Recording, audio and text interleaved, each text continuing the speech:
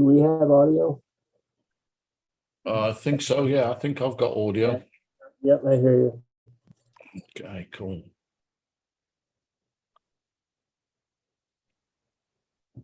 Did Ian pass away? No, I think he's back. He's alive. Okay. I believe so. We're getting emails from him. You're talking about Ian? Yeah. Yeah, he's all right. He should be here soon. He had to go to work. All his buddies who work with him called in sick, and Ian was already not feeling well. So it's just a big disaster for him. But he said he's gonna try and come in. I think he went live. I don't know. Let me check. Because I saw the thing that said that we did see his house. We did see a picture of which I guess was a storm. So I guess we're only having one meeting this week. What? One meeting? Well, last week we had two. Oh yeah, this time we're only gonna have one. We're just gonna have the one. Yeah, that was a mistake. For anybody else who was there last week and seemingly I wasn't there, is because I messed up the Zoom links. I was in a different Zoom room, which was live on YouTube, and I was like, "Where is everybody?" I thought we were gonna have everybody here, but we had a good crowd. We had 8 people active. We went through went through the same program as I discussed with you, and it worked really well. And we did comment once or twice on where you were. And I was thinking, because I mean, we're kind of 80% stable now as far as the internet's concerned, and TV and all the rest of it, power. We're occasionally losing one or the other or all three, but they're only out for a few minutes now. So things are kind of coming back to normal. Well, that's good. As normal as they're going to be for a while. Yeah. So, I mean, a good while. This isn't going to be cleared up in. So what happened last week? What happened last week? Very interesting. Well, last week I think it was Joseph and Dallas on their own, and the rest of us. More or less. He was with KD4PDY the whole time. He pulled the fast. I couldn't believe it, man. Well, Joseph, you really did miss out, because we had a model. I don't know what you would call it. What was that model you had? Oh, this?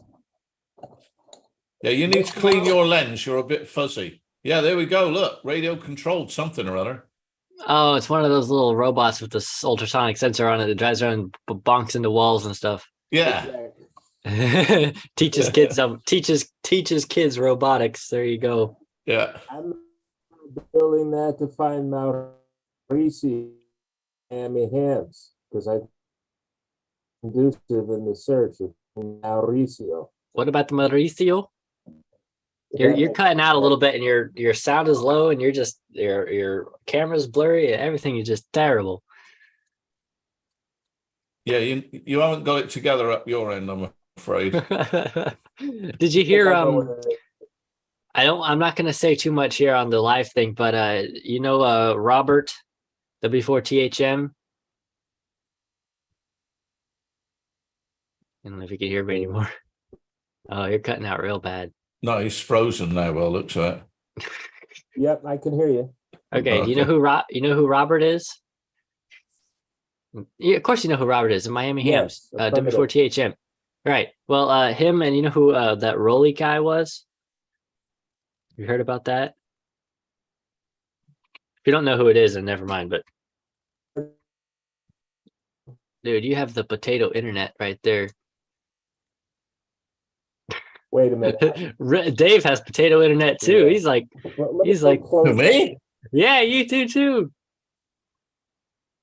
You're like 1 FPS and your resolution is incredibly low. Who, mine? Yeah, yours. I'm seeing myself on your. I'm seeing myself on the live feedback, and it looks okay. Oh, really? Then it must be my end. Oh no, actually, no, you're right. I am a bit a bit jiggy. Yeah, you're real crunchy. Got a little crunch to your video feed there. Just 1 second. Okay, just how does this look? Okay. Let's see if it goes out Does that look any better? No, it does not. Okay, in which case I'll switch that one off then. Yeah, as I was saying, we are getting kind of crunchy bandwidth and all sorts of stuff. So, which is really odd because I'm looking at myself on a separate feed and I look okay. Not as good as you, I must admit, but I think that's got a lot to do with age. I always look good. I got that.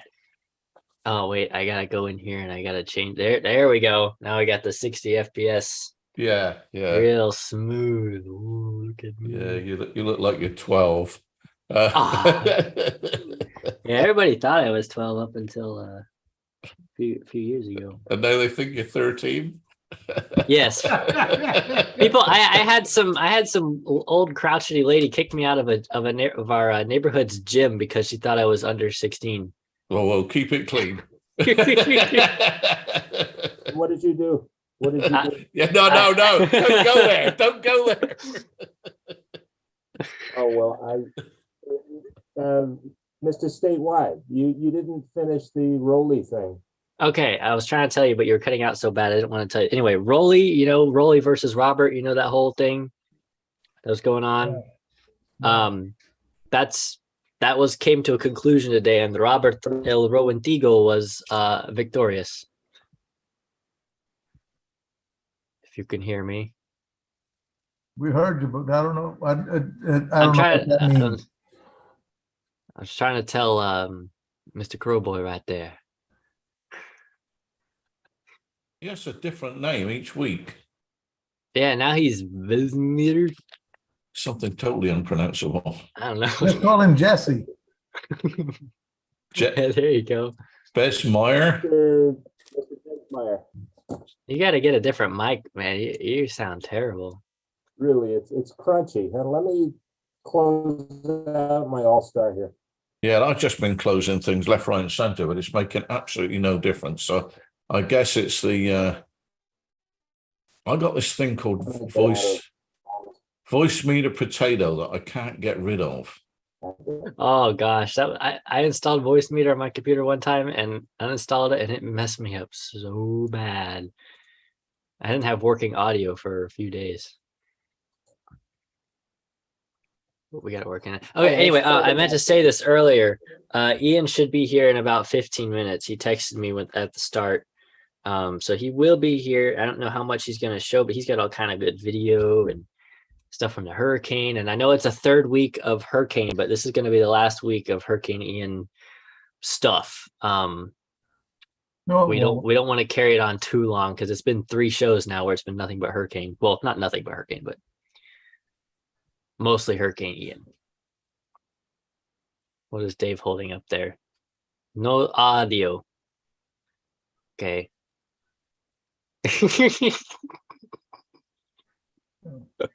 Oh man.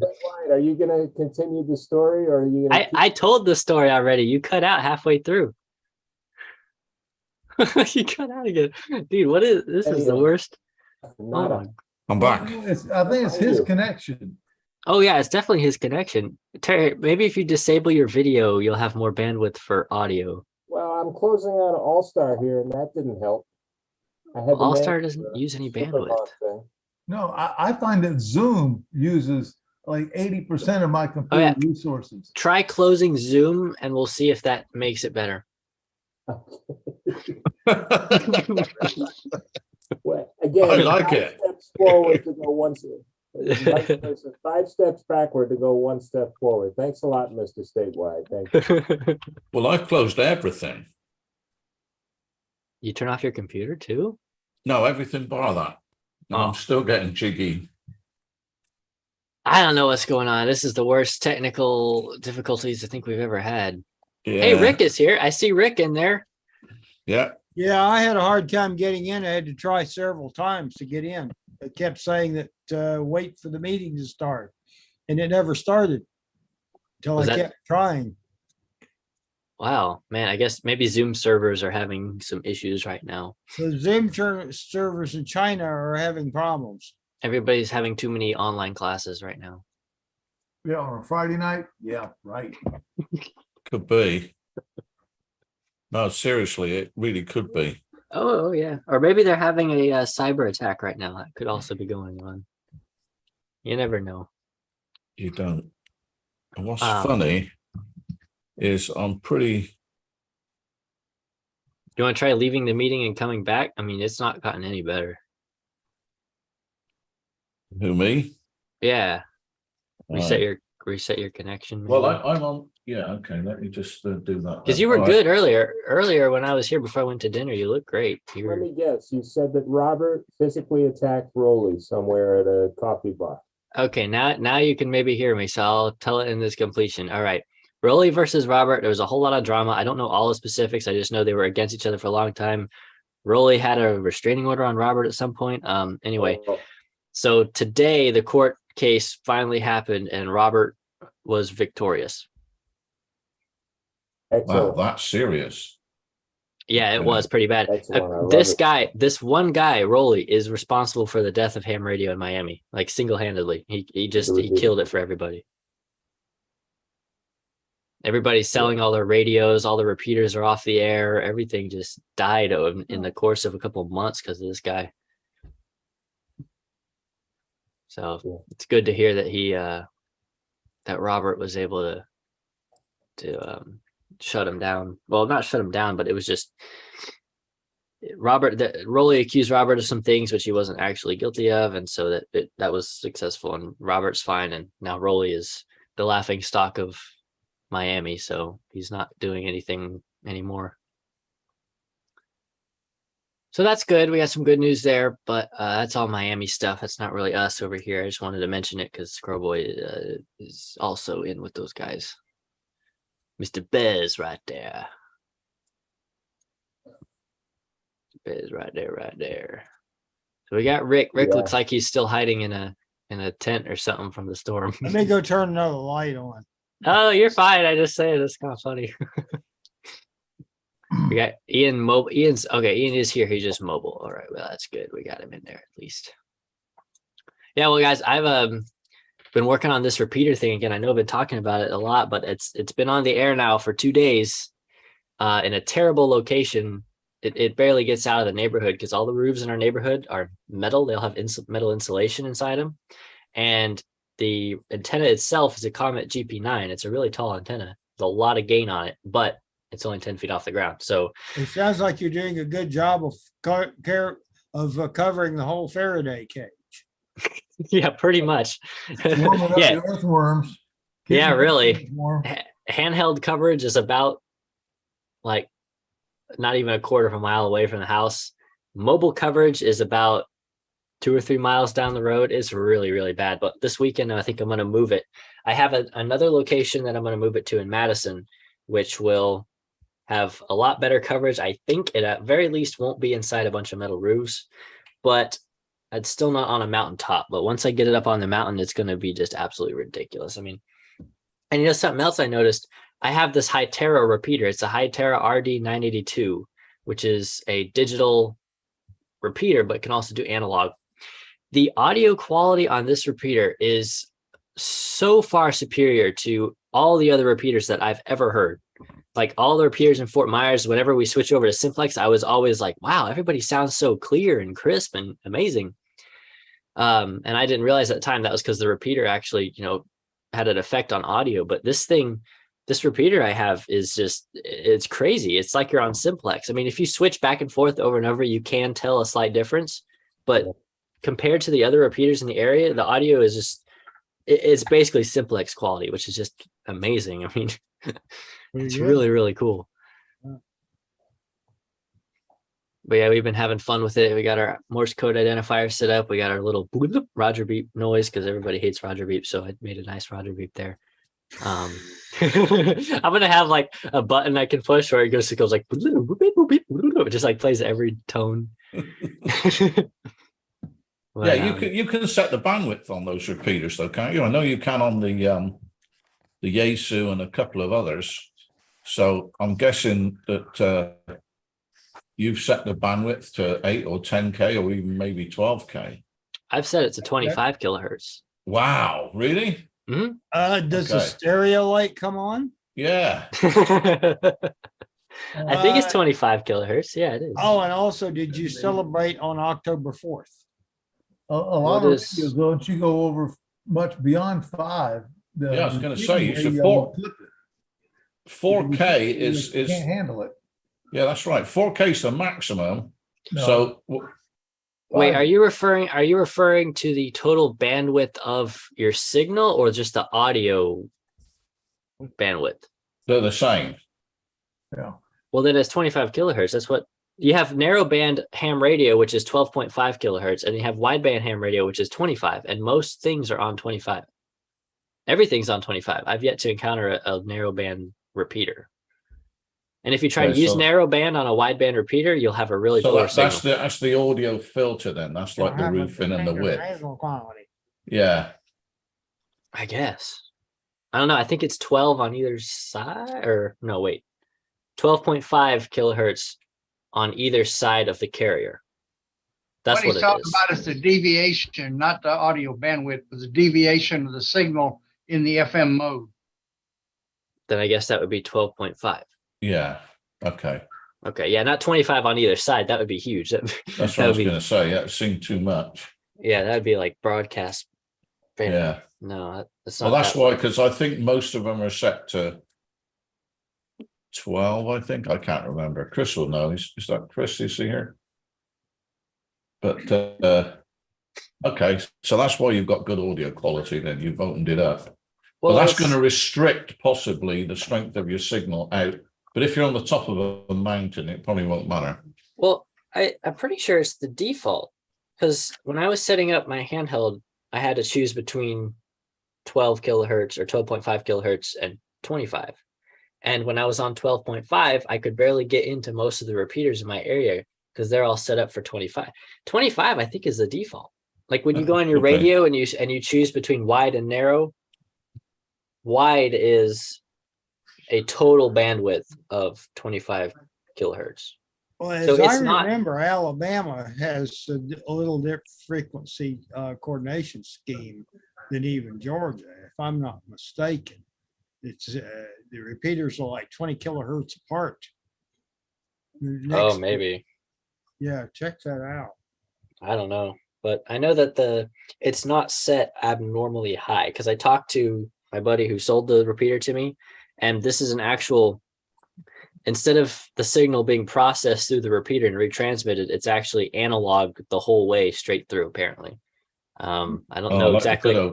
yeah. I don't know exactly how this repeater works. I haven't really looked into it super deeply, but apparently that's the reason for the improved audio quality. But it sounds good. I'm really, really happy with it. I'm happy with my duplexers. I got them tuned up. I got a 6-can set up there. They're tuned up nice and good. Got a nice power supply. I got the RCOM controller. I got that working. So I can program in little messages. It says RC210. You know, it says the little voice that comes on and says stuff. It's pretty fun. With a 6 kilohertz offset, right? Positive 6 kilohertz, right? Our signal is basically on top of each other. Hopefully you're you not fixed go- that now. Yeah, you're not going up and down the AC DC route, you know, going through the old analog converters.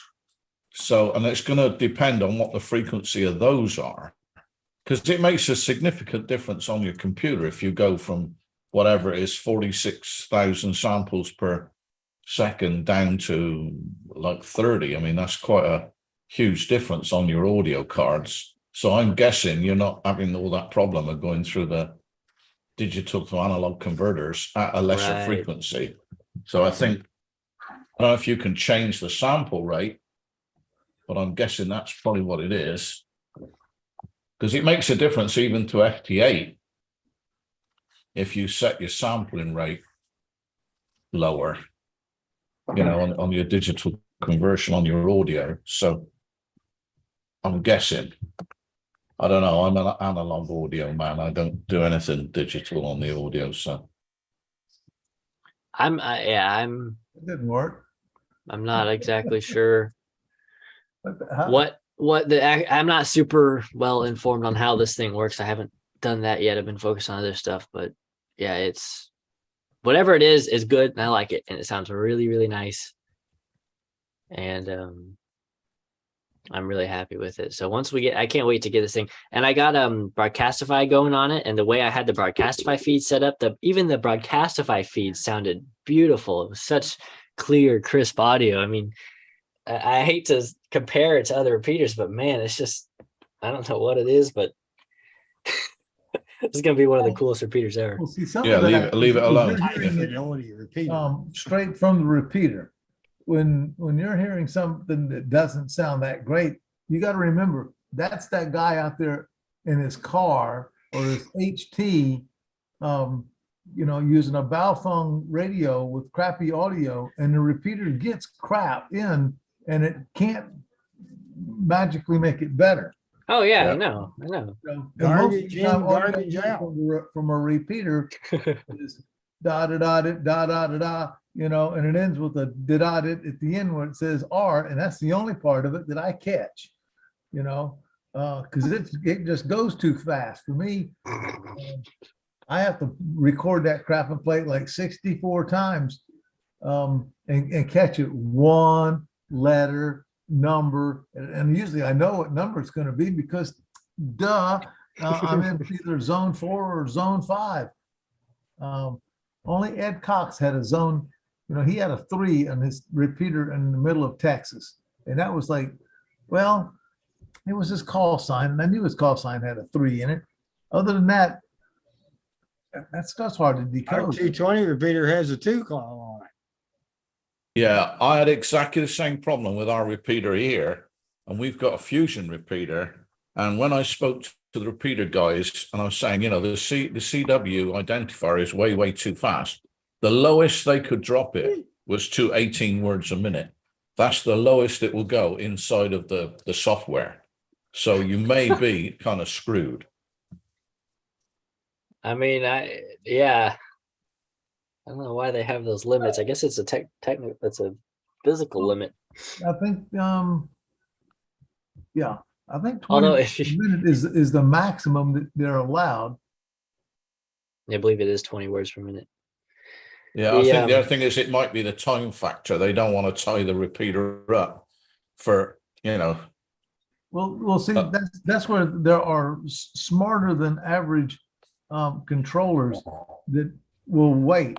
You set it to ID at every 8 minutes because you don't want to wait till 10 because that's stretching the rules to the right to the absolute. But yeah. It says, okay, now is my window, but it waits for that last person to unkey, and no one should talk for a full 2 minutes anyhow. And as soon as they unkey, it IDs. But if the next guy doesn't wait, the audio level for that thing can drop down by 20 dB.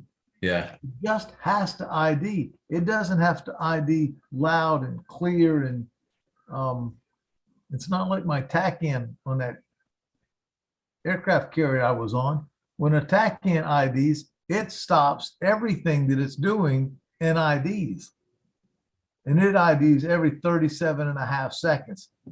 It seems like a long time until you've had to listen to it for about a 4-hour period. I don't know how a pilot could do that. Listen to that thing IDing all the time. It's like, come on. Is it a Morse code identifier? Yeah, it's a Morse code identifier. 4 Oh, characters. man. Call sign for the ship. Starts with N and has 3 random letters afterwards. Wow. Wow. That would get annoying. That would get All annoying. Navy call instantly. signs start with N. N4 UGO. Yeah, there you go. Well, wasn't it everything left of the Mississippi? The broadcast stations, weren't they all N or K to the right? Or On the left, they're West of K's, Mississippi. and on the right, they're W's. Yes. okay, so the right was there W and the left was kilo. Yeah, okay. I knew, Yeah. and that was left and right of the are Mississippi, wasn't it? Yes. But Yeah, well, but those exceptions did not come in until, well, there were the few exceptions that were before they came up with the rule. And then after they came up with the rule, they let people break the rule. But yes, and it was, you had, But that was broadcast stations as well as amateur radio stations, wasn't it? I don't think amateur ever did that. no. Oh, just okay. I wasn't around back then. I'm not that old, Dave. Just broadcast stations. But No. it was, AM, FM, and television did that stuff. And, Yeah. we had really cool stuff when I grew up. We had AM, FM, and television stations with the same call sign. And up towards Columbia, South Carolina, we had an AM and FM station that on most car radios, you could tune it in on AM, and then when you flipped it to FM, you were there. I don't manage to get that spot, but Yeah, that on the cursor. It was so close that on FM, it'd pull it in. They most probably weren't 100% perfect, but it was close enough, and it was really nice because you could just flip the button to go between AM and FM, and those other push buttons that you had to go from channel to channel. Well, you only needed one, and And then just switch the band. Yeah, we did that, but only with the BBC. The BBC had AM and FM, and we had local BBC channels, and they did the same thing. And it was, the old-fashioned cursor on the tuner. So basically the same, because I don't know, the FM starts at 85 and the AM starts at 1500 or something. So the steps were more or less the same, but when you got up to the other end, 107 or whatever, it wasn't quite so accurate. But yeah, we had the same thing. Yeah. That was cool. Yeah. That was kind of forward thinking. Nowadays, you've got all those stations in between, haven't you? The HD. Yeah, with these digital radios, Yeah. you can, every time you hit the button, there is a station there. Now, I don't know how many of them are pirates. There's way too many low power ones. And I've even noticed, you can tune across and you'll hear the exact same audio 2 or 3 times at different levels. Because it's like they got a low power 25-watt station in one city and they got another one in this city and they're going to have another one in the next city. And yeah, it's interesting when you tune through. Like my car, I haven't got a radio in the car. It's an SDR, software defined radio. It's part of the GPS computer that runs the whole car. So it's the same screen, the map screen is the radio, is everything else. But you tune through that manually, which is a little bit of a pain. And like you say, every time you click, there is a station. Yeah. There's no dead channels anymore, or no static. Really weird. It's like here in Fort Myers, we used to be able to pull in FM stations from Miami and from Tampa, depending upon how you aim the antenna. Well, they got all the channels plugged up with all these little low power stations and translators now. You can't hear them anymore. Right. I think that sucks, but that's just me. Yeah, and I lived on the coast of South Carolina, so I could get stations out of Jacksonville, Florida, because that was just across the ocean. Yeah. And in fact, WAP, WAPE. They had an actual gorilla. If you went by the transmitter site, they had an actual gorilla dummy thing stuck out there on It's top. WAPE. I'll confirm that because I grew up in Jacksonville and WAPE was our favorite station. Yeah. It's WTMA was my favorite station. All the way into North Carolina. WAP was, like a 100,000 watt. It was loud. It was a normal spot on my radio. Yeah, it took half the bandwidth of your radio. Well, no, it was no wider than the rest. It's just, Was it? Oh, okay. It was just, really 50,000 small. watts.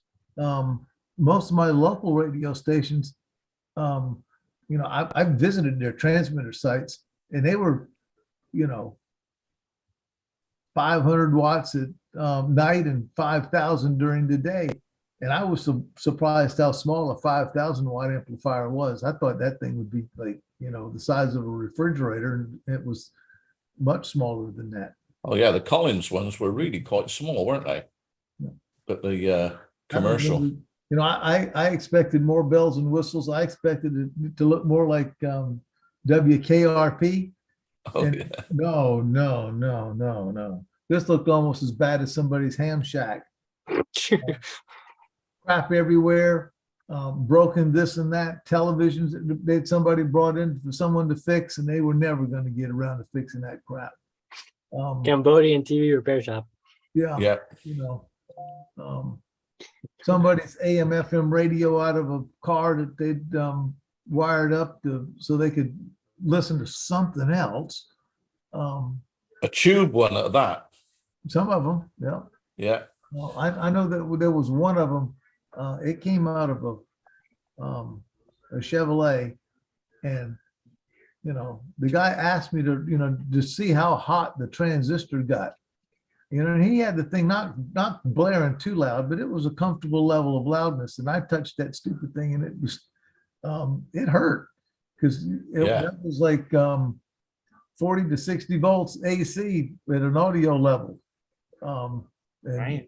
And it, I got curly hair from it. Yeah. Yeah, I had an old Austin. No, sorry, a Hillman Minx, 1946 Hillman Minx. It was built, you know, one of the first cars. It was actually designed in the 30s before, because it was built, you know, whilst they were kind of getting ready for the war effort and whatever. But that car, the wires from the battery to the radio, I had to keep replacing them, and I couldn't get thick enough ones. That drew so much current, it would actually melt the wires on a regular basis. And that was a little valve radio. I remember the first Motorola. time I ever saw a transistor radio. This guy, yeah. Some friend of ours, when I back about 57, said, come out here to the car and I'll show you. I was a little kid. I think I was about 8 years old, 7 years old. And he reached over and turned the radio on. It came right on. I thought, huh? Yeah, no warming up. You Six expected it to warm up. transistors, weren't they? Yeah. Some of Six them- transistors. This is a Yes. car radio. Yeah. But I was Yeah. astounded. I remember when my oldest brother, he's only 15 years older than me, he had this little itty bitty portable red radio. He saved and he saved and he saved, and he bought this thing. It did not have a speaker. You had to have the little earbud thing in your ear, and you could tune in and get the football game or the baseball game. You know, it had to be a really local, you know, and a strong station. But that thing, you know, it cost him a lot of money. Yeah. Because it was transistorized, and he took it to school. He'd listen to stuff all day long, because, you know, Yeah. kids weren't supposed to be able to afford that kind of stuff. Yeah, we used to have those little transistor radios, 6 transistors, and we used to listen to all the pirate stations that was all around Britain, you know, like Radio Caroline was a famous one, Radio Luxembourg. I don't know, you guys used to get them over here. I know it was a big thing for shortwave listeners to listen to the pirate radio stations. Didn't they used to sit off the coast in a boat? Yeah, exactly. They used to be in old lighthouses, old lighthouse ships. Yeah. Yeah, there was a ton of them, and they were big. Because they were the first thing that actually sold advertising. You know, like You know, Radio if you Luxembourg. think about it, it's perfect. They go Yeah. park just outside of the jurisdictional range of Yeah. the country. 12 miles And then they set out. up directional antennas shooting just back towards the country that they're shooting at. Yeah, And running a gray area radio station. I mean, it's hard to say it's illegal if they're in international waters. no, that's right. That's what they used to do, and they would run. And I remember the very first advertisement on Radio Luxembourg, which was the big one. That was super commercial.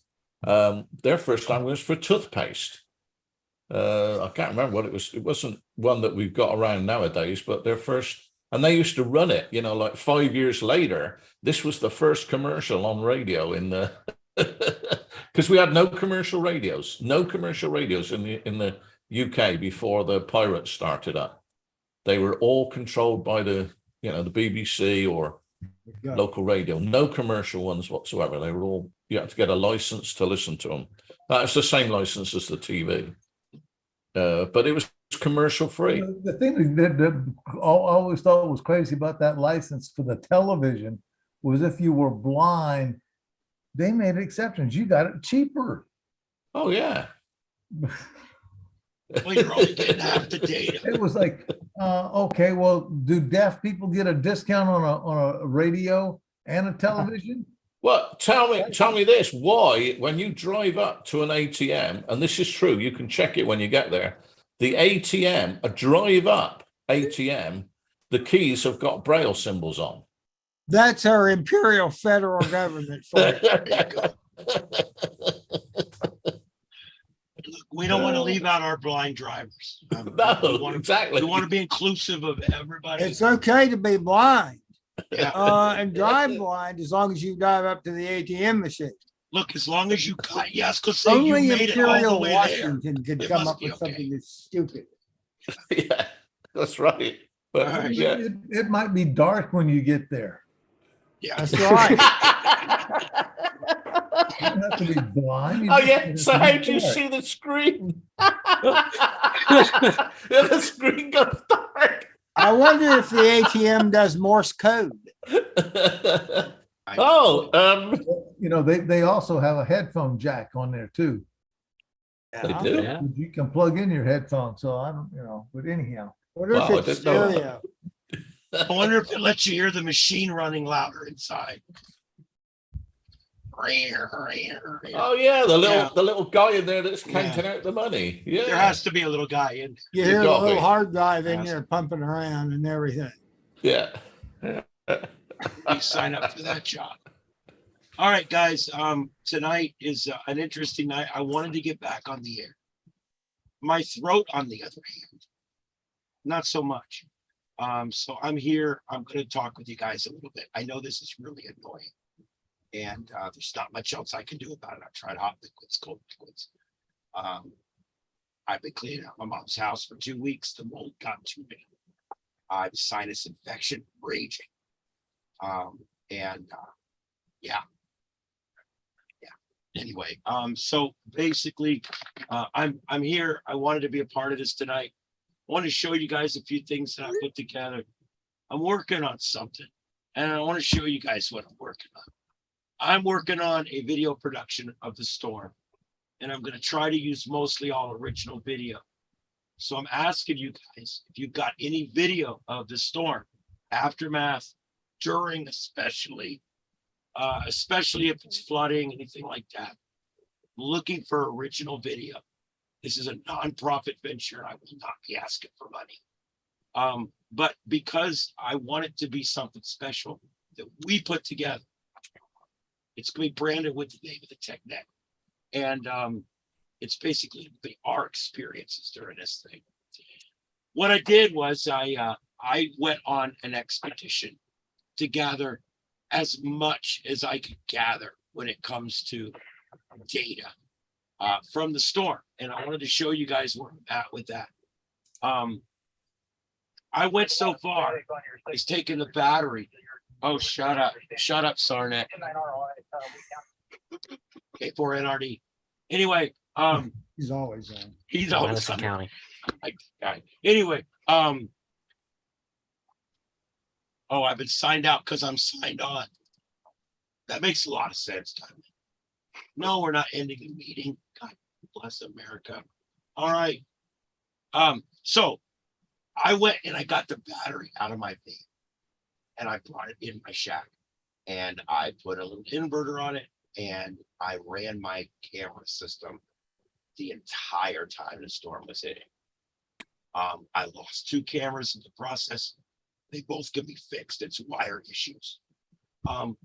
Ironically, everything stayed up till right near the end. So I've got the roof smacking my shed at 60 miles an hour from my neighbor's house. I got 2 other neighbors' roofs coming up. Got all kinds of great video. It's just gonna take time to go through it.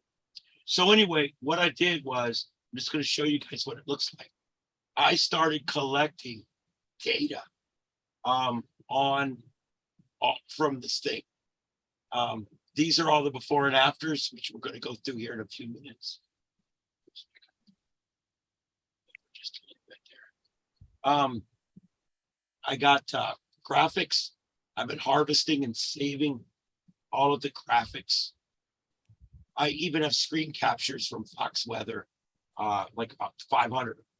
The thing was taken automatically for me. These are these are pictures of my mom's Kia.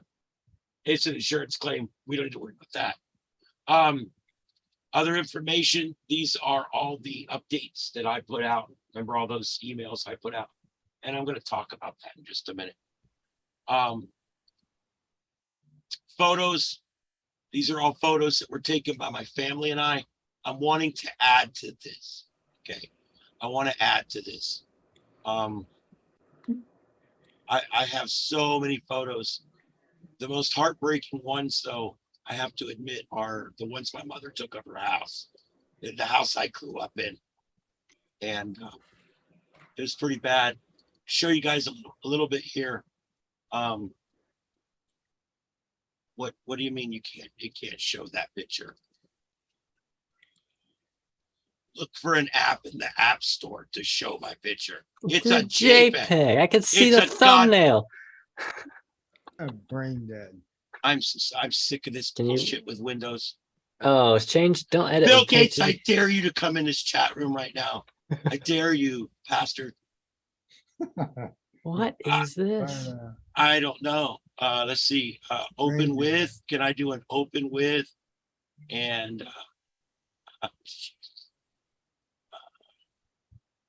see if it'll just open in a browser. Yeah, it'll open in a browser. Yay! Yay! It's a JPEG. It should open in anything. That's what my shack looked like.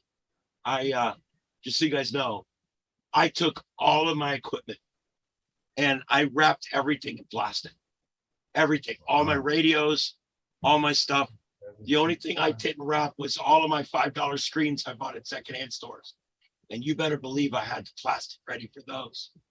But yeah, that's what my shack kind of looked like. It was mostly just like that because I wasn't sure. It smacked my shack so hard it knocked the front off my air conditioner. And it still works. I give up. Awesome. My hold on. I gotta look for an app.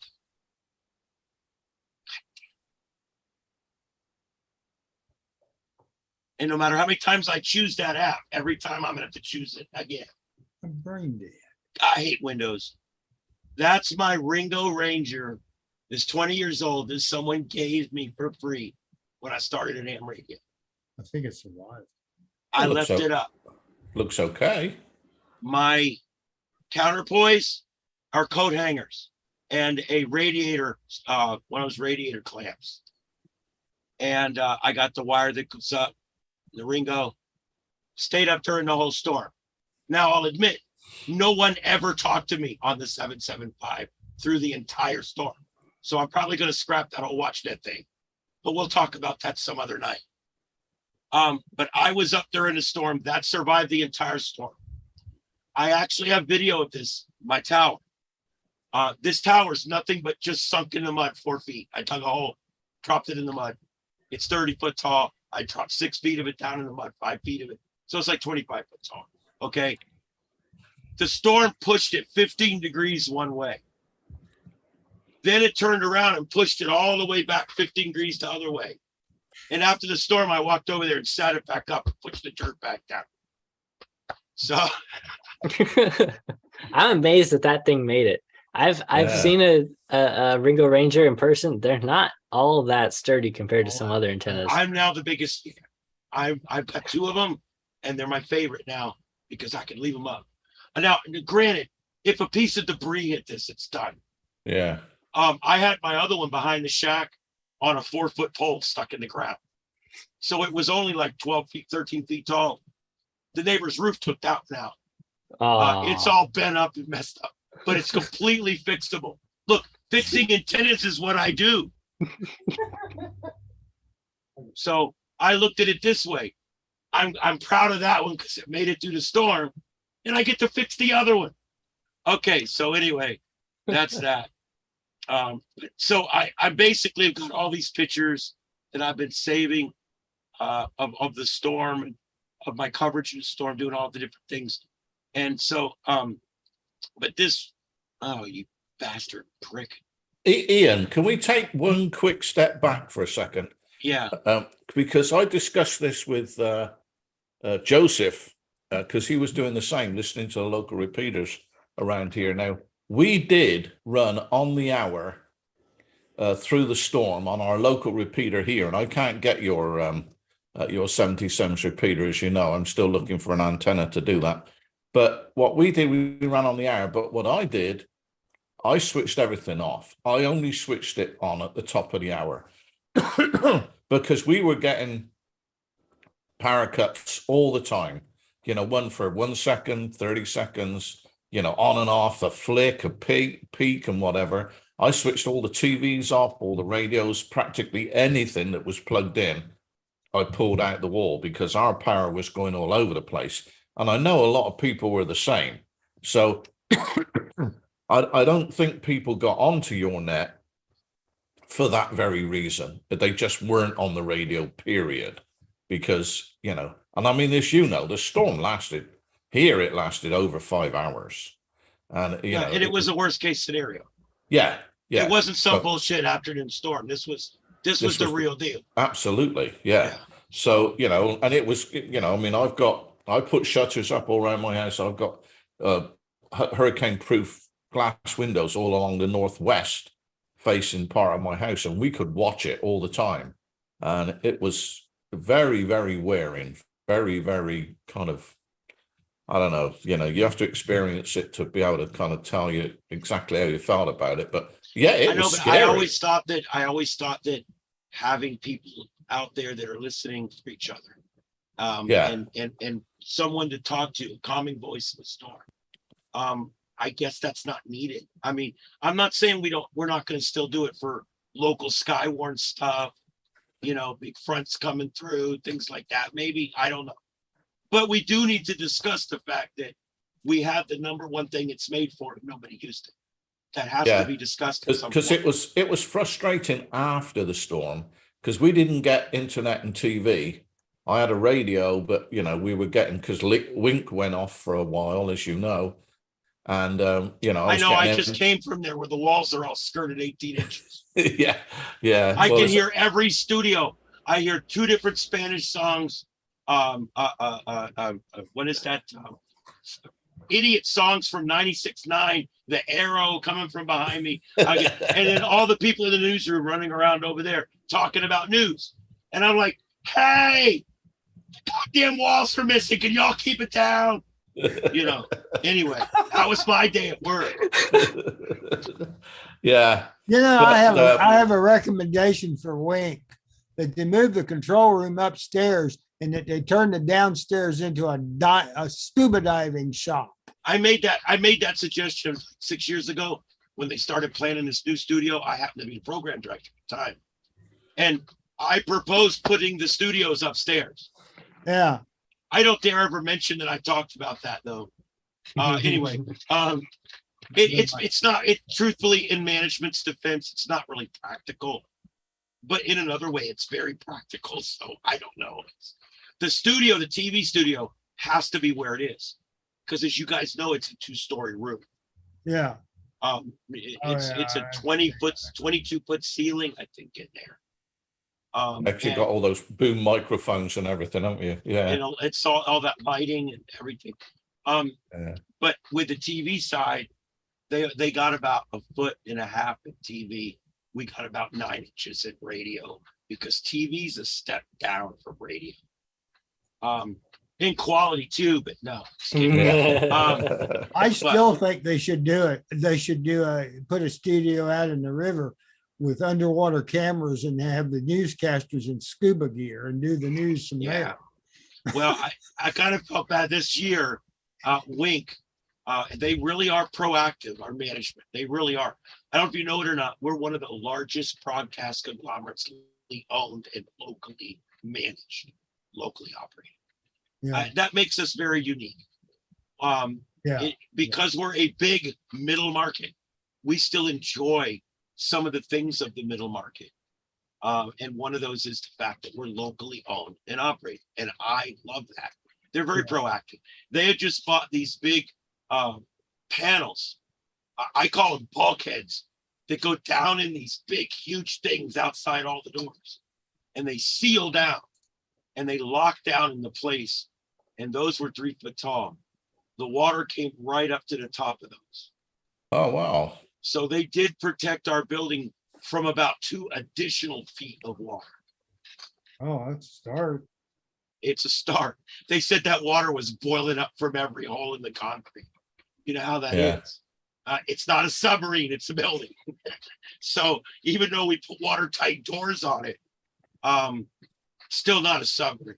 Anyway, so that's what happened with Wink. They did really good trying to stay on the air.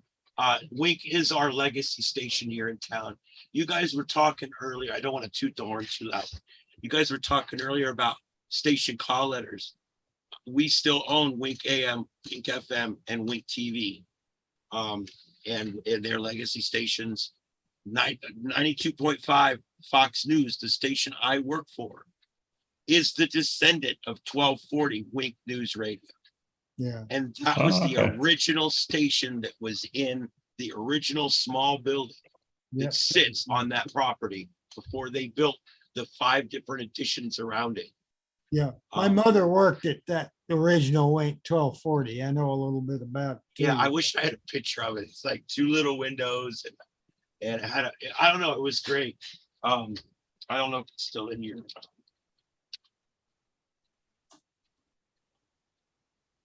I think they Uh, turned all the AM stations off. They've all converted to Spanish programming and they're Yeah. doing great with Spanish programming. Yeah. Gives them a lot more options.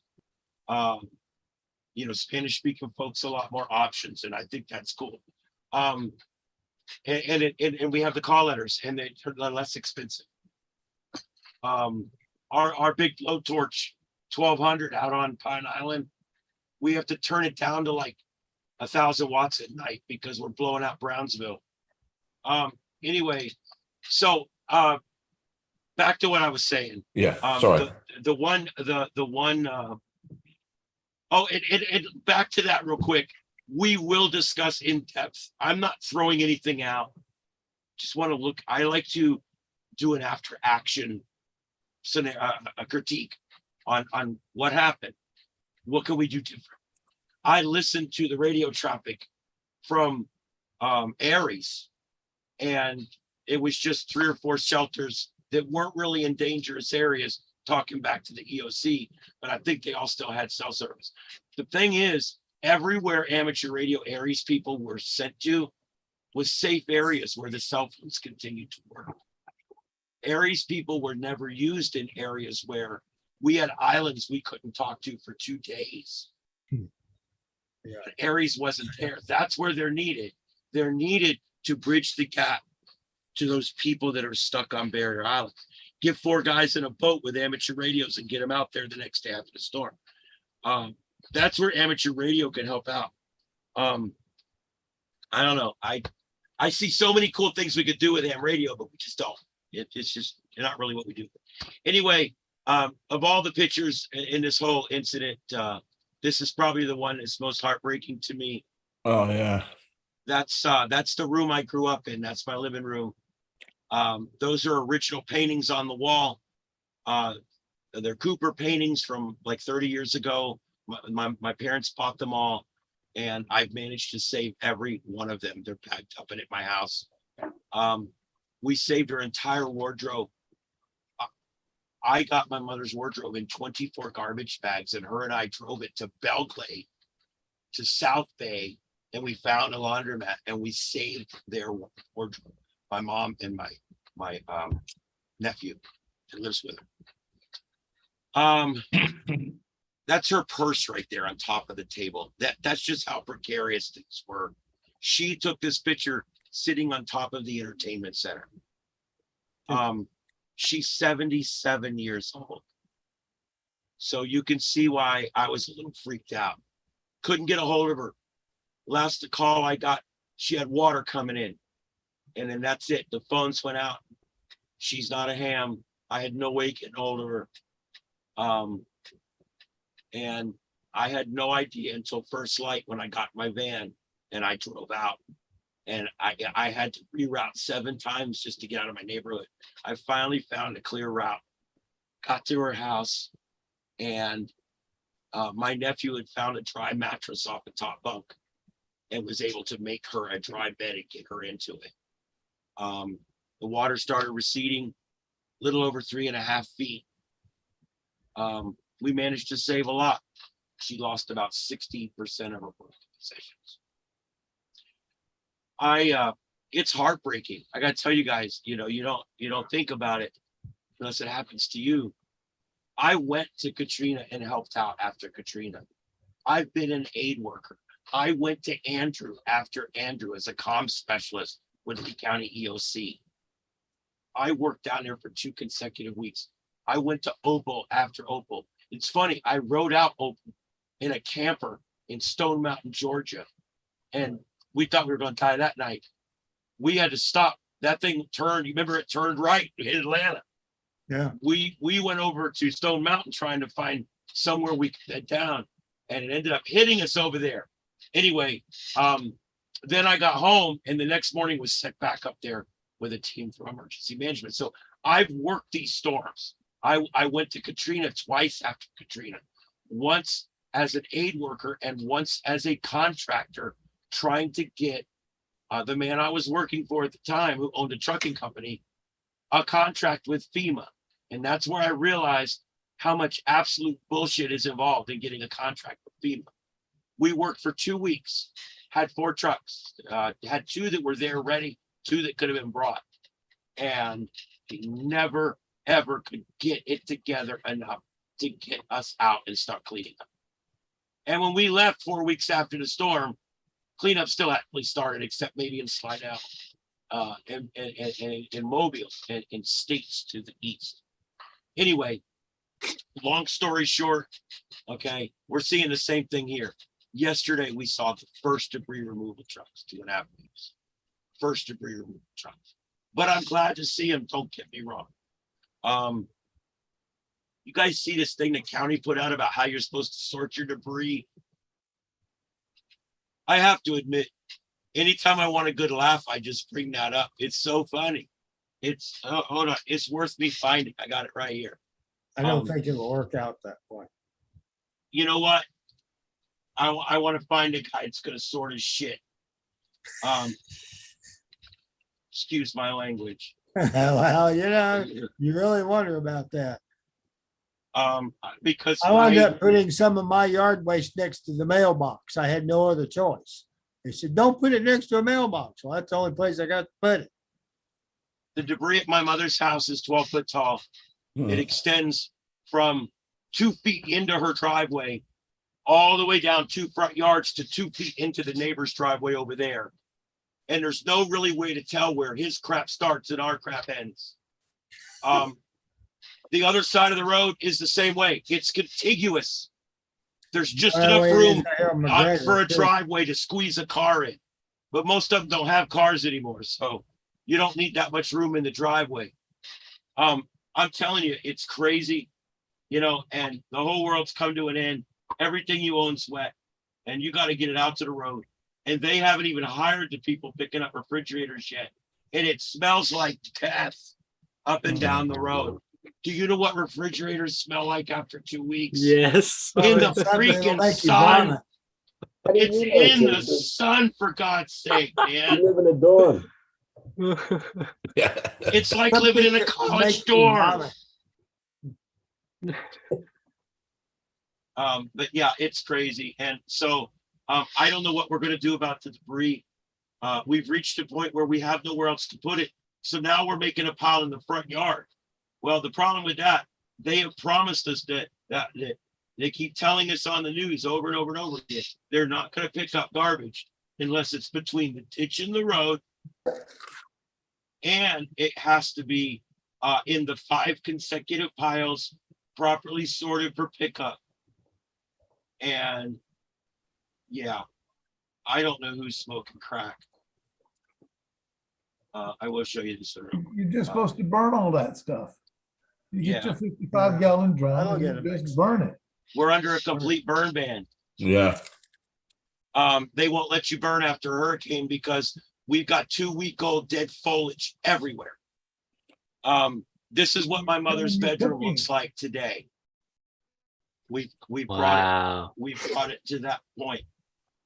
The whole house looks like this, except one wall in the kitchen and 2 walls in the garage, and they'll probably be done tomorrow. And you cut those at 4 foot? Yeah, we had 3.5 feet of water. So we had to cut to 4 foot. But the good news is sheets come 4 foot wide, 6 Yeah, exactly. wide. Yeah. So we did that exactly at 4 foot, so we could just lay it and tape it, cut the plugs out. So it shouldn't be too hard to do. I'm not a Okay. drywall guy, but I've sure done enough of it.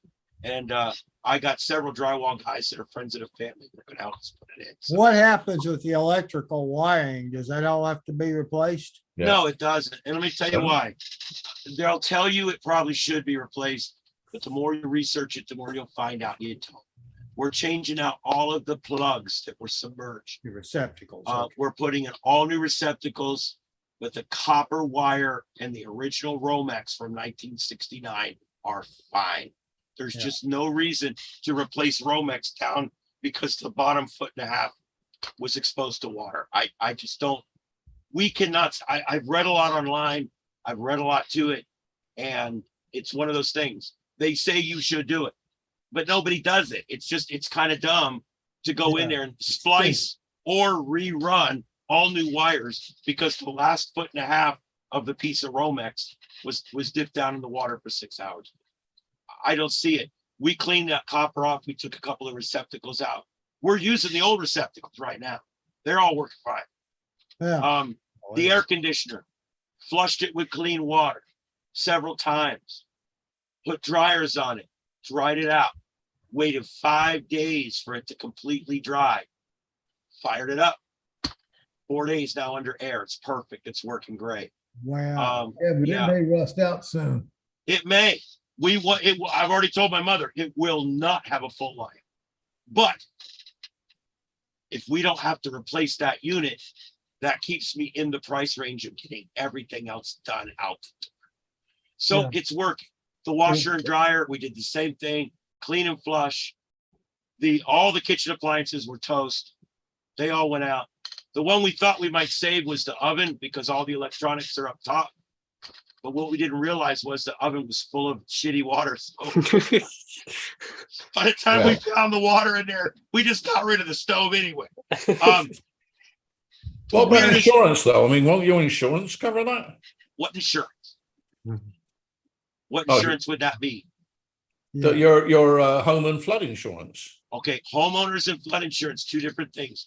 Yeah. Homeowners insurance, okay, would not have covered any of this. It's 100% flood Flood. damage. Okay. But I thought There it was wind damage. It was caused by the flood. There was caused by no wind. wind damage. No wind damage, no wind damage, no rain damage. It's all saltwater flooding. Flooding. That And you all didn't- goes under citizens. That all goes under flood insurance. For my mother to get flood insurance, it's about $3,800 a year. Had she got flood insurance 52 years ago when she bought the house and carried flood insurance up to 2 weeks ago, which is the first time this home's ever flooded, okay, she would have spent about twice the value of the home on flood insurance. Okay. Number 2, had flood insurance been on the home, I did the math on several of the unofficial calculators, we would have got about $55,000. We're getting 48 from FEMA. Yeah. Okay. And you know what? My mother felt guilty about that. You know what I told my mother? Is let me tell you something. You've never taken a cent from the government. You never took a cent from the government. You've never signed up for a program. Your children all ate paid lunches at school. You never got a food stamp once. You never ever took from the government, and you paid taxes your entire life. My father paid taxes his entire life. Your two sons have paid taxes their entire life. Okay. Do not feel guilty about taking that money. Right now, it's 77-year-old widow that's at the worst moment of her life. That's right. I don't feel any bad. And she agrees. Let's stop worrying about that. Okay. One good thing, you had a concrete block house. That's what I'm into. Yeah. Yeah, That's it fine. helps. Is it they poured concrete in between the concrete blocks or not? Are they hollow? Generally not in a residential. Okay. They do. I don't know, to be honest. I'm assuming no. There's some type of adhesive or something between the blocks. You can see it there. Well, cement. Yeah. Well, yeah, they cement them all up, and then of course there's one solid lintel that goes all the way around the whole house on top. Yeah. That holds it all together. And then my father actually paid extra money when he was having this house built in 1969. I was in my mother's womb. My father signed the papers on the house having it built.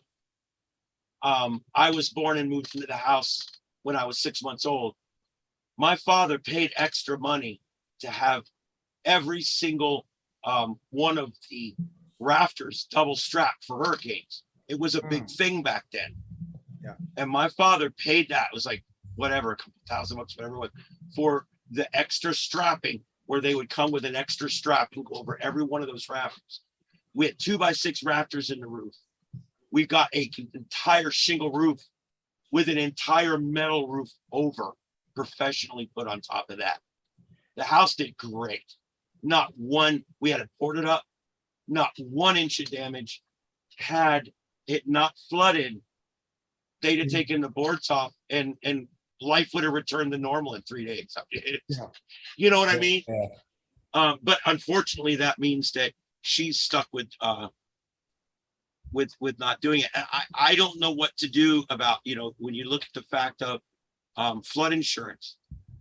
I don't understand who gets flood insurance. Flood insurance, I don't have it here. I have never been able to afford flood insurance. It's My expensive. parents have never been able to afford it. My brother and his family live on Captiva. They can't afford it. Oh, you can't hardly afford the regular homeowner insurance. No. So Well, who's going to spend $4,000 a month to insure a $160,000 home that's in a red flood zone? Yeah. And you're just better off. After 10 years, your risk is paid for itself. Yeah, I can see the point. My mother went She's without made any one hell of homeowner an investment insurance for over a the long years time. by not insuring. Now, she had homeowners up till about 10 years ago at that time. Yeah, you Once my can't dad afford died, that anymore, homeowners either. was, nope, can't afford that anymore. Under $3,000 or $4,000. How the hell? She owns the house. I It do cost too. her $8,000 to fully insure that house a year. Who can afford that kind of money? Yeah, well, this is. Those getting figures down. are incredible because I don't pay anything like that. You're For not like- probably I mean- not in a flood zone like she is. Well, yeah. Well, I guess. I You're mean, also in a new house in a gated community, and you're raised up much higher than the original terrain. Yeah. All those things count in your favor. You could probably buy flood insurance for 12 cents on the dollar, what my mother has to pay for it. Yeah. It's about 400 and it's just short of $500 a year. And the house insurance is about 1,600 a year. Now, And live that covers. at 7 feet above mean height and see what it costs. It's expensive. Yeah. Not ready to do away with it. So anyway, that's that whole story. I just wanted to bring you guys up to speed. My mom's here. She's staying in my grandson Noah's room. She's comfortable. She's got on Magnum PI, so she's happy. And she loves Magnum PI. I'm introducing her to Roku. I'm gonna try to get her off cable. But anyway, so that's the positive thing. She's like, I like how there's not that many ads. I said, yeah, me too. Anyway, on Roku, they got this thing called Freevee, Freevee, Freevee. And they show like 3 or 4 little 20-second commercials or something. And you get to watch a whole hour of your whole TV show. And I love it. They got all our cowboy shows on there. Hell, they probably even got Duke's Hasp on there for you, Rick. Uh, but anyway, so it's My mother anybody, used to love Ion, and now it's on free over the air around here. So yeah. she liked the Chicago, what is it, PD show, and the Law and Order, and what some of those others. She liked all the police shows. I'll tell you guys, Hallmark. Air TV has arrived. Okay, I'm telling you guys. All these years I've said that digital TV thing was PS. I hated it. I used to call people names. Okay, I'll admit, for once I was wrong. Digital TV, now that we all got them, it sucked back when we had to buy a converter box, even though they were willing to give us one for a time. But now digital TV has become something to have as a backup. I bought a $45 amplified Yagi that looks like a phaser array off a Promethean battlecruiser. Okay. And I put that thing up at 20 feet and I spin it around. And every time I scan, I get 50 more channels. There's one low power one over in Fort Myers. They've got like 3 channels on there that show like really vintage 70s shit, like Barnaby Jones and Quincy. And Joseph has no clue what you're talking about. He'll Yeah, have to do Wikipedia. I was going to say Dallas knows these shows. Dave knows these shows. Although he was in England, he was watching those. He was watching Benny Hill. I've never watched TV ever. I mean, we didn't get electricity till I was 12 years old. Really?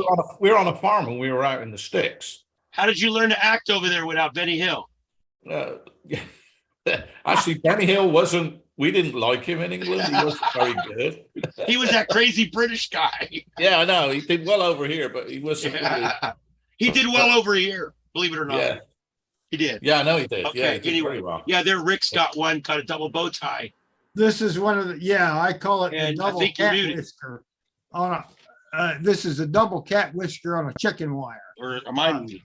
but that's what it is. It's an old, it's a UHF bow tie antenna. Oh, I got tired of, I've got those Mohu things inside and all they do is blip, blip, blip, blip, blip. So I just bought this. I'm going to put this guy in the attic and see if I could get a better picture. I get a good picture. It just flips in and out all the time. So I'm hoping this will solve that problem. well, let me tell you what I did in a storm. I brought my Yagi, my big Yagi in the house. So I had no Yagi out here after the storm. So when I came out here and powered up my TV, I didn't do a lot out here because, you know, I wasn't trying to use extra power. But I would come out here in the mornings, sit for a few hours, and I put on TV. Well, I didn't have an antenna. I hooked it up to that Ringo Ranger, and I can get 46 channels on that 2-meter Ringo. That's funny. I swear to God, Wow. it works. Let me tell you something. There's so many channels on there. Now, I'll admit about a fourth of them are Spanish, but that's cool for them.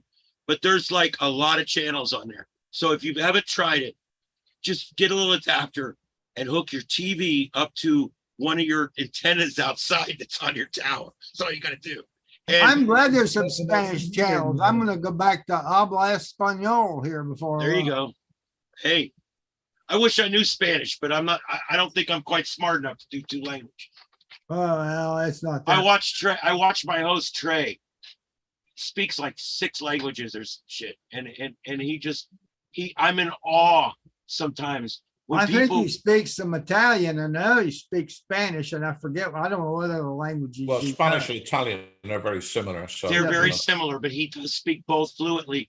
He also speaks Cuban fluently, which is also a throw off of the same same language. Dialect. Yeah. So Trey was one of them guys. He was 22. He was bored. He flew to Guatemala. And he backpacked across 4 of those countries down there. Countries that I don't even look at on TV. And was held at gunpoint, was almost arrested, all kinds of shit. And then he jumped on a plane and flew back. Hey, I backpacked across 4 third world countries. I can say that. And then he looks at me and goes, what do you think about that? I said, I think you're nuts. I bet you ate bugs too. He goes, yeah. I said, so you're I think I stupid was too. saying, you must be a kamikaze or something. He's a great guy. He's one of my best friends. And I got to tell you something. What I like the best about Trey is he's just a really deep guy. I mean, you never know. You'll just jump into some sci-fi movie from the 70s and he remembers it as well as you do. And it's like, Oh, yeah. when did you have time to watch TV anyway? But yeah, he's a lot of fun. I know if you're not into politics, it might be too much for you, but Trey's fun anyway, regardless. All right. So I want to show you guys this last week. I did a project for Wink. I did it on my own, just so you know, it wasn't something they told me to do. It was something I wanted to do. I just started working on it. So when I got done with it, I sent it to them and they ended up using it all over TV. So it was pretty cool. Anyway, these are some quickies. I know that Joseph did some of these last week live for you guys. So we're just going to kind not of the direct comparison. Well, I kind of did a direct comparison, but not like this. Yeah, but they only did it for half of us because we had 2 shows going last week. the important thing was it half that counts? Yeah, we had the bigger half, the better half. I He was sent there, I out saw it. he sent out different Zoom rooms. So Well, most of us Yeah, were we on did the have a little trouble getting going, but once we did, we were. so we had 2 tech nets. You were Yeah. all in at least one of them, right? yeah. So it sounds like it went fine. Okay, so anyway, I show this one first because this one breaks my heart. I grew up staying in this little resort right here called Silver Sands Resort. It's right across, almost across, not directly across, but right down here is Lani Kai. And the McDonald's used to be over here. This is right near Times Square. It's about 3 blocks down from Times Square. And that pool is all that remains of that entire Complex. resort. We used to stay in these are like bungalows, beautiful little bungalows. Some of them were 2 stories, little bedrooms, you know, they were cute. And we used to stay down there. It's gone, dude. It's gone. They don't have a single thing sticking up on that property. And Welcome to Mexico Beach. oh my Yeah. Lord, I know. Yeah, tell me about it. It's what it looks like. Anyway, this is Legacy Harbor, downtown Fort Myers. This is not the yacht club. This is Legacy Harbor. It's over on West First Street, over by the other big buildings over there. You'll probably recognize those buildings. Oh, yeah. So that's where that's at. And that's quite a legacy there. Nothing left, but looks like. Yeah. This is another harbor. This one's in North Fort Myers. Or no, yeah, this one's in North Fort Myers.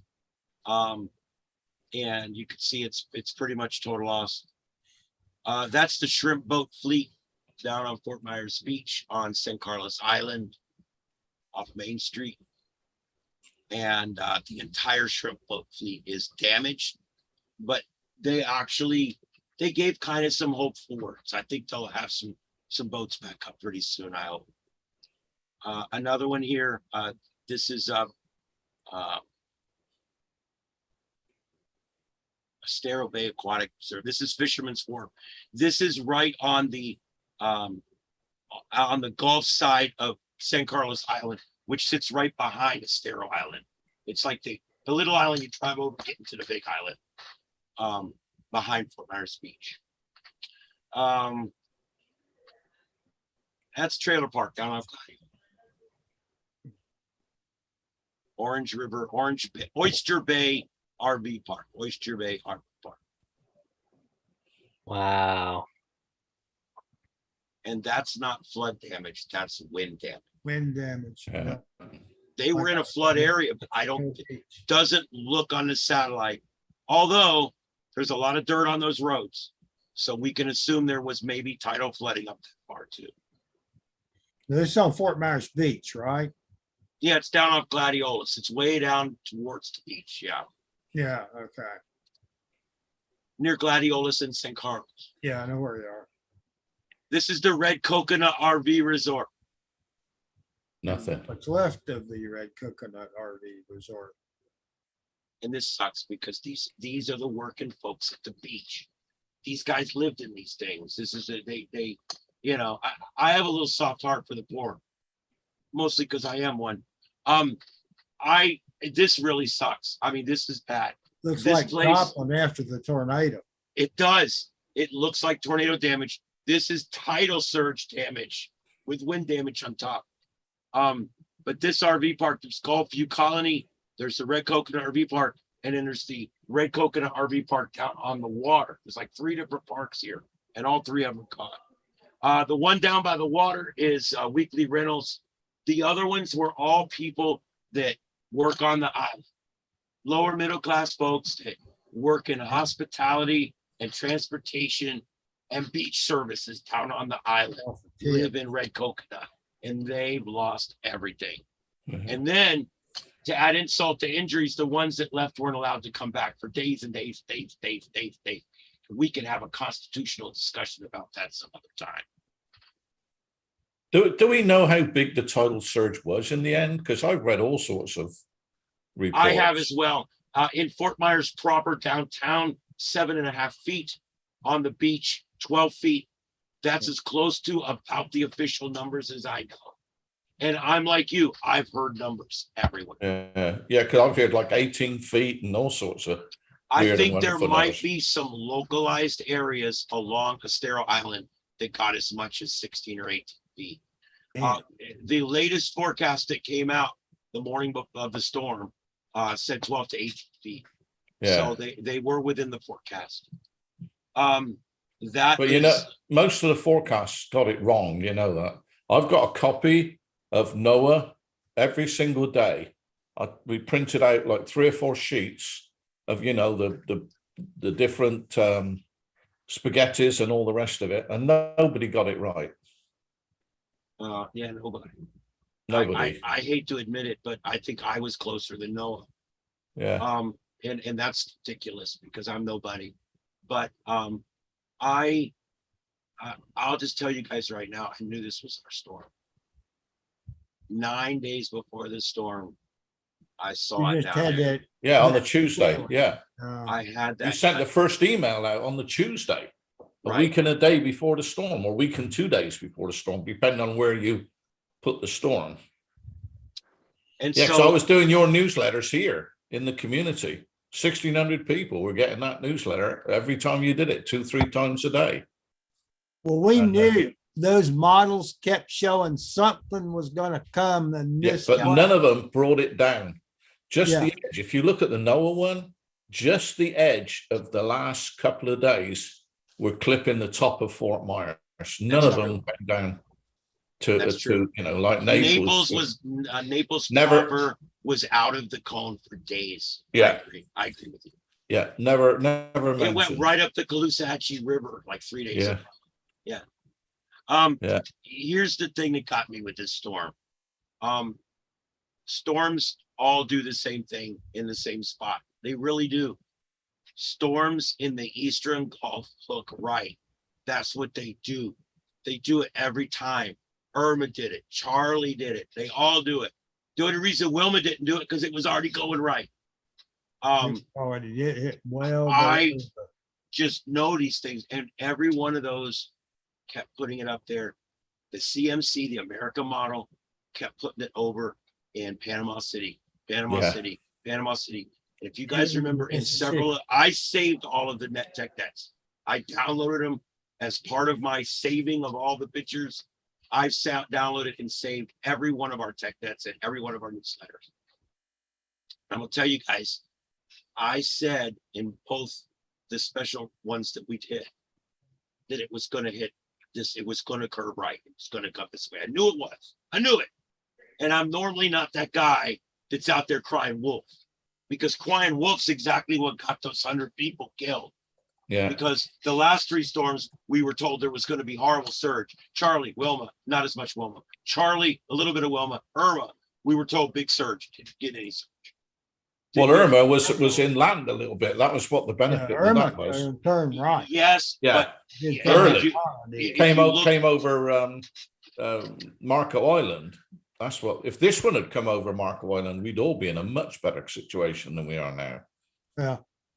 It would have done like Irma and Donna did. Yeah. They landfell down about Marco Island and just came up and turned off to the right. But All right, I talked about this in today's newsletter. We'll go back to that in just a minute. I talked about this in this newsletter. Irma, I did an article in here I wrote today about why nobody left. Why didn't they leave? And I can't believe I got all this done this morning, considering anyway.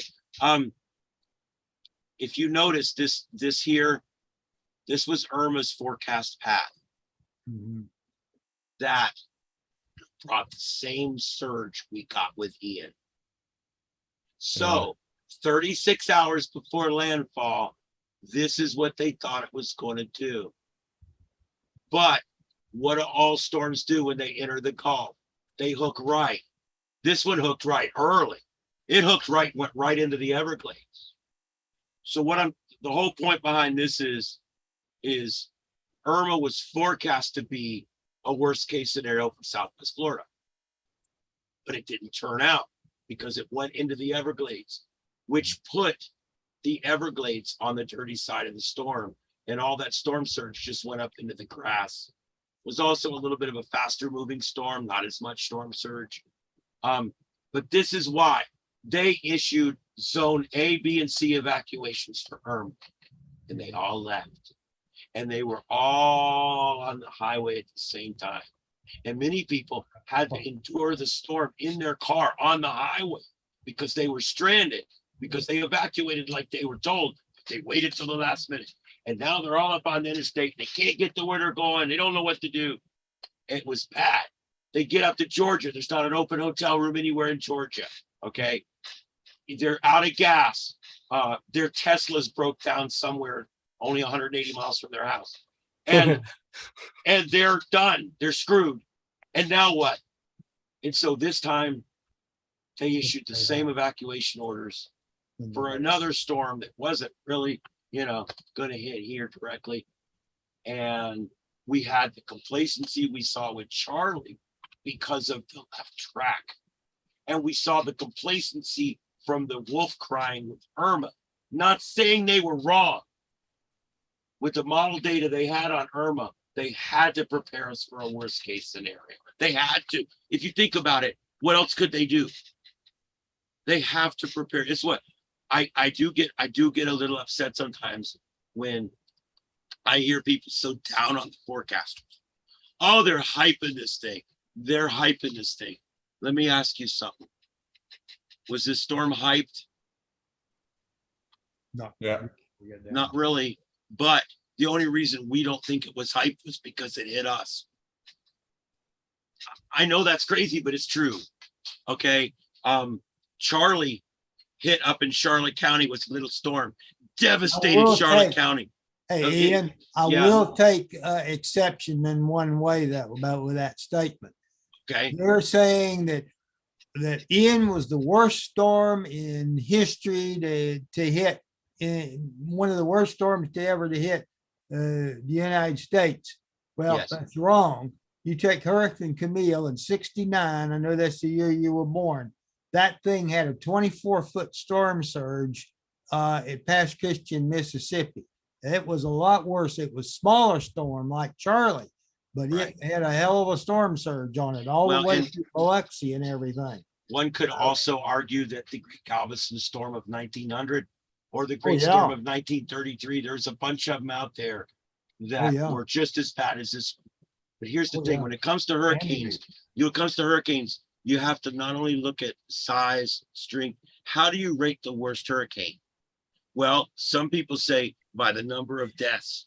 Well, that's not accurate because a storm might have been much stronger in the past, but less people lived in its path. The situation with Galveston is they had no warning system.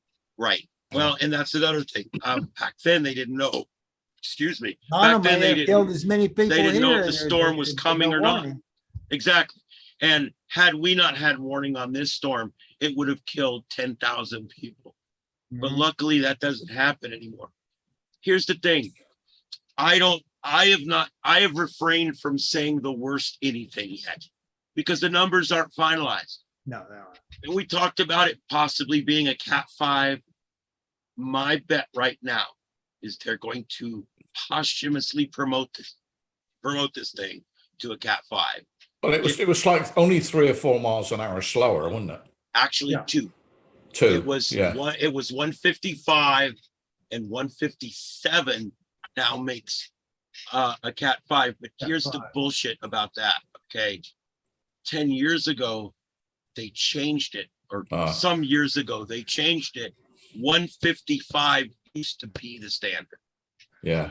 It was changed because of the conversion between nautical miles and all that. Yeah. So But because the of other that, thing, so that's yeah. a technicality. well, the other thing is the other metric for being a really bad storm or a bad hurricane, and when all hurricanes are bad, but the other thing is the speed of the hurricane, the Yes. speed across the ground. Yes. And Ian forward was very, speed. very, very slow. No, yeah. It lasted a really good. I mean, I recorded on my thing 147 miles an hour on wind speed. I mean, I know it's not very accurate, but whatever. But I recorded that for over 4 hours. But the storm for us lasted a good while after 5, more than 5 Right. hours long Yeah. of that continuous, whatever speed it was, 125, 130, it didn't matter. It was 100 mile an hour plus, wind speed, but it was the period of time that it lasted. It just We seemed to Didn't go on seem as long forever. as Donna to me, but it sure seemed a long time. Donna It was a was. slow mover as well. For here, because we were in the eye wall here, we actually experienced it a lot longer than you did. We were probably we had gale force gusts 8 or 9 o'clock in the morning, and then by noon we had hurricane sustained winds starting up at that point, and then all afternoon it went, and the wind slowly shifted out of the east, slowly shifted out of the south through the late afternoon, early evening, and then it shifted again and came out of the west. Yeah. And that lasted. The last time I was woke up by something hitting the house, because I just had to finally sleep. You know how it is. We were hearing things hitting the house up till about 2:30 in the morning, and then it finally started calming down. So we probably were under hurricane conditions here for about 14 hours. Yeah, I would say we were the same. About hurricane conditions, I'd say 10 to 12 hours. Right. But the really, really strong, well over 100 miles an hour winds was about 5 hours. And that we didn't start here until around somewhere between noon and 1 o'clock. I was actually still putting out shutters at 9, 10 o'clock in the morning because I've got a covered porch. And then I left those shutters to last because we needed light in the house.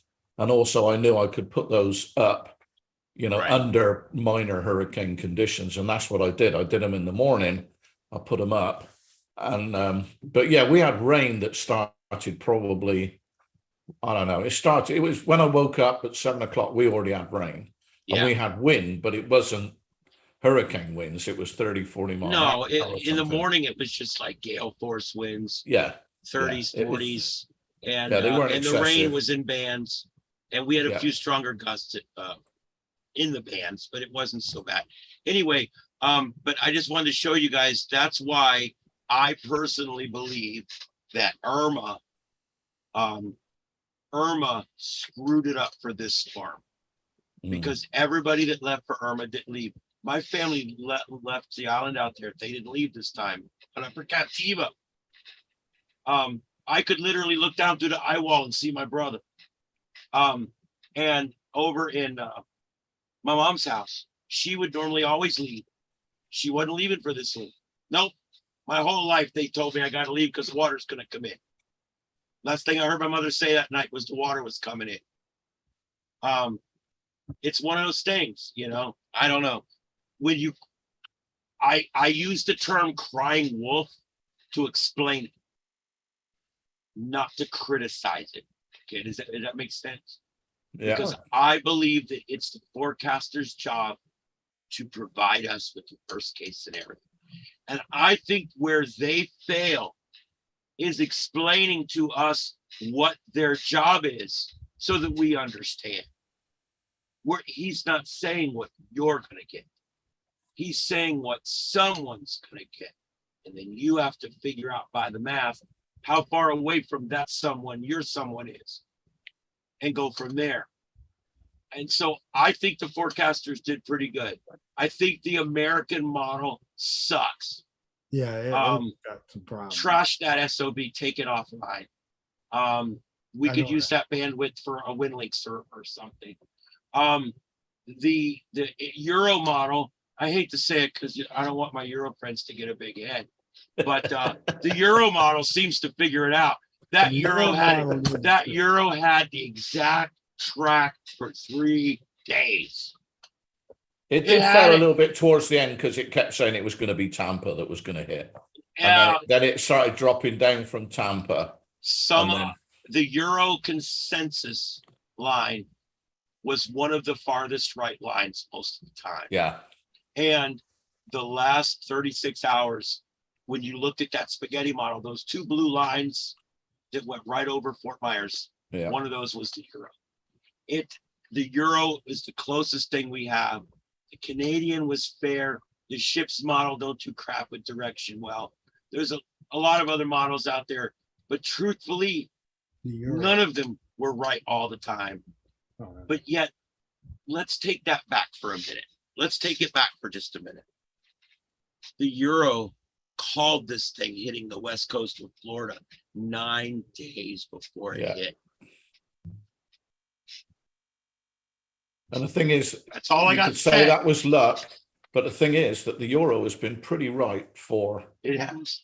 a long time now, all last year. And what is it? You said their algorithms? Because I know they do more modeling within their model. You know, they Right. put in more parameters or whatever than And some of the also others. more consecutive runs. Yeah, They'll run it over and over and over and over and over and over and over and over. with and then they'll slight take little consensus. changes, Right. and then exactly. get a good average out of it. Right. And I don't know whether that is, you know, but Actually, it looks at the whole globe, not just the little piece of. oh yeah, no, it's a and it's a conglomerate as well. It's not just just amazing one to me country.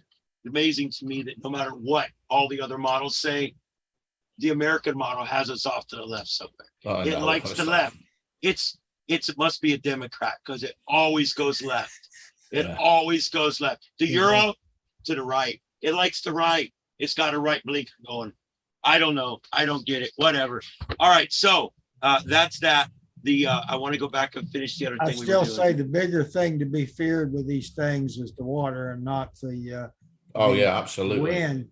And the other thing I would like to see once this is all said and done is why some places on the Caloosahatchee River flooded and others didn't.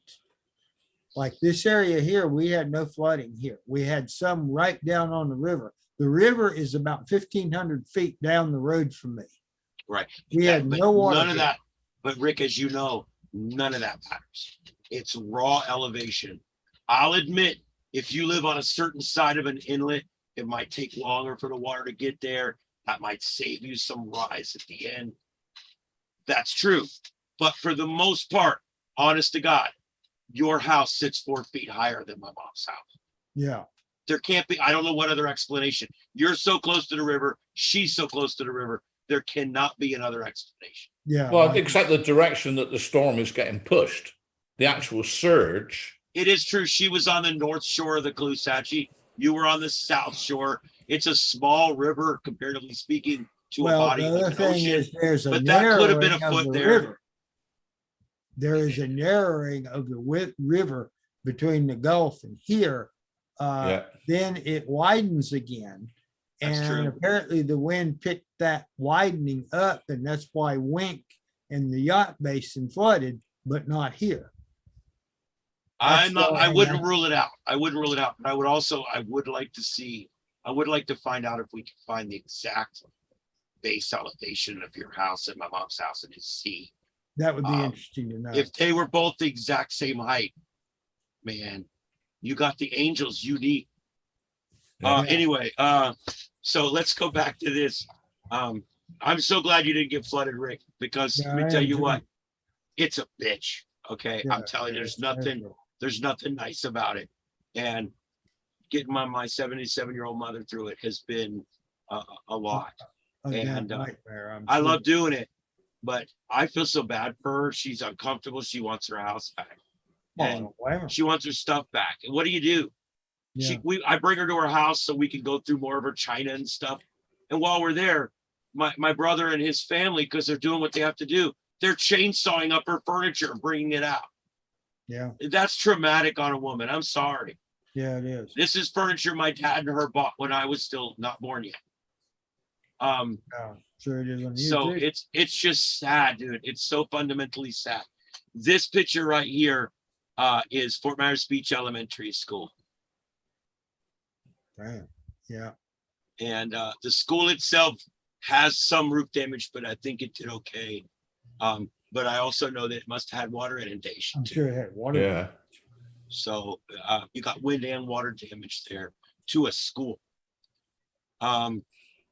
These are just some random ones down Estero Boulevard. In this case here, shit's missing. The building that sat here was called Mom's, and Google's reporting it as temporarily closed. Yeah, that's also. Way to go, Google, on that shit. You know what I mean? Yeah, Anyway, I call it gargoyle. I'm sorry. I have to laugh because I've almost reached my peak with this stuff. It's just too much. By the Yeah. way, next week we're going to go back to radios or something. And then maybe we'll revisit this in a month or so, but we are going to do regular tech nets starting next week. I think we need a break after a while. Okay. Anyway, this is further down Estero. I think this is like, this is the 1500 block of Estero. And again, so many buildings just missing from the landscape. It's amazing how one's there and one's gone. You know, it's just, Yeah. you start to wonder. I start to look at construction style because like in here, I live in a modular home. My modular home was built in 98.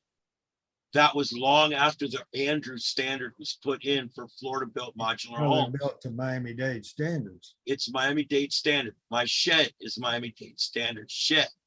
Those standards were made Because of Andrew. post Andrew. What the hell just happened? And so because of that, I think that might be why I did so well. Probably did. My house did fine. I got a brand new roof we just put on it. And I boarded up all the windows and did everything you're supposed to do. My house escaped no damage. My shed, all the sheds in my neighborhood don't have roofs or they're gone completely. My shed is 100% intact. And the reason is because I tied it down with 10,000-pound truck ratchet straps. I put 6 of them on it, 3 this way and 3 that way. And I went all the way over the top, hooked it to the big steel hurricane things that go down into the ground under the shed, hooked it to that, ratcheted, strapped that bitch down. I went and I did ratchet all. This shed was hit by the roof of my neighbor's house. Yeah. It hit the air conditioner so hard that it blew the front off of the air conditioner. And it knocked all the shit off my top shelf up there. And the shed is undamaged. So the strap thing, if you got an outdoor shack, the strap thing works, even if it's an old one. If you've got hurricane, those hurricane things underneath it, you got something to hook it to. All you got to do is keep it together. What you notice in these storms is a piece of debris will fly across the yard and hit the corner of a house. Mhm. And it causes just a little bit of damage. Okay. But then the wind works that damage and it works it. And as you were talking earlier, Dave, long duration event. And then the wind shifts from another direction and works on it. And then shifts from another direction and works on it. It's like a worker trying to mess your house up. That's why I'm glad I have the shutters. Exactly. Yeah. The key is if you have no damage, you'll have no damage. But if you get damage during the storm, that's where it's going to come apart. Yeah. We've got modulars that are blown all over 50 acres up here. They're everywhere. We drive by, there's the dining room table and 4 chairs and a refrigerator, and everything else is gone. Right. The chairs were still tucked in. I don't understand it. I'll never, somebody made that after the storm. I don't know. But it's like, how does one house get blown up and the other house is fine? Well, I'll tell you why. Construction standards. And where's your house in relation to other houses? And the If you- direction of the wind. If you live in a row of trailers, you know which one's going to take the most hit, the one at the end of the street, because Yeah. he's getting the wind.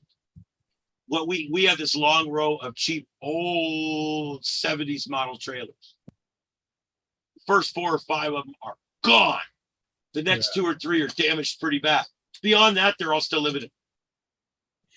Because as you went back in the park, the trees got thicker. There was a lot more houses, and they weren't taking the exposure. It's exposure. With bigger structures like, Dave, what you live in there, you could take 150 mile winds. Might not look pretty, but it's going to survive. With what I'm in, I got to worry. We get up over 130, 135. I'm rolling dice here.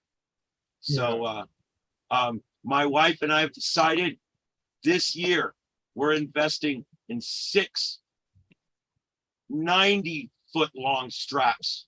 And next storm, I'm strapping down the entire modular home to the hurricane I strapping. thought that's about underneath. that. I thought, what would be the, now here, I've got the midpoint bridge just north of here. And I think that breaks some of the wind. It may, but believe it or not, those big trees you have, even if they Yeah. collapse during the storm, they Yeah. break the wind. Yeah. That's yeah. If you look at the pictures of Fort Myers Beach, where we were looking down Estero Boulevard or whatever, all the way down there, and obviously Bonita Beach Road, but if you don't look at the ones, and I was doing this with Joseph 2 weeks ago, and we were looking at the houses, but we were looking from photographs that were taken from the ground. And what was interesting is that not all, but most of the palm trees were still there. Yeah. So if they're still there and they're holding, which they were, you can see here in the middle of that picture, smack in the middle is a row of palm trees there, and they're still there. And everything else around them is gone. So if you have got trees that hold up and like the palm trees, and we've got a lot of palm trees in this development, I swear to God, they help. If they can stay up, they're helping to break up that wind. Yeah. And I say, right, in this development, our development, most of the damage were either the screens and the lanais, which is fine because they're almost disposable. In Florida, they got to be replaced every 8 years anyway. Yeah. And then the other thing is the flying projectiles, whatever you want to call them, for some reason or other, damaged the ridge tiles, just the ridge tiles. And they're put, because most of the houses here have got tiled, the Mexican tiled roofs, and you've got the ridge tile going down, across the top and down either side, wherever you've got. And the more complex the house was, the more those ridge tiles got damaged. My house is probably dead square, and it's got, 4 going either side and 1 down the middle. I haven't got any kind of little sticky out bits, if you like. It looks pretty bland in some respects. It's got a front porch and But it's got that's nice better. windows, but it takes All away- that fancy but it's stuff. better. Yeah, because that fancy stuff tends to be a focal point, creating like a breezeway. Yeah, and then the wind picks up underneath the edges and whatever. I mean, I was surprised. I mean, when people joke here in Bonita Springs because, Bonita Springs is divided by 75. And it's like the old days when you say you lived on the wrong side of the tracks. When I was looking for a house here, the realtor said, those houses are like $400,000 cheaper, but it's way better to live this side. Now, absolutely, I'm glad I chose the cheaper side, the wrong side of 75. Because if you go to the left-hand side or the west side of 75, I mean, we had floods the other day because it's still saturated. That big rainstorm we got with night before last? Oh, yeah. They just brought back all the floods again because there's nothing gone away. Oh, yeah. You know? And We Dave, had let a me tell you very, this one, a one lot of thing, rain. Dave, in the long run, I'm sorry, Rick, in the long run, Dave, your house will gain that value back. And the Yes. reason I say that is because Naples is moving east. Yeah. Everything's Yes. moving east. And as everything builds up around you, you'll gain back that and you won't have had to pay for it. It's made money. It's yeah. good money. Well, the thing Yeah. is, see, I'm only like, I don't know, maybe 300 yards from Collier County, because the edge of our property is, you know, the edge of our development is Collier. And it's Dave, just are you, right down the how road. far are you from the Gulf though? Oh, yeah, well, we're 3.5 miles. Oh, well, that's good. Yeah. That's another thing I noticed about this storm. The closer you are to the Gulf and the closer you Absolutely. are, the more likely you are going to have some really bad damage from this thing. Yeah. I mean, Well, just like with- Go sorry, ahead. go ahead. Well, That's I was why just gonna Gulf- say that as wind comes across land, it's like it's friction. And Yeah. everything it destroys, everything it knocks over, everything it does, it slows it down. And And you the can palm literally- trees. And the palm trees, and you could literally draw contour lines. And every mile you drop 7 miles an hour off or whatever. Oh, at least. Yeah, Yeah. and there is palm actually trees math are to really do that. shredded around here. I don't know. Yeah. if you noticed that. But they're still up. They're Yeah. still up. They're still up. Morris, we've got a lot that are really, really shredded. And the thing is that the palm fronds, I mean, you try to break one of those palm fronds and it's damn near impossible. Yeah, that wind just snapped them off. Yeah. We had thousands all over the place. Those were some of the things, because they're heavy. They took out a lot of the lanai screens because they fell through the lanais. But I mean, you know, I mean, I had to go really early Thursday morning. I had to go down to the office, which is down in Bonita, because of all our alarms were going off in the office. Well, Kathleen's office now, but it was all the alarms because I had battery backups on everything. And the sheriff called us and said, "Can we go down and switch them off?" Even though there was no power, they were all running with the battery backups. And I went down that morning. I think we left here about 7:30, and it was just unbelievable that the amount of difference between the west side of 75 and the east side of 75. 75 again, it's elevated and it takes out the wind. Yeah. You know, because most of the damaging wind for us, and that's the other thing is, you know, I don't live that far away from Fort Myers. I don't live that far away from the beach, but that short distance, I mean, Fort Myers is 20 minutes from here, you know, in the middle of the season. Estero, then should I say, which is, you know, I always class Fort Myers and Estero the same because there's no difference between the two. So, but Excuse you know, me? you look up there, it's unbelievable. Estero has a smell. There's a smell in Estero. There is. It don't smell up here. All right. He just said we're the same as Estero. Well, physically, because once you get to Estero, there are no fields. There's no differential between as far as where the build-up areas, the Yeah, no, houses, I get what whatever. you mean. Yeah. The 41 But- corridor from right in Estero all the way north is just all the way. Yeah, it's just all No, the I same. get you. But Yeah. but if you come south of Estero, you know, there's not a lot, but there are fields. There are, you know, like Corsham Park. There's parks and stuff like that. It's broken up until you get down into Bonita. Well, you've got the river, you've got the Imperial River and stuff like that. But once you go past Estero, so I always cast that at Fort Myers for me as a physical location. It's like Naples, you know, Naples incorporates North Naples and, you know, all that kind of Actually, Pelican Bay. most of what people call Naples is not in the city of Naples. Yeah, And most of what people call Fort Myers is not actually in the city of Fort Myers. yeah, It's a weird phenomenon down here because I'll tell you what happens. This is interesting. If you look at Fort Myers map, they annex around all the bad neighborhoods. They annexed around all the bad neighborhoods and then went out past 75 and annexed the entire forum out there oh, right, yeah, because they go around the poor neighborhoods and they go out and they buy up and they annex up the rich neighborhoods. And then because they don't want to. So now the sheriff and Tice Fire Department has to handle all this crap in these little pockets of bad neighborhoods that are completely surrounded by the city of Fort Myers. It's ridiculous, and it should be illegal. If you're going to take it, you take it all. Yeah. Anyway, all right. Because I want you guys to be good little citizens, I'm going to show you now what you're supposed to do with your garbage. Now, this is funny stuff right here. I don't know if this comes from FEMA or Florida or Lee County, but I blame them all.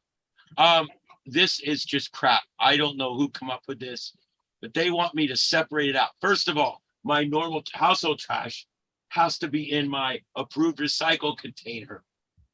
Okay, and it has to be in my approved recycle container, and it has to be in my garbage can. Those have to then be separate from all of my storm debris. Assuming you've still got them. Right. Most people don't even have cans anymore because they all That's blew right. away. It all blew away. It's all the first lying thing you just off see. of the beach. It's the first thing you see is the can going down the street. Yeah, I know, but here's what you guys don't realize. As soon as the storm's over, you go out and you get whatever cans in your yard, and that's now your can. But anyway, I think I lost one and got one during the storm. Anyway, the point is was it better? That ought to be better. Then vegetation all has to be separated. Now, unlike normally, you don't have to use your traditional red bow to get them to take it, but you do have to put it in a pile. They piss me off. Your sticks must all be the same direction and they must be tied. You must bundle your sticks. So I go out there the next morning and my sticks spell out FUCKYOU down the front of my house. Okay. So anyway, next, construction debris. Construction debris. That has to be separate. It can't be with your vegetative debris. It has to be separate. This consists of bricks and wet, like drywall and shit like that, rolled up materials. Now, your appliances have to be separate. They can't be with your construction debris, your horticulture debris, your regular garbage, or your recycle. Those That's have to be interesting. separate. Your plumbing, which I would have thought plumbing would have gone with your appliances. You know, dishwasher, freezer, refrigerator, stoves, washer, dryers, water heaters. The plumbing should go with that. You would think, but appliances, well, technically appliances are stuff that has water run through them, but let's not get too technical. Appliances have to go in one pile and then electronics in another pile. Don't get your 8-tracks and your cassette players mixed up with your hair dryers and your clothes dryers. Well, hang on. If it's got a cord to it, it says other devices with a cord. Yeah. So that would be like your razor, maybe. The hair dryer. Hair dryer. Yeah. Sex toys. And they still, no matter what, they won't take anything, no hazardous chemicals or paints. So those, I guess, you still take across the street and dump in the lake. But anyway, so. Well, it says take all those to Topaz Court. I have been getting no small amount of amusement out of them referring to appliances as white goods. Isn't that racist? White goods. Well, no, that's what they were always What are known black because they goods? were, yeah, that's what they're called in England. We don't call them appliances; we call them white goods, even though they're stainless steel. But vacuum cleaners are included in white goods as well. Not really. Yeah, where do you Well, put then, your vacuum what- cleaner? That's so- not mentioned. When JCPenney has a white sale, what are they selling? What do No, you they have a white goods. It's 2 words, white goods. And what the hell is wrong with the black vacuum cleaner? Nothing. Now the yellow ones are the best. They all suck. So don't- All right. So anyway, yeah. Yeah. Well, we hope you they set don't that do one it. up for me. Anyway. We hope they do anyway. So I'm going to come by your house, Rick, and I want to make sure that you don't have any appliances stacked right next to your electronics. There are no appliances out there anyway. Fortunately, I didn't have that problem. My family threw our appliances on top of the pile because that's the only place. Now, I want you to note something. This is really important. because when you read this, you have to read this because it's really, really important. Okay. I'm trying to get my thing here. Okay, this right here. Yeah. Any debris placed from the sidewalk towards your property not be picked up. Wow. I'm out of space between the ditch and the road. We're 2 feet out in the road.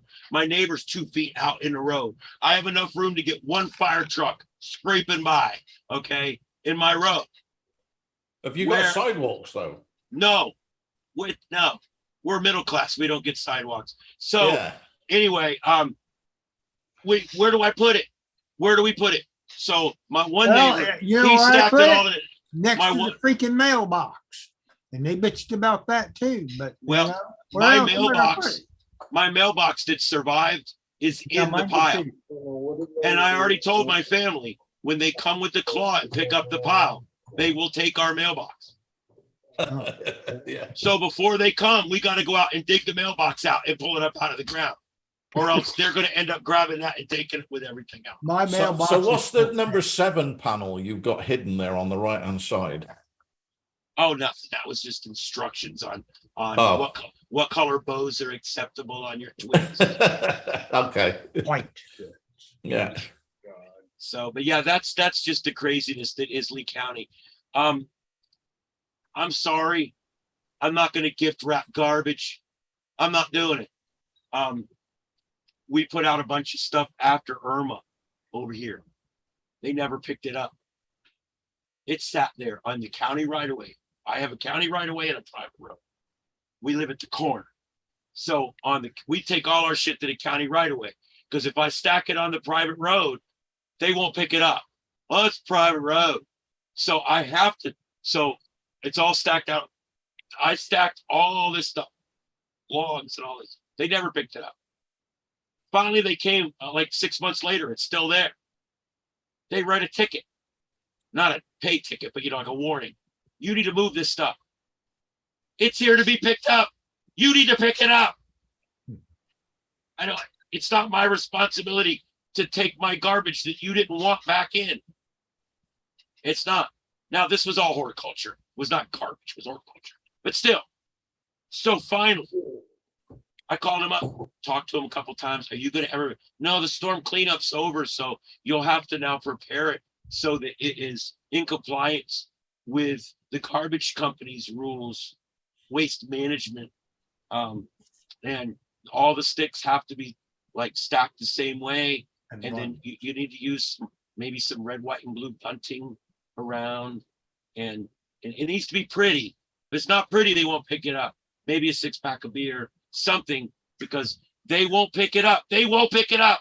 I don't sugarcoat it. Pick it up. Anyway, the point is that shit returned to the earth out there. It's not coming back in my yard. Once I move something to the county right away and the county's responsible for picking it up, that shit will return to the earth out there. I will not bring it back. So that's what happened with that. It returned to the earth. Anyway, so back to this. This next one here is we'll take a few more of these here.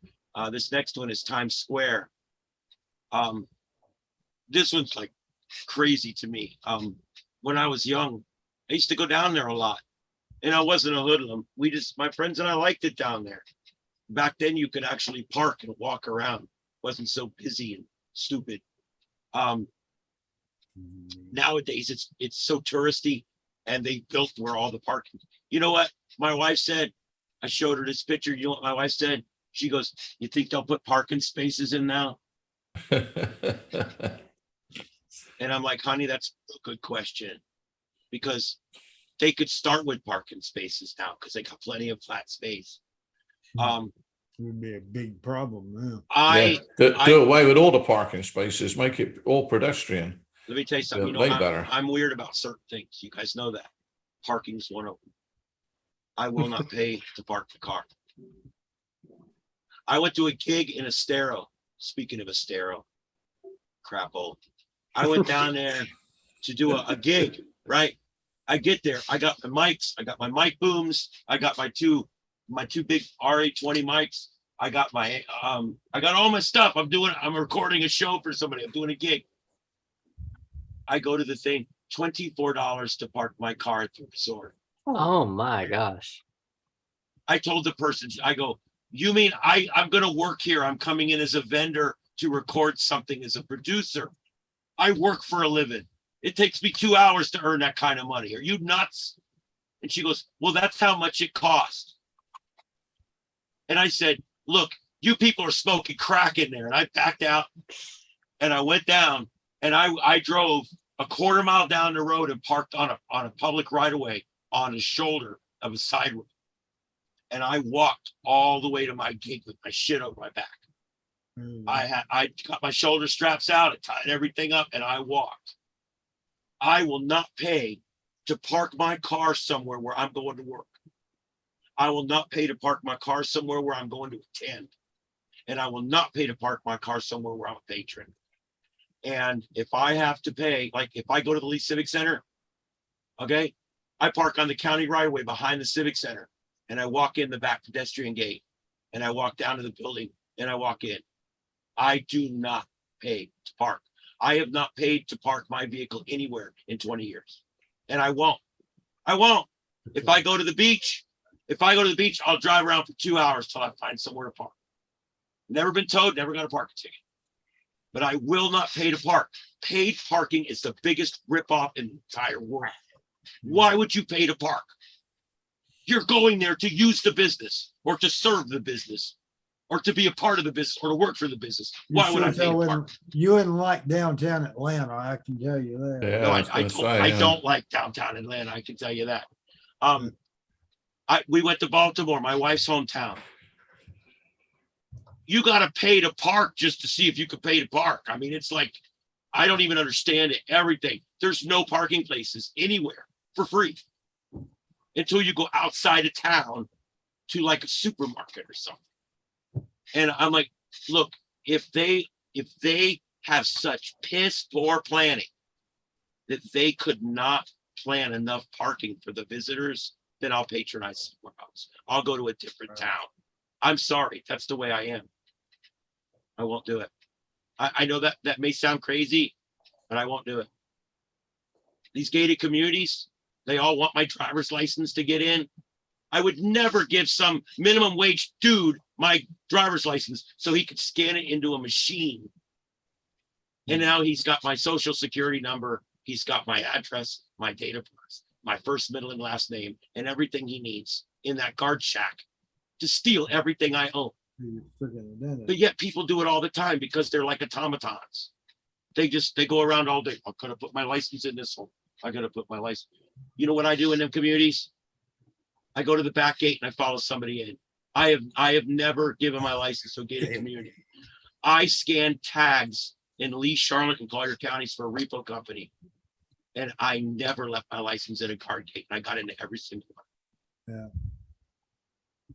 They're so easy to get into. Even the ones with the trap, there's tricks. You know, I mean, it's crazy. So I'm one of these people that, you know, there's just certain things I won't do. I won't give up my identity on certain things. You know, I hate giving my license at the hospital to go see somebody in the hospital. That's a violation of my rights. Yeah. It's somewhat private and you have to do it. There's a lot of things. Curfews. There's a good one. Curfews. You guys believe in curfews? Oh yeah, those are terrible. Curfews are the largest violation of your civil rights there is in the world. Yeah. Hey, have you heard about PayPal and what's going on with it? Yeah, we I talked about got that rid on of the that radio. today. I Yeah. canceled my damn PayPal account. I have PayPal. I just set it up to about 5 weeks ago. Yeah. And I set it up for one of my clients to pay me. And I Yeah. haven't decided what I'm going to do yet. Yeah. I got rid of mine. What I've do had it they for do? a while. Well, what it basically says, from what I understand, I'm getting this third party from our affiliate host, Mike Pavelka. But he said that the new terms that we all just agreed to that came out, we had to agree to a new terms agreement. It states that if it's found that you have spread disinformation, they can fine you $2,500. Which Yep. is nothing but a license to steal. That's all it is. It's also an attack on free speech. Yeah, it is that too. What do you mean if you Free explain? speech is dead after this verdict with Alex Jones. Not a Oh, fan, Oh, Yeah. yeah, but not a fan. I will fight for that man's free speech. Yeah. And let me tell you something. Free speech is under attack, and it lost in that case. Yeah. That's probably one of the biggest violations of constitutional rights we've had in a very long time there, because what they basically are saying is, something happened, you said something else happened, and now you owe these people $1 billion. And they'll probably not. get it. Because he was wrong, but he could have been right. I'm sorry. I can be wrong. I know I'm wrong when I say it. It's still not a crime. Okay. Yeah. It's free speech. If I say something ignorant and you guys don't watch no more, that's on me. But it's free speech. We have the right to free speech. And we have seen a huge erosion in our rights recently. I'm not going to get political, but I do want to say that when they start talking about curfews, you need to, the hairs on the back of your neck should stand up. And the people of Sanibel Island, they have another lesson to teach their council people this time. During Hurricane Charlie, they would not let those people go back to their house for days. Some people lost their entire structure to mold, okay? Because the city would not let them return, okay? And Government is one of the biggest enemies when you have a disaster. it is. Yes, they are. They're helpful, but they're also hurtful at the same time. And you got to take the good with the bad with government. When they tell you, I know your home's damaged, getting out there could save your home, I'm not going to let you go. And they're saying, well, we got to make sure the island's secure and this and that. No, that's wrong. I totally disagree. And I think what really should have happened this time is what happened last time. Now, it was a little different this time because we lost the causeway, but they were still telling people you could not charter a boat and go to your house. For 7 days, you cannot charter a boat and go to your house. Who are they to tell you that? Yeah. You own that property. Who are they to tell you that? And I'm telling you what, after Charlie, every single councilman got voted out. And they didn't learn their lesson. So it's time to do it again. Vote them up, vote them all out. Any politician that agrees with something that takes away your fundamental civil rights should be zero tolerance in the voting. And that's all I'm going to say. I kind of agree with the. I think that this blanket system that they use is wrong, because if you're a householder, I think you should be allowed to go back. If you're just and I mean, I was looking, you must have seen on YouTube, there were people driving around during the storm, taking pictures of people, taking pictures of their house getting destroyed and stuff. And afterwards, there were hundreds of people that managed to get onto, Lover's Key, Bonita Beach, and onto Fort Myers Beach, who didn't live there. They were just there, on their bicycles, taking pictures and videos saying, oh, we're here to tell the public what's going on, blah, blah, blah.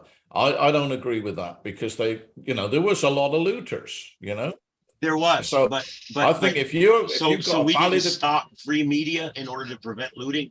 No, I don't agree with that, but I agree that, I mean, it wasn't free media. It was just people taking advantage of a situation that is down. I mean, I think that if the police close off the road for safety reasons and for security reasons and everything, if you live there and you can go and show them your driving license and say, look, I live on that street, which is down there, you should be allowed to go. But if you live in somewhere else and you've got absolutely no valid reason for being there, then I think it's justified. Personally, I'm okay with that. That's not a curfew.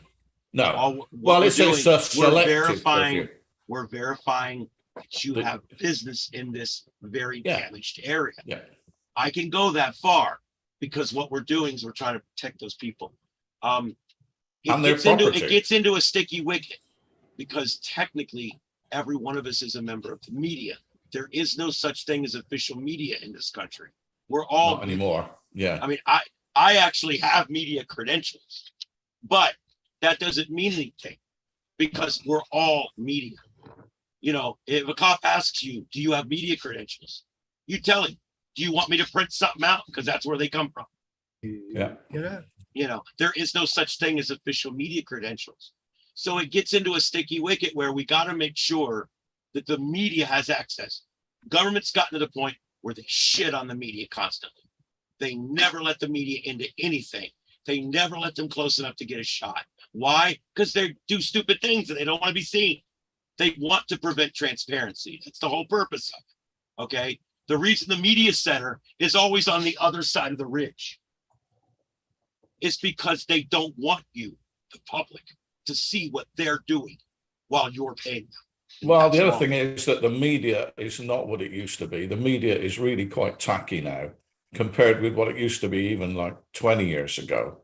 Well, You know, the media now thinks it's their right to look into somebody's bedroom window or, you know, whatever. I mean, the media is I don't not, agree with bedroom windows, but I think it is every bit the media's right to go in and investigate things for us, the viewers.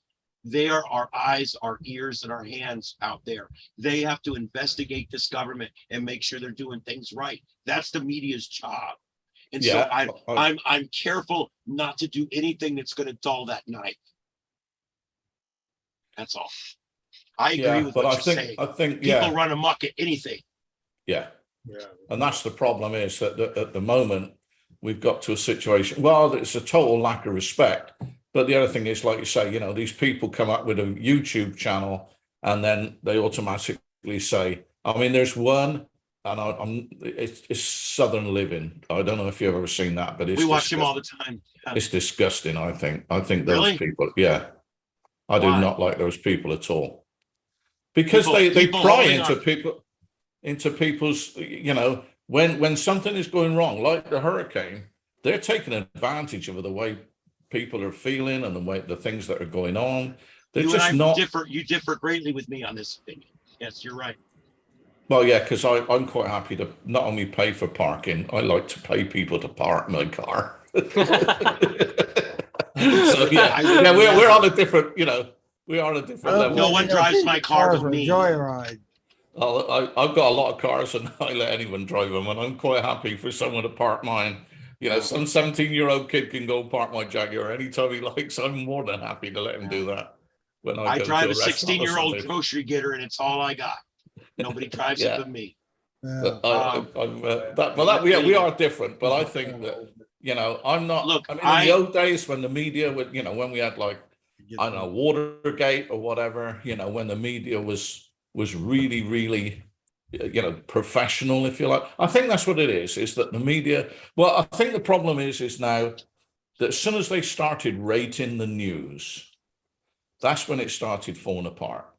Because the news shouldn't be entertainment, and the news is now entertainment. And it's like the weather. The weather is entertainment. We've got a weather channel and it's all advertising and everything else. weather- It has to be entertaining, Yeah. or it would. If it wasn't entertaining, nobody would watch it. It'd be like No, but they PBS. would. We've got news in England that's not rated. It's not, you know, you can look at the BBC. There's not a single ad on the channel. It's not commercial. It's you know, the news is just another TV program. It's rated. They put stuff Yes. on the TV to sensationalize it. And I'm It's glad. not. It's I'm not. glad because what it does is it puts eyes on the problem. If we put a show out there that will get people's attention and they'll watch it, then they'll learn from that what's going on. The problem But is, the problem so many is that- people have learned to use that as a manipulating factor.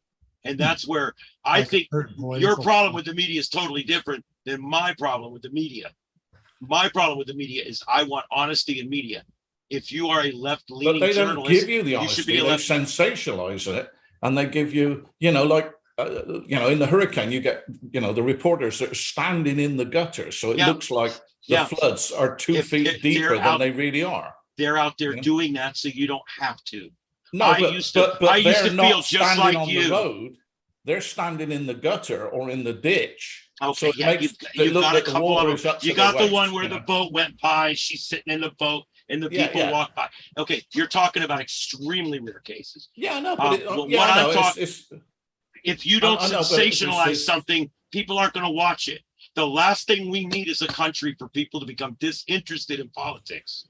That's the why is it that complacency the that's fact that ruining that is the what is whole happening? thing that's ruining this country right now is the fact that we have complacency in politics. And what you're wanting to do is dumb the news down to a point where it's not even entertaining anymore. Nobody's even going to watch it anymore. And now But nobody's that's what's going to know it's happening. It's dumbed down to a point now where, as you know, most news channels Is it are dumbed down or actually hyped losing. up? No, I think, well, it's hyped up, but it's not hyped up in the way that it should be. Most news channels, and I think most television channels, are actually losing viewership. It's like newspapers. Newspapers are going away because there's not, the quality is not there, that people are just, I don't watch the news anymore You should because see it's just, Fox National's ratings right now are through the roof. yeah, think but I compared think with last what? month Compared it with was- 30 years ago? No. They're just Compared with better at the every moment. other cable channel out there, Fox More News, than, 3 or 4 times a year, Fox News will be the #1 rated cable channel, not cable news channel. But cable that's channel. against all And the more others. than the What I'm others saying is that it combined. might be good, it might be better than all the rest, but the actual level is a lot less than it used to be. Well, of course, when you had 3 channels, you could get a 50 share. Yeah, yeah. Right okay. now, they've got 1 million channels and you get a 0.01 share. And Yeah, you better but be that- happy with it.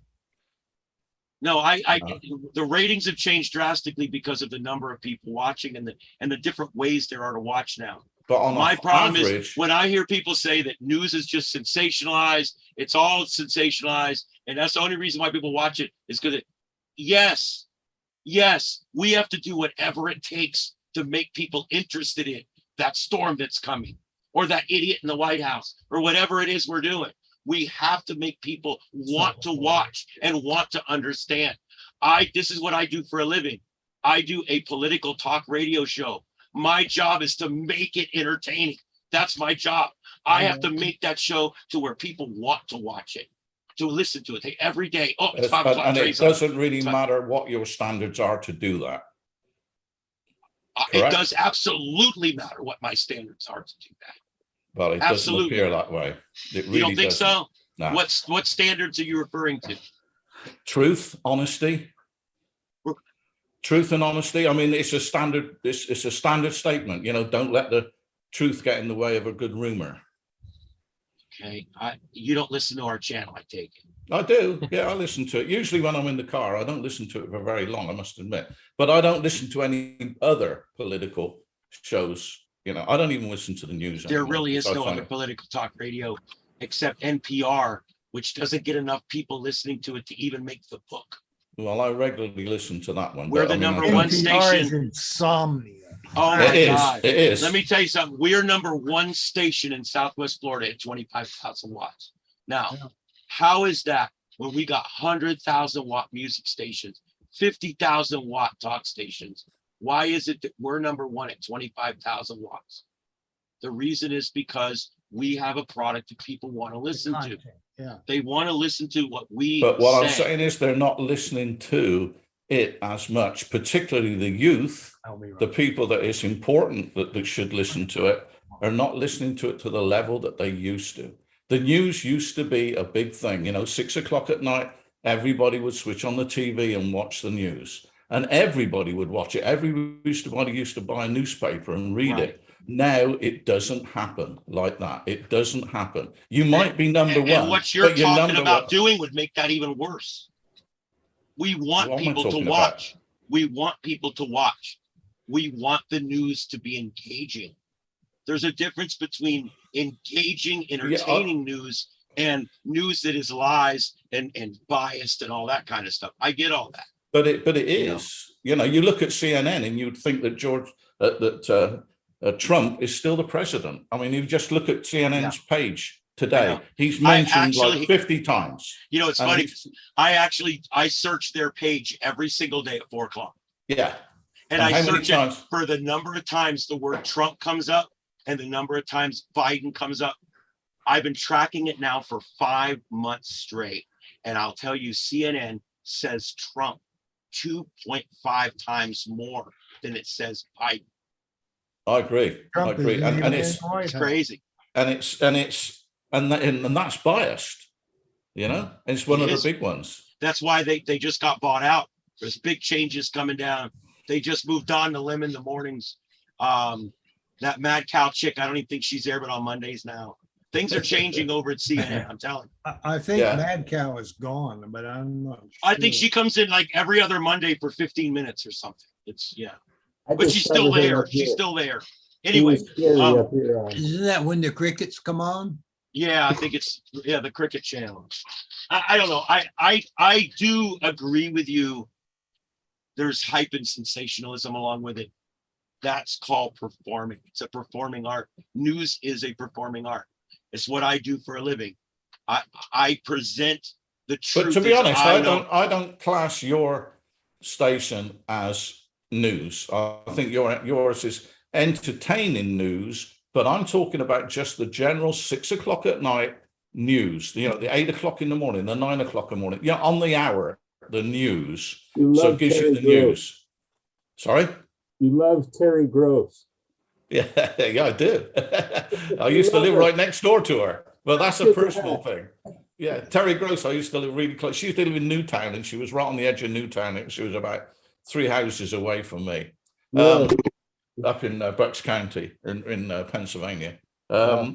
But that's not, that's kind of beside the point. But yeah, I just think that, yeah, there's different levels of news. And like you say, news is a 24-hour thing now. But I think that the general, whatever, the 15 minutes of news when you can, you know, get your general information has just gone away.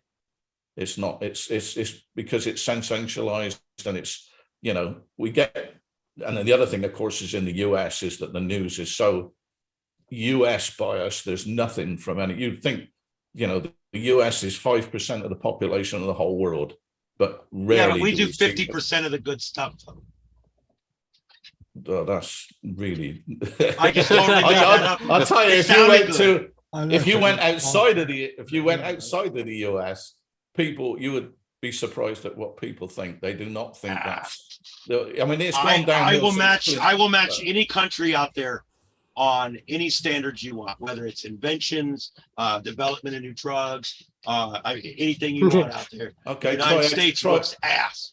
Try education. Okay, like it's any better over there? Education is better. I've heard about education in Europe. Okay. Yeah, it's way better. It's more open. It's more the education in this country is really poor, and educationists will tell you that. You know, it's the education in this country is very poor. And we're listed like 49th. You see, and you got to remember, with me, I believe that education's done completely wrong. I'm one of these people that believe that education's done completely wrong In this country. In every country. I don't like the way it's done. I don't. I sat in school for 13 years, counting kindergarten. And it was the biggest effing waste of time I ever had. And I went to college for 2 years. That was the biggest waste of time I ever had. Everything I ever learned that's important to me, I learned on the job. I learned figuring it out. I learned doing it. I learned being showed, instructed, taught, trained. I was the Padawan learner. Okay, that's how I learned. School did nothing for me. When I left school, I couldn't read or write. When I left school, I couldn't do a paragraph. You're right. Our schools do suck here. They suck everywhere, whatever. But I will tell you, when I got out of school, I couldn't spell. I couldn't read hardly. I still cannot do math. So basically, I taught myself. I joined the government. government. I started at the fire department. I started as an Explorer Scout with the sheriff's department. And they started to show me how important writing was. And then I got my first IBM Model 60. And I started typing. And next thing you know, I'm literate. I learned how to read and write in the day room at the fire department. It wasn't something that happened in school. School was the biggest goddamn waste of time I've ever had in my life. I hated every minute of school. I wouldn't piss on those schools if they were on fire. I just hated school, okay? And I think that there's so many people out there that are like me. When you find people that have been in school for 10 years, they can't tie their shoes or write a sentence. What are we doing wrong? Yeah. Well, it's not what we're doing wrong, because everybody's doing it the same way. Okay. What we need to Same do stupid way. is we need to find a different way to teach people to their own abilities. You got I people, agree. That's they're what I'm going to saying. be a garbage man. We pay them great. Great. It's not a bad job. It stinks, but it's not a bad job. If that's what the guy wants to do, let's get him through school and get him out working. You know, why are we Oh, yeah. forcing people to spend 13 years in school when only about half of them are going to use those skills? College is the biggest waste of time in the world. Absolutely. And we've done away with the good things. You know, remember when there was, I did a craft apprenticeship, and it was 5 years, and I learned so much as a craft apprentice. I was working in every single department for like 3 to 6 months. And then after then, you know, because I was good at it, I enjoyed it. Then I went to college and got my degree, but the company paid for me to go. But all my friends, everybody I know now, they did craft apprenticeships, and that's gone away. You know, trade schools, they're trying to bring them back. I think but it's the old everybody story. should know some kind of trade. Yeah. You Yeah. know. And I the think thing is, it's like, kindergarten through fifth should be core classes.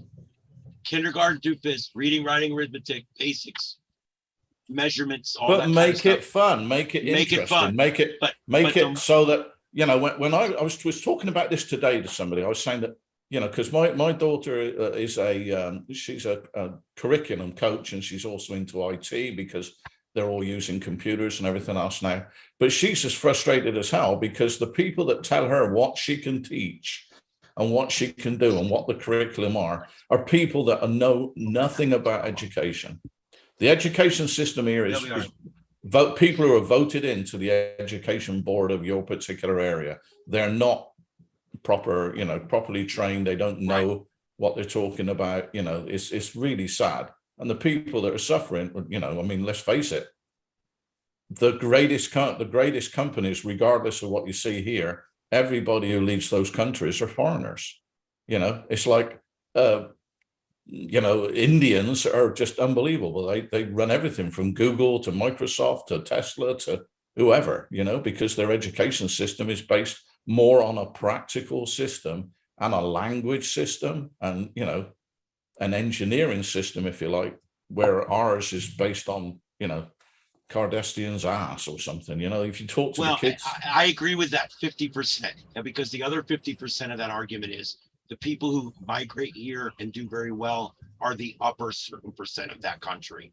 You don't have the guy that was a homeless guy, you know, in some foreign country. He's not the one that moves here and becomes a doctor. No, he's the one who's building our iPhones and our computers and our laptops. That's not my point. And our shoes and our, you know, he's the one doing the work that we should be doing here because they were craft apprentice and they learned the craft. What I was trying to say earlier was, I think once someone reaches 6th grade, look, there's certain people that think by 6th grade, you should be able to choose to have your thing cut off.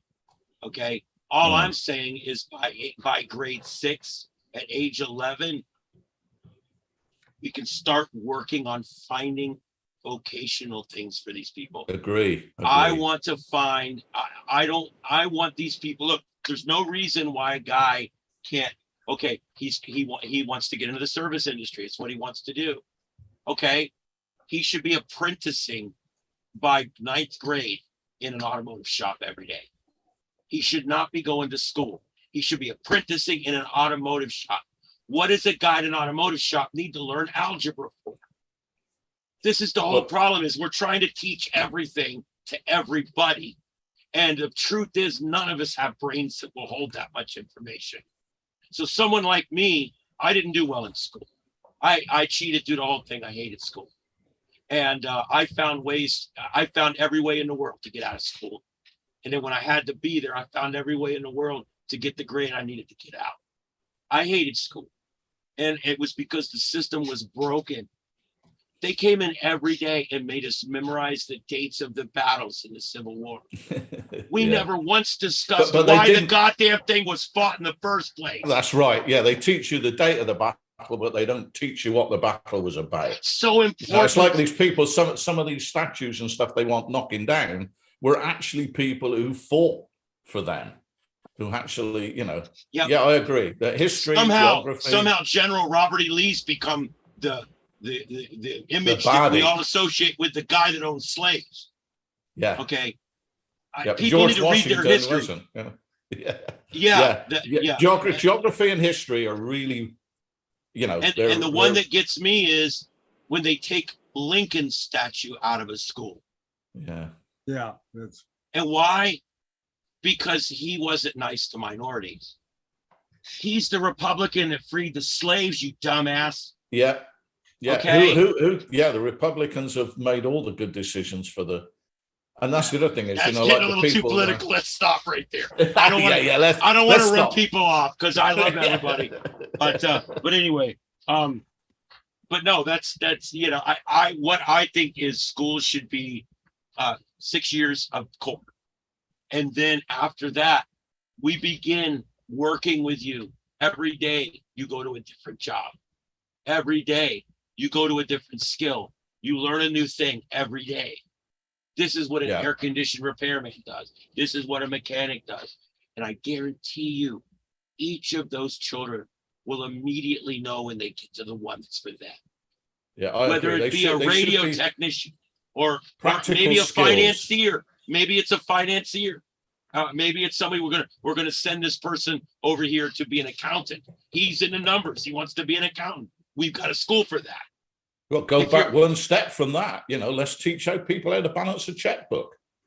What it means when you've got a credit card and they're charging you 27% per year of interest. I graduated what does that mean?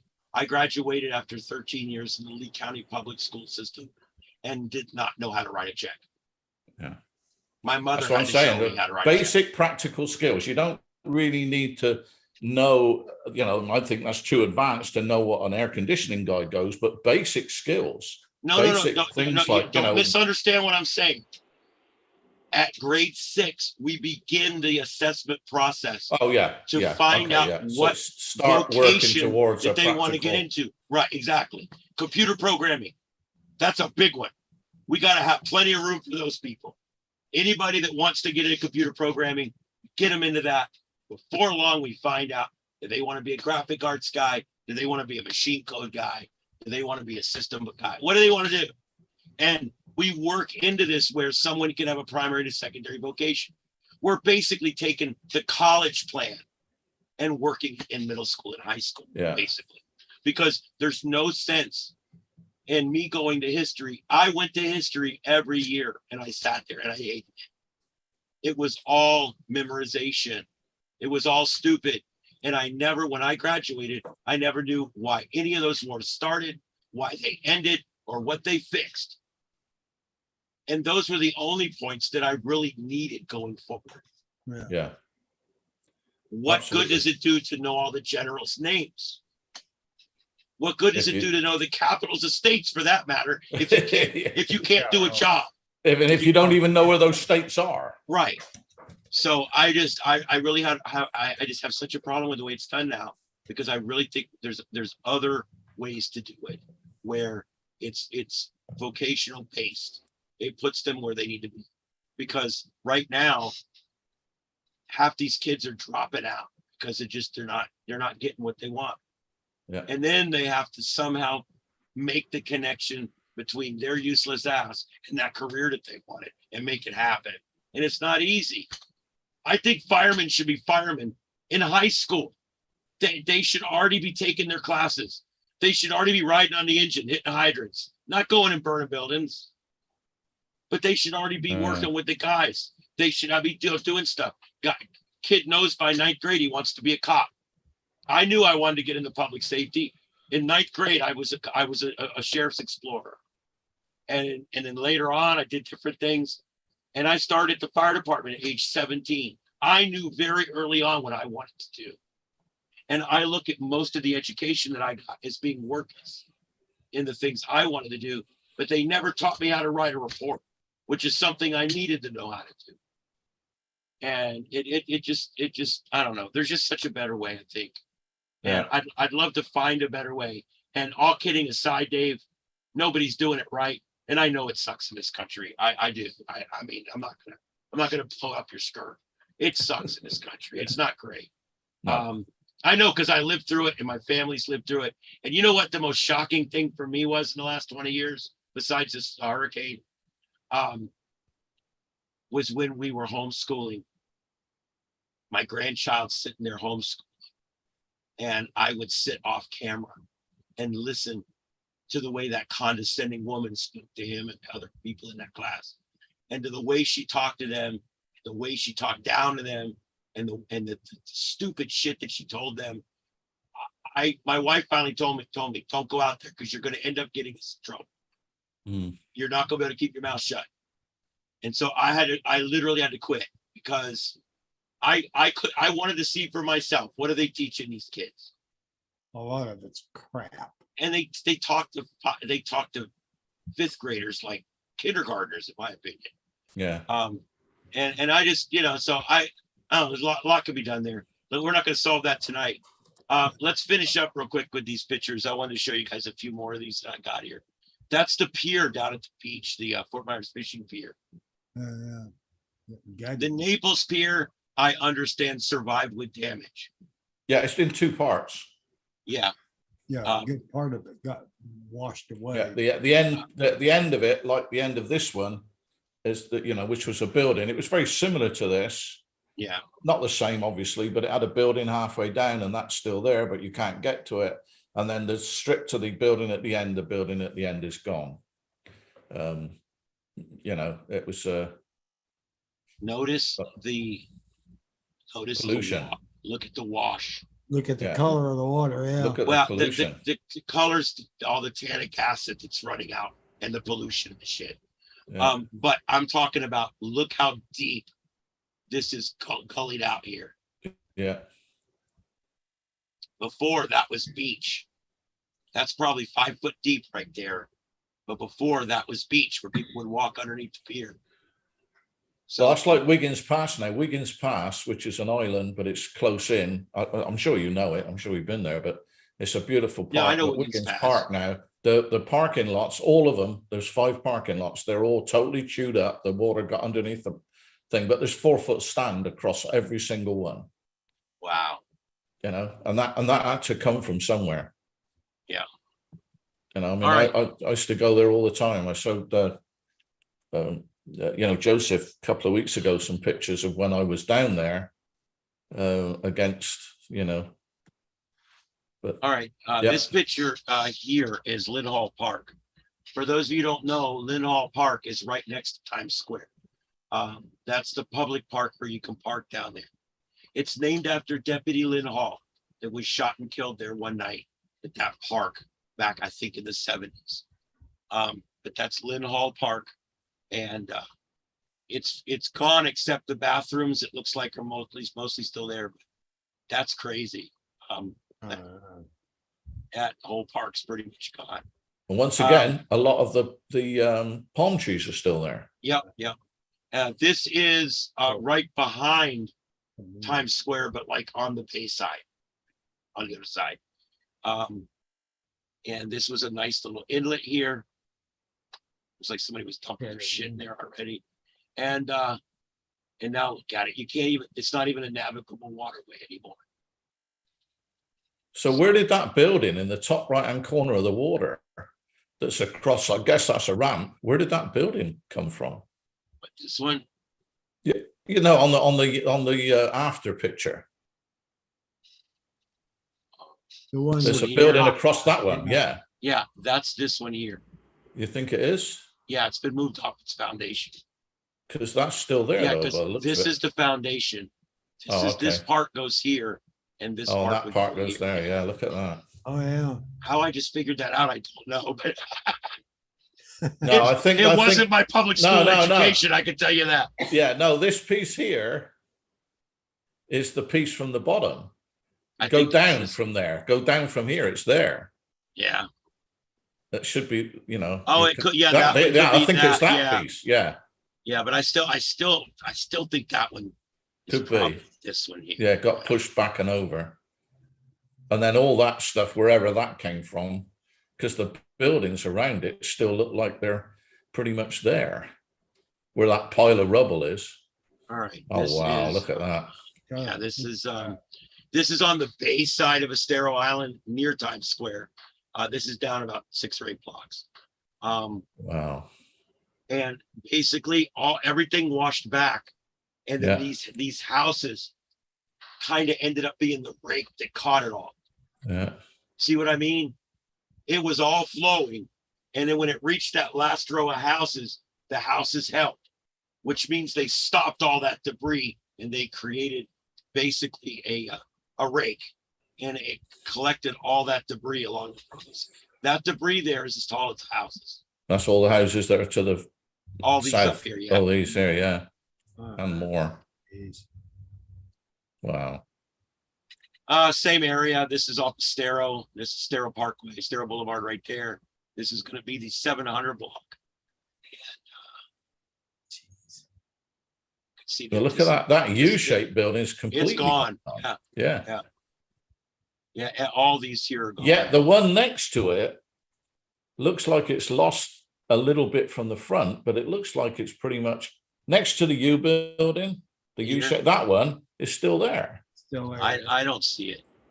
Yes, they're on the right hand. No, Oh no, it's not. No, that- it's no, another that one one's- further over. That's that That one. one's Yeah. that one, yeah. Yeah. You can tell you're it's right. got like a dormer on the front. Front. Yeah. Yeah. Yeah, here we go. I bet you money, if you looked, this house was built before this house or after this house. Yeah. You know, we talk about how they used to build them really good. Well, that's true, but science beats big. Does that make sense? Yeah. You can build a building as big as you want, but you can build it really smart too. And the smart seems to work better than the big. And these buildings, 1960s, 1970s, 1980s, just came apart. The newer stuff, a lot of it held. Surprising. Well, a lot of it is poured concrete rather than stick. So that Yeah. helps. But as long as the foundations are good, we don't know if these big buildings that are standing up or whether their foundations are still good. You know, 'cause that's could something they get that washed away, you know? it's never been mentioned. You know, remember Surfside? That hasn't been that long ago. All those poor people died in that place that collapsed in the middle of the night. Well, Um, I've pretty much got an idea why that is, and I don't know why it's never come up. When they were building Surfside, I was working down there at the Miami newspaper, and we were building. I used to work for 34 years. I worked in as a design engineer with Heidelberg. We made printing presses, and we made the big printing presses that take the 10-ton roll of newspaper that makes the old newspapers. And we used to, those things, you know, when they're rotating, doing 60,000 copies an hour, which they were capable of doing. They didn't always do that, and very rarely did that, but they were capable of doing 60,000. They had to be on really solid concrete, and basically used to put a concrete base down before you put the presses in, and then you would build the press building around it and the offices above that or whatever. And when we were building ours down in Miami, they were making houses and condos, apartment complexes or whatever, and they were pumping water from the sea to make the concrete.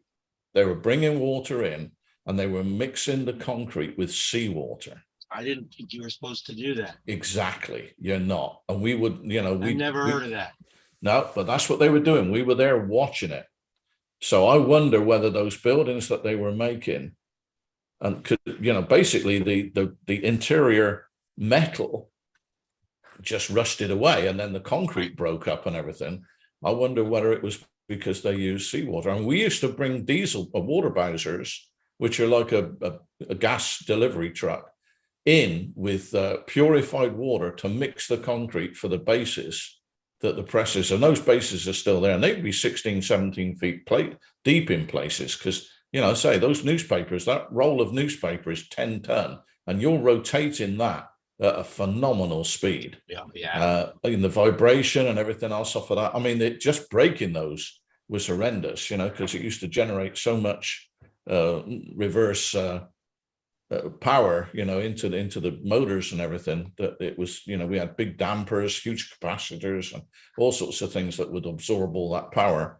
And they were, when we were there, and that was 50 years ago, they were maybe 45 years ago, they were pumping water in, making those condos with seawater. And I've never seen it mentioned. Obviously got no proof of it, but we saw I don't, it, you know. I wonder if the salinity value would have anything to do with hardening and all that. I don't know. I'm not a construction guy, but that seems interesting. Yeah. And I I've mean, never seen it seawater mentioned. with anything else. Seawater changes the dynamic. Oh, usually. everything. Yeah. So that's interesting. Yeah. Oh man. All right. Let's see here. Just a few more. We'll go up down the beach, and then I got some other ones too of Pine Island. Throat's about caught. Pine Island. That's the Pink Shell Resort. All the beautiful pools. They're all full of clean water. Look at that. That's just incredible to me. All right. Like I said, that's the Pink Shell. This is Bowditch Point Park, which is at the north end of the island. It's a county park. And everything's just covered in sand. This is Big M Marina on St. Carlos Island. Or no, wait a minute. Actually, this is actually on Estero Island. Their docks did pretty good, some of them. But you know those boats are messed up more than it looks like. And they had quite a bit of structural damage on this one building. Yeah, and the buildings below it are These just house gone boats, again. Yeah, these house boats. These are all boat docks. All that dry storage or whatever. And They usually haven't got sides, have they? this is Snug Harbor. I want you to notice here. Look at the raking effect here. That's probably a 10-foot tall pile of debris. It stopped right there because it didn't make it into the bay. Sorry, guys, my voice is about gone. This is Matlacha. Oh no, I'm sorry. This is St. Carlos Boulevard. This is St. Carlos Island, which is the island before Estero Island. And this is all the fishing charters. When you're going down to the beach, on the right, there's all those fishing charters. And that's all the fishing charters where they used to park. Some of those boats are actually on the other side of the road. Top of the picture. There's two boats, two big boats on the other side of the road. Yeah, that's probably them. That's all the charter boats. Oh, there's one right in the middle of the road there. Yeah. Yeah. Yeah, right there. Yeah. This is the Sanibel Causeway, and this is going from the toll plaza to the Ace Band. Have you seen how much work they've done to that already? Yeah, they're on it. They're on Look, it. DeSantis don't screw around. Yeah. Yeah. Because they filled that hole in there now just with ballast or whatever, where the bridge, starts on the, and that's where all the trucks are going across, and they're carrying ballast and building the islands and everything up on the way over, and they're building the causeway. I mean, they built the causeway in Pine Island in like 3 days. Yeah, 2 days ahead of schedule. Yeah, they threw all the union rules out, but they still did it. This is the A Island, which is between span 1 and span 2. And you could see there, it's completely, the middle of it's gone. Well, all of it's gone. The sides are gone as well, aren't they? That's why the Sanibel's could take a lot longer. Yeah, because it's Much longer. Well, there's issues on the approach too. We haven't got to that yet. Yeah, I know. Right back up in some Fort. Wow, look at that. This is the B Island. But that road, especially the northern part of that road, the top of the picture, that's undercut. The foundations under there is gone. Oh yeah. Yeah, I mean, whatever road survives will be like my mother's air conditioner. It won't have a full life. No.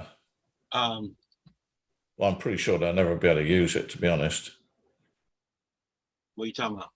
The roads. I mean, the roads that are still kind of semi-usable there, I'm sure they're only semi-usable.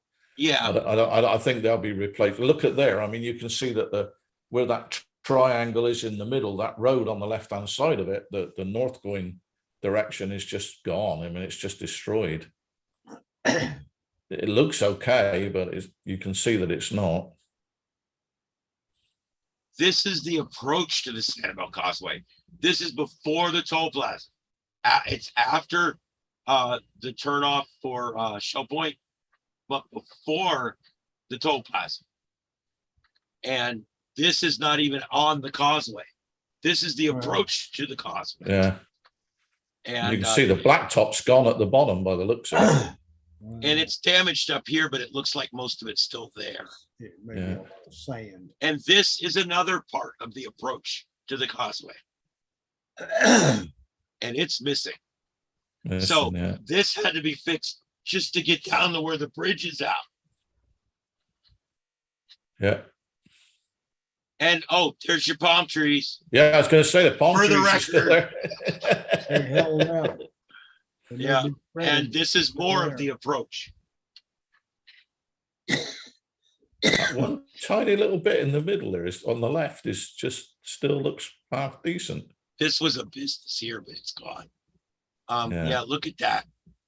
I mean, this is not as hard to fix as a bridge, but and every one of these things, like you said, it's a temporary fix, and then there's a final fix. Yeah. And there's going to be 2 stages here. And the temporary seems to be amazing at the moment. Yeah. No, it doesn't look too bad. This is Port Comfort. Surprisingly, it doesn't look that bad. The boats are screwed up. The boats are beaten up, but that's about Yeah. it. Even the jetties or the piers or whatever you want to call them, the one in the middle is bent to the left, but the others look kind of okay. This is the Sanibel Lighthouse. Oh, that's such a shame. That's one of my favorite It's still places. there. Yeah, but it's only got 3 legs. Oh, really? I didn't hear that. Yeah. Yeah, I've got pictures. I've got pictures of it with yeah, one of the steel supports was knocked out. yeah. Of course, But all the buildings that were around it are completely gone. Yeah. Yeah, and it's much closer to the water than it was. But yeah, I've got some pictures. I don't know if I can share. Well, it's getting a bit late anyway, but I've got pictures that someone's taken from the ground, and it's just the lighthouse is there, but it's only got 3 legs. And I've got pictures from February when I was there with my son, because that's one of my favorite places, to go around here. There, Wiggins Pass is another one. I've lost a lot of my favorite kind of places that I go to. Well, there it is But, right yeah. there. Yeah, the lighthouse survived, but none of the buildings. Hey, And that can be fixed. Yeah. She's still standing. Yeah, and I'm Took a hoping lot they of do fix damage. it and not take her down. That was taken out by more than likely a large piece of building or something Something, yeah. came through and took that out. But it's still standing. Yeah. But you can see in that picture, Got 3 legs to stand. yeah, it's got 3 legs. Well, the way it's built, I mean, it's built pretty tough. But yeah, all the other stuff's gone. Yeah. It even completely changed the beach. Look at the beach. Yeah. Oh, This- Actually, Oh, do what? yeah, go on. No, so it's added in some places and taken away in others. Yeah. It just moved everything around. Yeah.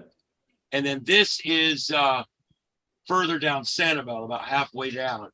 And what I'm showing here is look at all the crap that's coming down. Yeah. Now, I know everybody wants to say immediately, look at all that shit flowing down, but it's not. There's some septic. Most of that is tannic acid from the foliage. It's the way it is. If you get a flood, down here in Florida, we got this thing called tannic acid. It's in all of our plants, and that gives the water that dark tea color that you see. yeah. And so what you're seeing here is shit, garbage, dirt, and probably a lot of topsoil from all the plantings that they do around these places. Yeah. Okay. and you're seeing tannic acid and everything, but it's all mixed in there. But that just shows you all the waste coming down from these places. It's just crazy. And who knows? They might have they might have a lift station here that had some big breach or something. Who knows? I don't know. But chances are it's just regular, just stuff. It's not anything specific. Let's see, what's this one? Gulf Road. I don't know, Yeah. Shelby Lane. This is, I think we're back on the beach. These aren't in particular order. Estero Boulevard, we're back on the beach. This is the 5700 block. This is further down the beach. This is about halfway down the beach, a little over halfway. And I picked some of these spots just because there's so many buildings missing. And you can see all these here were pushed back into the homes behind them. Yeah. And some of them are still kind of partially together almost, pushed up against that one house. When I went to Biloxi, Mississippi, following Katrina, it looked like the houses were in a chain reaction accident. 7 or 8 houses. This one into this one, this one into this one, this one into this one. And every one of them, when the storm was over, they were parked touching each other, the roofs. You could walk from one house to the next on the roofs. Yeah. And they were all still intact. Old 60s and 70s Florida homes. They were still intact, but they got washed off the foundation and they've got shoved down to the end of the street like a traffic jam full of houses. And that's kind of what we're seeing here. Yeah. Let's see where this one's at. This is, I think, yeah, this is down the beach. More on the beach. I picked this one because all these little places are gone. Yeah, just the one with the red roof is still there for some reason. Look at the swimming pool, the kidney-shaped swimming pool that had all those houses around it, gone. Yeah. And look at this. This was a real estate office right here. Yeah. And this was Mid-Island Laundry. Those, commercial buildings didn't matter. Of course, on the beach, a lot of the commercial buildings, it's that eclectic, whatever they want to call it, anything could be a commercial building down there, become a little shop, little house. Look at this one here. What made the character of the place. They were all old and they were kind of a little bit rickety and, hand-painted signs and stuff. It's going to be hard to get that feel again because it won't happen, will it? The government's going to do what they always do, which is the right thing, which is the wrong thing. Yeah. And what I mean by that is they're going to come in and they're going to say, you're going to have to build it back to current code. Yeah. It's going to have a fire sprinkler system. It's going to have to be built up 8 foot higher than the last one. It's going to have bigger pylons coming up to go deeper into the ground. It's going to be built for stronger winds, hurricane windows, hurricane roof. It's got to be completely built ready. That building, the only reason that shop was able to survive in that building was because he owned it. And it's an old crappy building and he paints it every 2 years and he keeps it going. Yeah. You know what I'm saying? That's what made it special. How would that man ever be able to rebuild in today's standards with today's sprinkler systems and building codes and fire codes? How could he do it? It's that little building that he lost is now turned into a $300,000 loss because it's going to take at least that much to put something back. And those little businesses can never recover from that. No, and unfortunately, what's happening is that there's a kind of an opportunity in the real estate market in some respects. It's a lot of these countries or companies and a lot of these individuals, and I know too, who are taking the insurance money and running. Yeah, they're saying to the mortgage company, here you can have it, and they're taking the insurance money, and like you say, the insurance money and the FEMA money is adding up. And it's, it's not that difficult to get $100,000 out of a property. And if they own, a couple of $100,000 on it and it's worth 400,000 and they're looking at 300,000, but all the effort of putting all the repairs into it and everything else, they're just taking 100,000 and running and leaving it to the banks. Unfortunately, that happened after Hurricane Sandy, happened after Irma. I mean, there is investment opportunities for people if they want it, but most don't. Yeah. And you walk down the beach in New Jersey, especially the north end of the shore, there are hundreds, and I mean hundreds of plots after Hurricane Sandy when this kind of damage happened, and those plots are still there.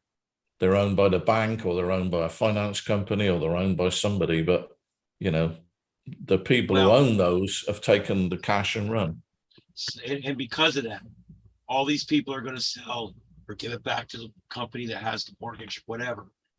And someone will come in with lots of money and buy Times Square. And they'll put back a little mini shopping center, and they'll try to make it look like it used to look. It will not be what it was. Wow. All right, next. Well, there's a lot of thought about whether they actually should rebuild it. Should they turn it into a park and the government buy everything back? Would that be cheaper in the long run? Well, you have to add the loss of tourist dollars. That's the only thing. That was the mecca of Fort Myers Beach. Now, granted, it was probably only 20% of the commerce on the beach, but that was still that one little spot. That was where everybody went. You know what I mean? And it was a draw. And I don't know. This county is going to have some culture shock next year, because we're not going to have near the income rolling in that we had last year from tourists, from beachgoers. Yeah. And that hurts us year round. We get beachgoers 365. Well, there's still Bonita Beach and no, Bonita Beach is shot as well. And Really? Lovers Key. Bonita Beach is really bad. Yeah, it's as bad as here. It's as bad as Estero. I don't know if you got pictures of Bonita Beach, but yeah, one of my favorite restaurants there, which is Big Hickory Waterfront Grill. And the lady who I know her, Tricia, who owns it. She owns a house on Bonita Beach, and she owns 2 rental properties on Bonita Beach, as well as the restaurant. She has 40 employees, and all of it is gone. The 40 people that work for her haven't got a job. She hasn't got a restaurant, and it was a restaurant with a marina, and the marina sold gas. So it was quite a little earner, if you like. And that's why I was saying earlier about Red Coconut. Those people, everything they owned was in their home in Red Coconut, and they work on the beach.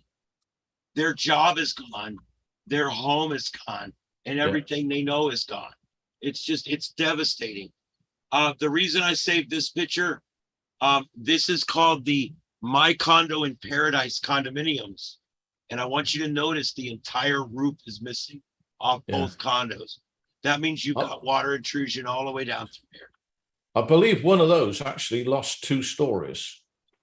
I think it was the one on the right actually physically lost the 2 top stories. That's maybe crazy. The one on the left. One of them definitely did. Lost more than just the roof. Yeah, this is Estero Boulevard. This is on the beach again. And this just shows you the cul-de-sac on a couple of these roads. Yeah. All the roof damage points towards the Gulf. All points towards the Gulf. Yeah. All right, so this one's this was called Snook Bay Marina, I think, something. But anyway, it's completely gone. There's just one little piece left right here. Let's see the next one. This is more down on Estero. There's just not much left on the beach. This is a church. Again, lost a lot of shingles. Yeah. Well, and they had probably 6 or 8 feet of water inundation. Yeah. Plus all the shingles being ripped off. They got a long road to hoe there. Look at that next to it. There's a house, and all that's left is the swimming pool. On this one or the last one? No, the last one. If you go look at the bottom of the church, you look at the bottom of the church, this bottom building, there's a swimming pool. And if you look at the other one, there's a complete house next to it. and that one with a lanai over that swimming pool. And there's just nothing. Yeah, all three of these houses are missing. Yeah. Yeah, it looks like the other house is twisted round. Jesus. Yeah. And Build the your one with house the- out of with the swimming pools and you'll solar be panels. fine. Yeah. You know, the solar panels seem to have done pretty well.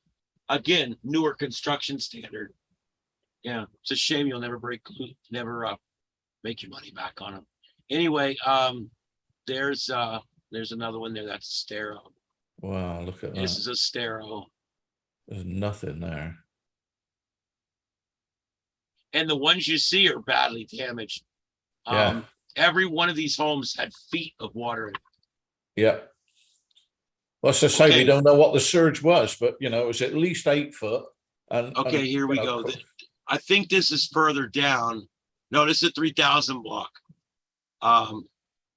Junkanoo Beach. This is there's a restaurant here, and that entire commercial building is gone. Wow. And I thought this house got turned, but I think it was already like that. Oh yeah. But anyway, I already went through all these. I tried to find the 50 best ones. Like I said, TV was using these for 2 days. They kept showing them. All right, these are all Astero 2400 block. And that was, yeah, let's see here. We already did that one. This one is Yacht Club. This is the Cape Coral Yacht Club.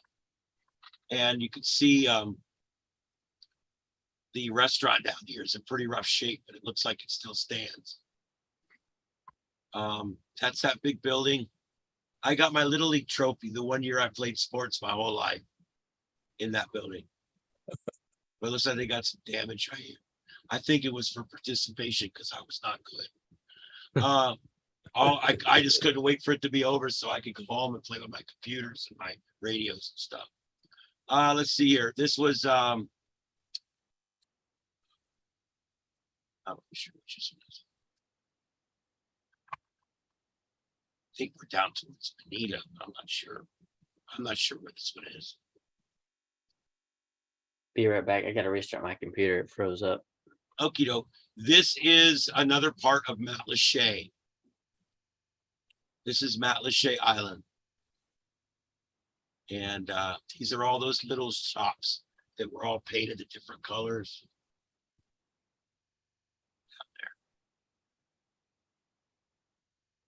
And that's the other part of Matlacha. These were all little shops. And that's where the highway's missing. Yeah. Yeah. And they've That rebuilt that highway's- already. But Yeah. I want you to notice something. It's missing right where houses were. Where? Yeah. And this over here, look at this. Is that crazy? I don't know. That's Jesus. This is inland. This is Pine Island Sound. There was 2 whole sets of islands between the Gulf and this. Yeah. That's a closer shot of Matlacha.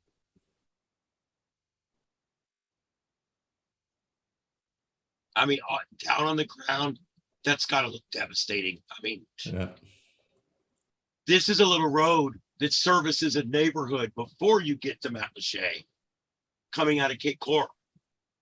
And it completely washed away their road. Those people can't get in or out back there. And took half the house away with it as well. The Yeah. 20, 30 houses. Yeah. And they built these since then. Or actually, it looks like they were building these 2. Yeah. Yeah, I guess that's it. But anyway, I just wanted to show you guys those and go through it. And I'm working on other videos and things with my, I'll show you that here. I've also got those are all in my photos file. And then I also have, look at this.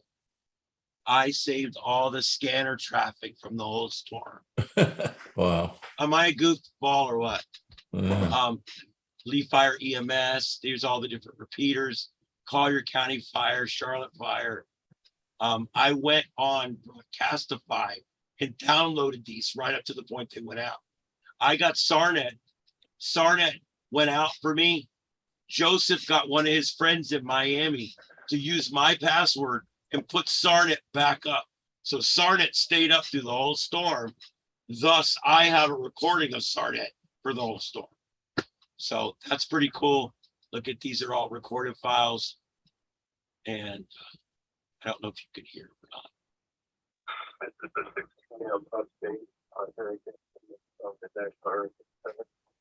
Okay, for NRB. Battering the Florida Peninsula. Can you hear that? Catastrophic storm surge, winds, and flooding. The University of Florida Coastal Monitoring Program wind tower recently reported a minimum pressure of 953 millibars, or 28.14 inches, So near the center of Ian's eye. A NOAA Seaman station at Venice Beach. I like that because I'm going back to make a video this whole storm. Won't it be cool if I can overlay videos and audio scanner traffic? I'll have all of these things to use. I've even gone through here already and picked out some things. Status reports, power down. I'm taking from Zephyr Hill, the state airport. So I can go back and pull these and use them in my video.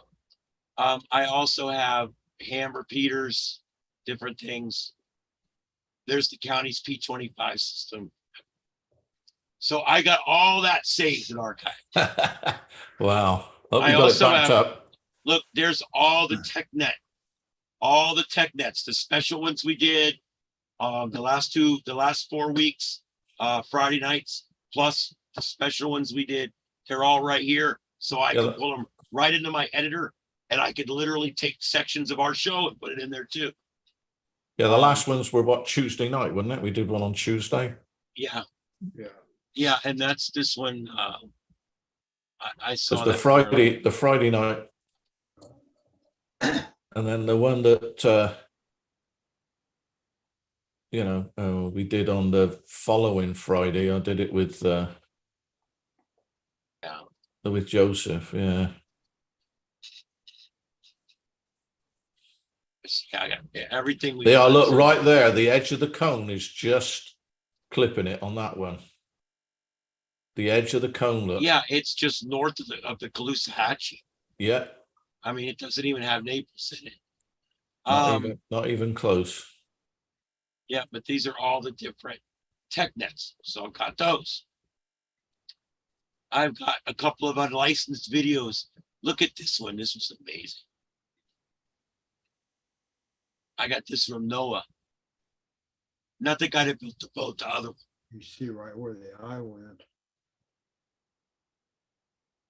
So the eye is actually lower than. Oh no, where is that? That's not here. These are all different shots of this storm. Yeah. This was when it was forming. That was the other thing, is that Genesis. the storm was so big across. Yeah. It wasn't, and it moved so slow. That was the killer. For me, anyway. Lots of lightning around the eye wall. Oh yeah, we were watching that in there. That's a big storm if you get that. Look at the outflow up here. Holy crap. Wow. That thing was a machine. Yeah. It still excites me, and it tore up all my shit. Well, it changed the whole Southwest Florida. I know. It'll never be the same. I managed to get out and do a POTA today, though, but we had to go right down into the Everglades because all the parks that I normally do are all still closed. I Yeah, we just went drive over down the barricade. Drive over the what? The barricade, just drive right over it. These are all videos that my family took, that we took while we were here. And then these are all the videos from my video system. And it's literally during the storm. Oh, yeah. There's my Ringo. Yeah. Hold on. Here it comes. Yeah.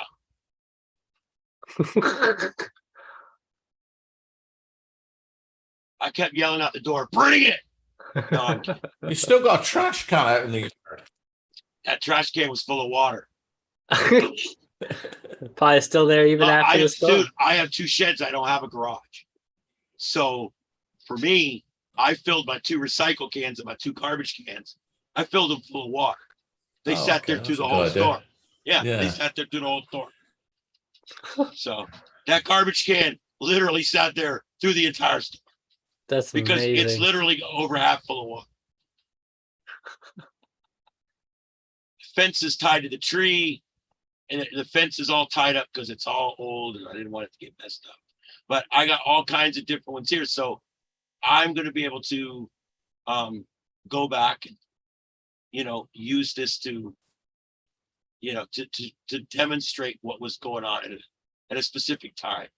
Anyway, Wow. let me see here.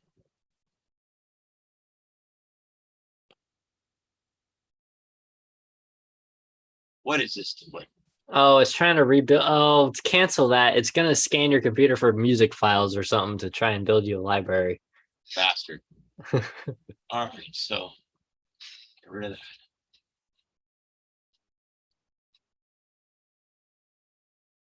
But yeah, there's my hate. Tree had already broke. I love that tree. So that means you have video of that tree falling over on camera too. I do. I actually do. Oh man, this video you're gonna make is gonna be so cool. Oh yeah. Oh. You went the wrong way. We're going to go backwards. You went forwards, I think. No, I'm going back.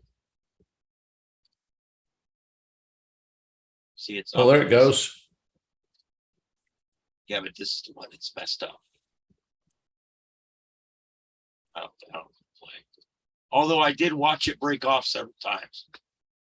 It sucks too. That's one of the ones that gets all the yellow flowers on. And I really like that tree.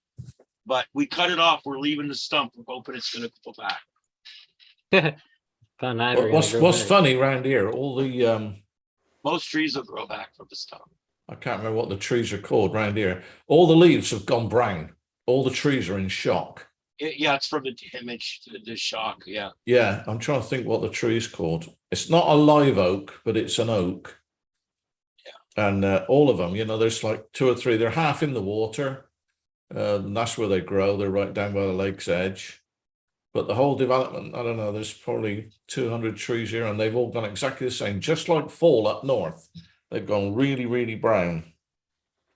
Wow. All the leaves. And they don't normally, they're one of those trees that the oaks that don't have a fall, their leaves are falling off all year round. Yeah. Well, they're not really an evergreen because their leaves fall off all year round. But all right. Yeah. Well, guys, it's 11:22. Oh, that's plenty of time. I cannot believe that I've lasted this long. Yeah, this is crazy. Yeah. Well, I got one. If I haven't pissed you off all night tonight, I got one more thing that's going to piss you off. Look, as I say, you guys know, you guys won't piss me off. Just disagree. No, this I expect everybody to disagree with me because I'm goofy. Yeah, well, this will please you then, because it goes back a few weeks. But as I say, after the storm on the Thursday morning, we got called real early by the sheriff's office to go down to the office and switch all the alarms off, even though there was no power. So I went down, drove down with Kathleen, the pair of us, we went down, and every single traffic light in Bonita Springs, along Bonita Beach Road. Oh, I know where this is going. Yeah, you know where this is going. We've already discussed this. So every single one was not only out, but they were broken. There were lights hanging down. They were split in the middle. The little bracket that holds them that faces in a particular. And let me guess, this story's about lazy cops. No, every single one was broken. But, and as you know, Bonita Springs has got a lot of roundabouts. Not one of them was broken, and everyone still worked. Meaning that they still passed a small amount of traffic. Anyway, and they still confused the normal amount of people. Yeah.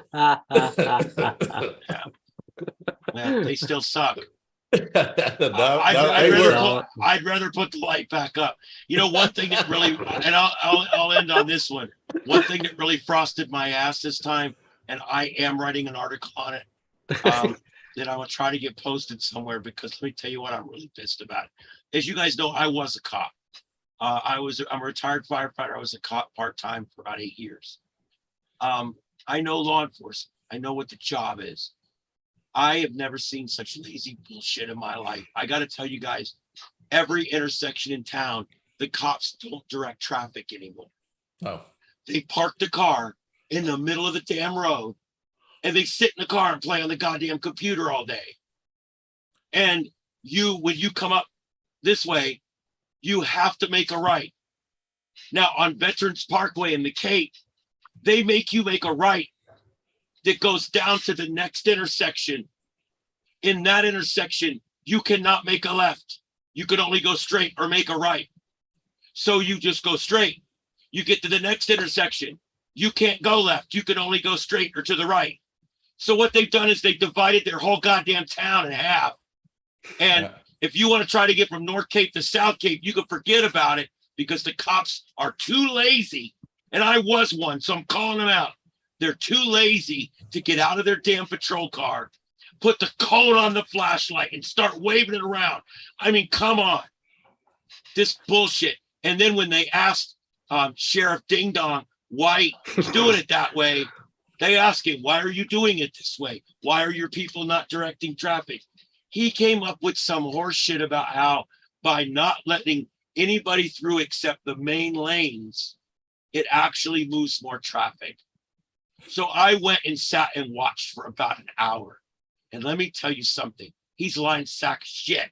It doesn't move more traffic. What it does is it gets traffic lined up for miles down the back streets. And no one can ever make a left turn. You can't make a left turn. And if you're coming up from the side, I came down Santa Barbara to Veterans. They would not let us through Veterans. I had to make a right. I had to go way down to find a turnaround to come back up. Okay. Then when I came back up, I had to get in this long line of people that were making a right. Then when I got on that road, it's all backed up. And I'm like, if those two idiots that we were paying $80 an hour to on emergency pay would just get out of the air conditioning and stand out there and wave the cone around a little bit, we could all get to where we were going, and we could fix our parents' houses before they rot. And I just really got mad. I was yelling at them driving by. That's how pissed I got. I was yelling, you lazy fucking cops, when I was driving by, because it made me so mad. What are you doing? When I was a cop, we directed traffic for days, and people got where they were going. The whole thing's just a bunch of lazy bullcrap now. yeah. All they want is stats for sergeant's exams. I'm sick of it. I'm really mad. And when they have cops over here from West Palm Beach County, they're sitting in the middle of the road, not directing traffic. We got cops here from Tampa. They're sitting in the middle of the road, not directing traffic. Yeah, we have the same. As a in society, Bonita. we failed here. What we've allowed these people that make some of the best money in our society, we've allowed them to shit on us by not doing their job. And it really upsets me. And I've already got this article half written. I'm telling you, I may even make a video about it. I've got some raw footage of this shit going on. And I'm probably gonna make a video out of it, put it on YouTube as well. Because people need to understand what our law enforcement is doing and not doing. I was a cop. I was the biggest supporter of law enforcement for many years. Okay, but they failed us on this one. We did not have a cop drive by our house for 5 days in here after the storm. You know another thing that got me? We're in here, poor neighborhood. Half the houses are destroyed. Power's off for 10, 12 days. Nothing works. We didn't see the first Red Cross vehicle till day 8. Did you see any fire vehicles or any police Nope. vehicles? No. No. They don't do poor neighborhoods. They only do the rich, and then they'll do the middle class. Poor neighborhoods last to be restored to power, always. Poor neighborhoods last to be restored to cable, always. Poor neighborhoods are always the last to get resources. In this neighborhood, There's a cop at the top of my street every night looking for a drug dealer. There's a cop out here every day driving up and down because I live in a poor neighborhood. They're driving up and down the street every day, pulling people over every day. The last time they pulled me over, I cussed them out. I said, you guys have got to stop pulling me over just because I live in a poor neighborhood. The moment a storm hits, we don't see one of these guys for 6 or 7 days. Looters running through my neighborhood. I put up big spotlights out here, big LED spotlights. I'm lighting up 6 different houses. We got looters going up and down the street, running people out of our neighbor's yard. We didn't see a single cop in here for days and days and days. No fire, no EMS, no law enforcement unless we called. And who knows if we could call them or not. The phones were up and down for days.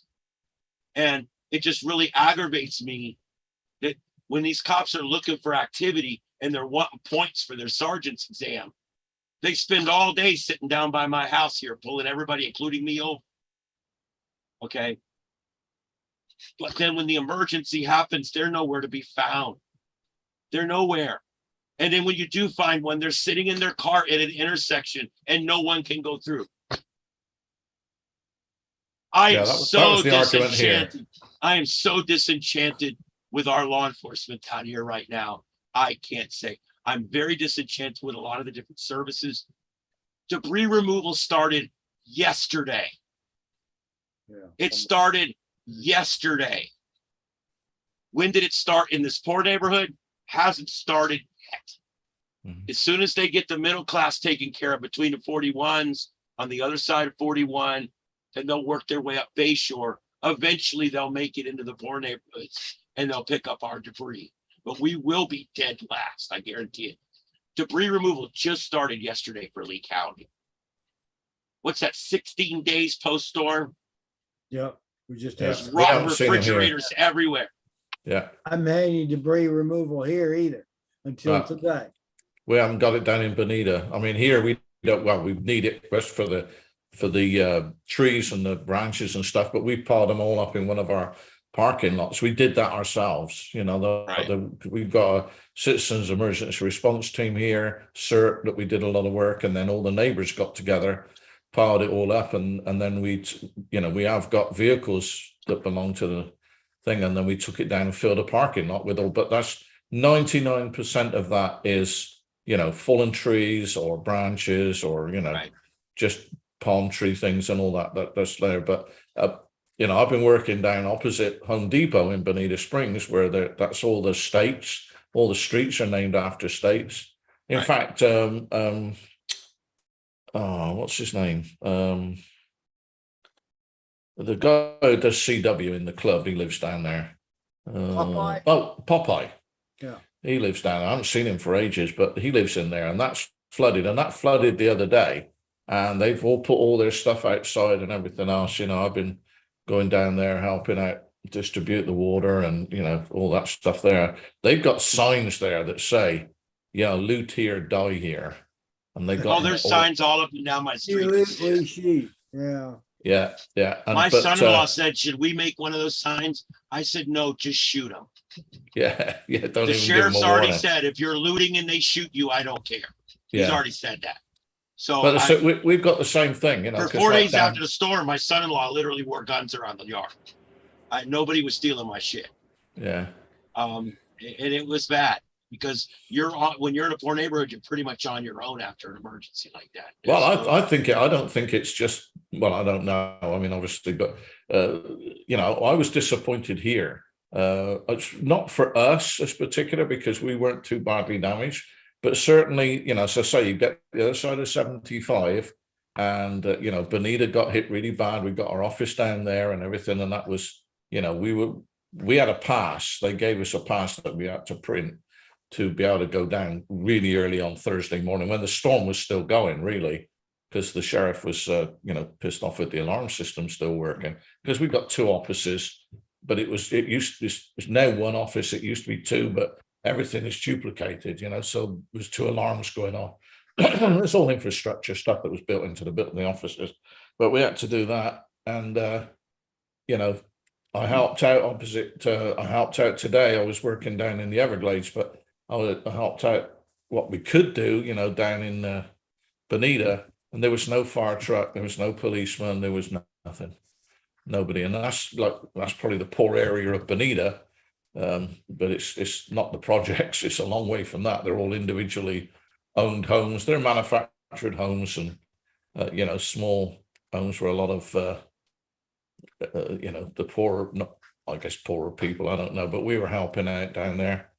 And we didn't see a single sheriff, a single police officer. We didn't see any fire trucks. We didn't see anything. We didn't see no council vehicles. They don't patrol like that. I mean, they're not going to do that.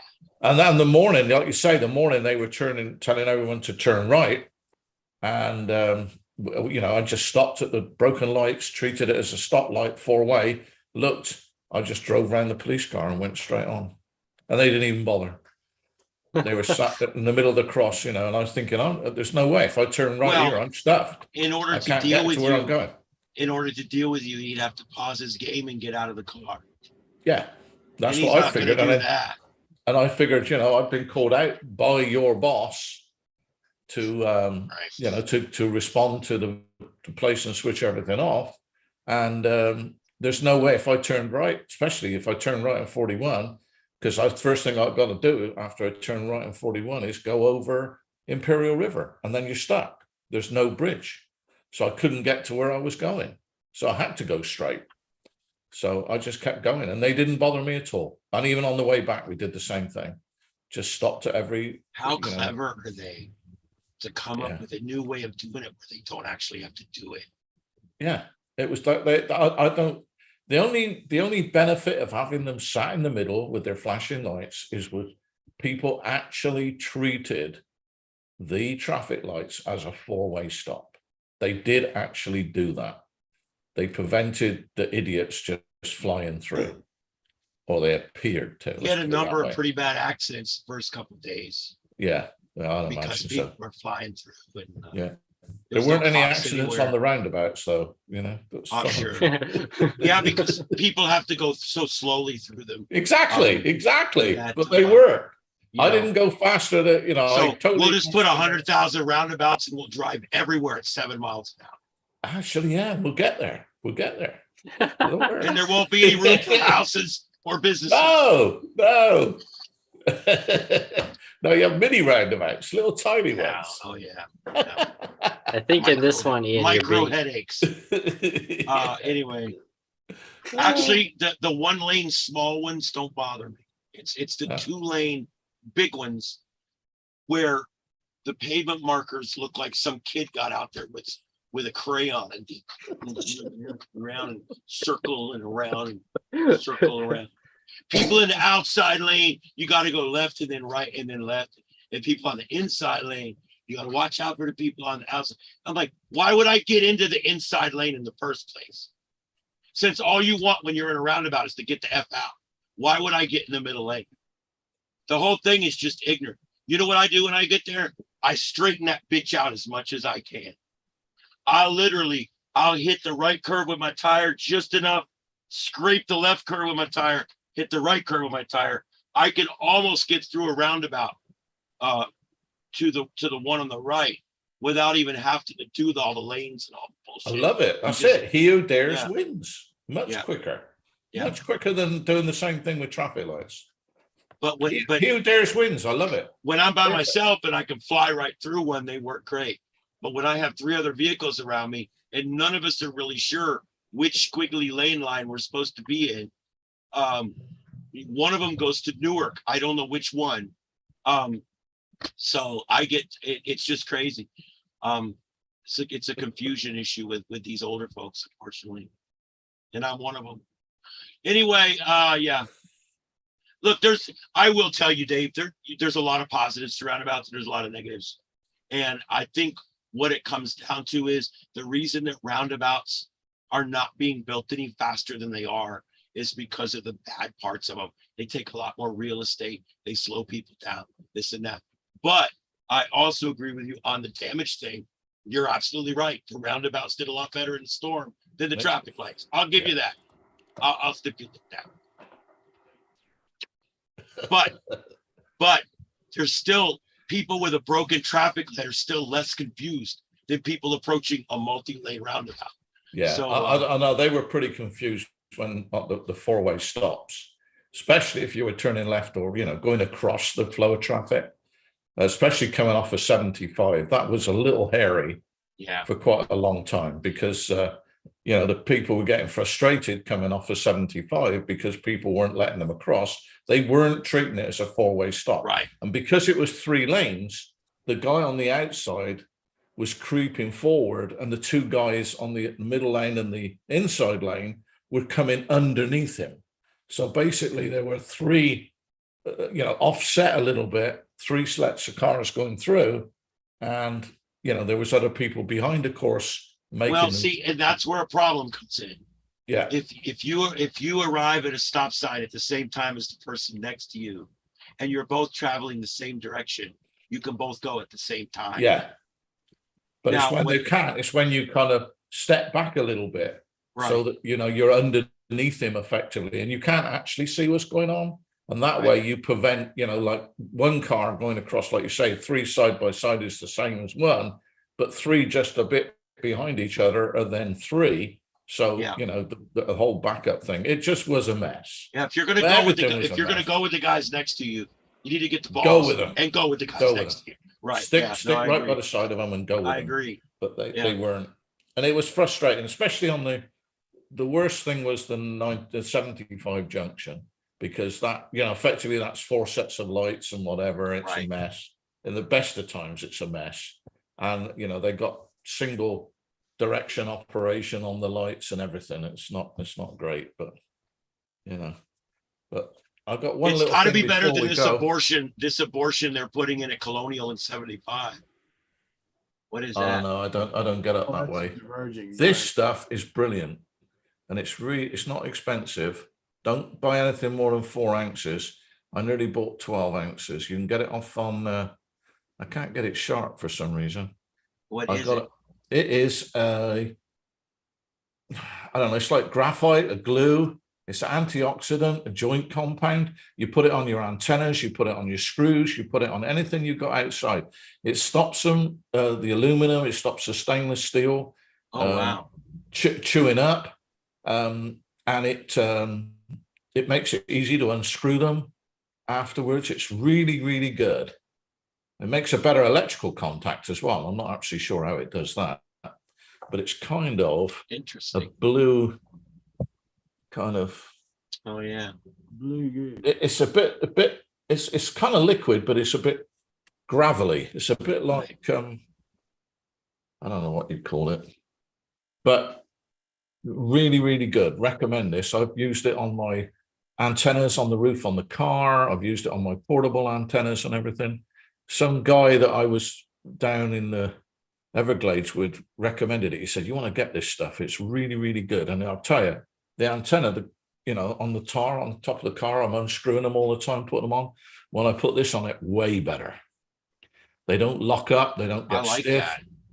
Yeah, it's good stuff. I like that. I'm sure. I Not can get cheap, this. but it's worth every penny. It's about nine something or other for 4 ounces. You can get 12 ounces for like 13 or 14 bucks. You really don't need it. I've used a fraction of this and I've been using it. You know, it's got a tiny little hole. I'll put that next week in the newsletter. Yeah. If send me a There we go. picture of it or something, I can find it on Amazon and I'll put Oh, it on. well, I'll dig out my order. I'll put it in the But newsletter. it's called antioxidant. It's called Nolox, antioxidant joint compound. Doesn't really sound like it does what it does, but it does. Mm. One of those little I like it. I like little it. gems. And as we know, nothing's harsher on your equipment than Florida's tropical weather. Yeah. And you know what's funny? All right. After the storm, all my cameras had a haze on them. Yeah. And I told my wife after riding around in the storm all day, because I wanted people, I go out and secure this and do that right in the storm. I don't care. After the storm, I told my wife, I said, you know, I feel filmy and weird, like I just swam in the ocean. Yeah. And my wife goes, I wonder if that's the mist from the ocean coming in this far.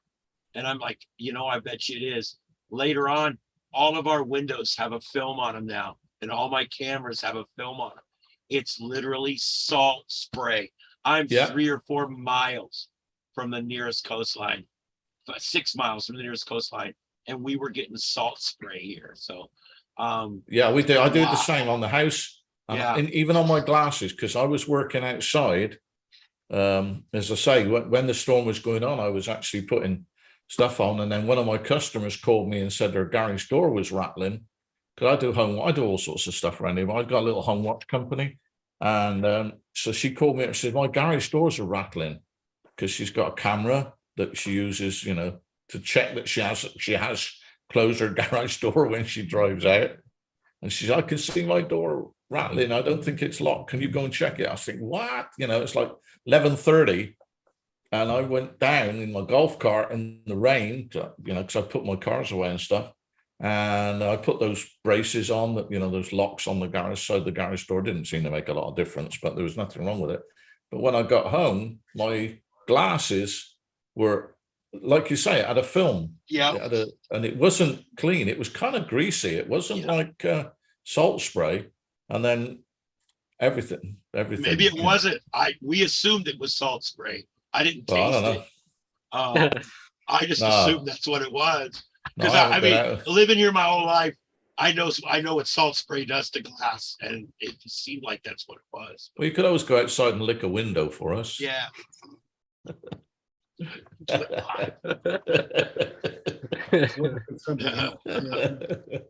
All I know is we all survived. That's the main thing. We did. We managed to keep our sense of humor.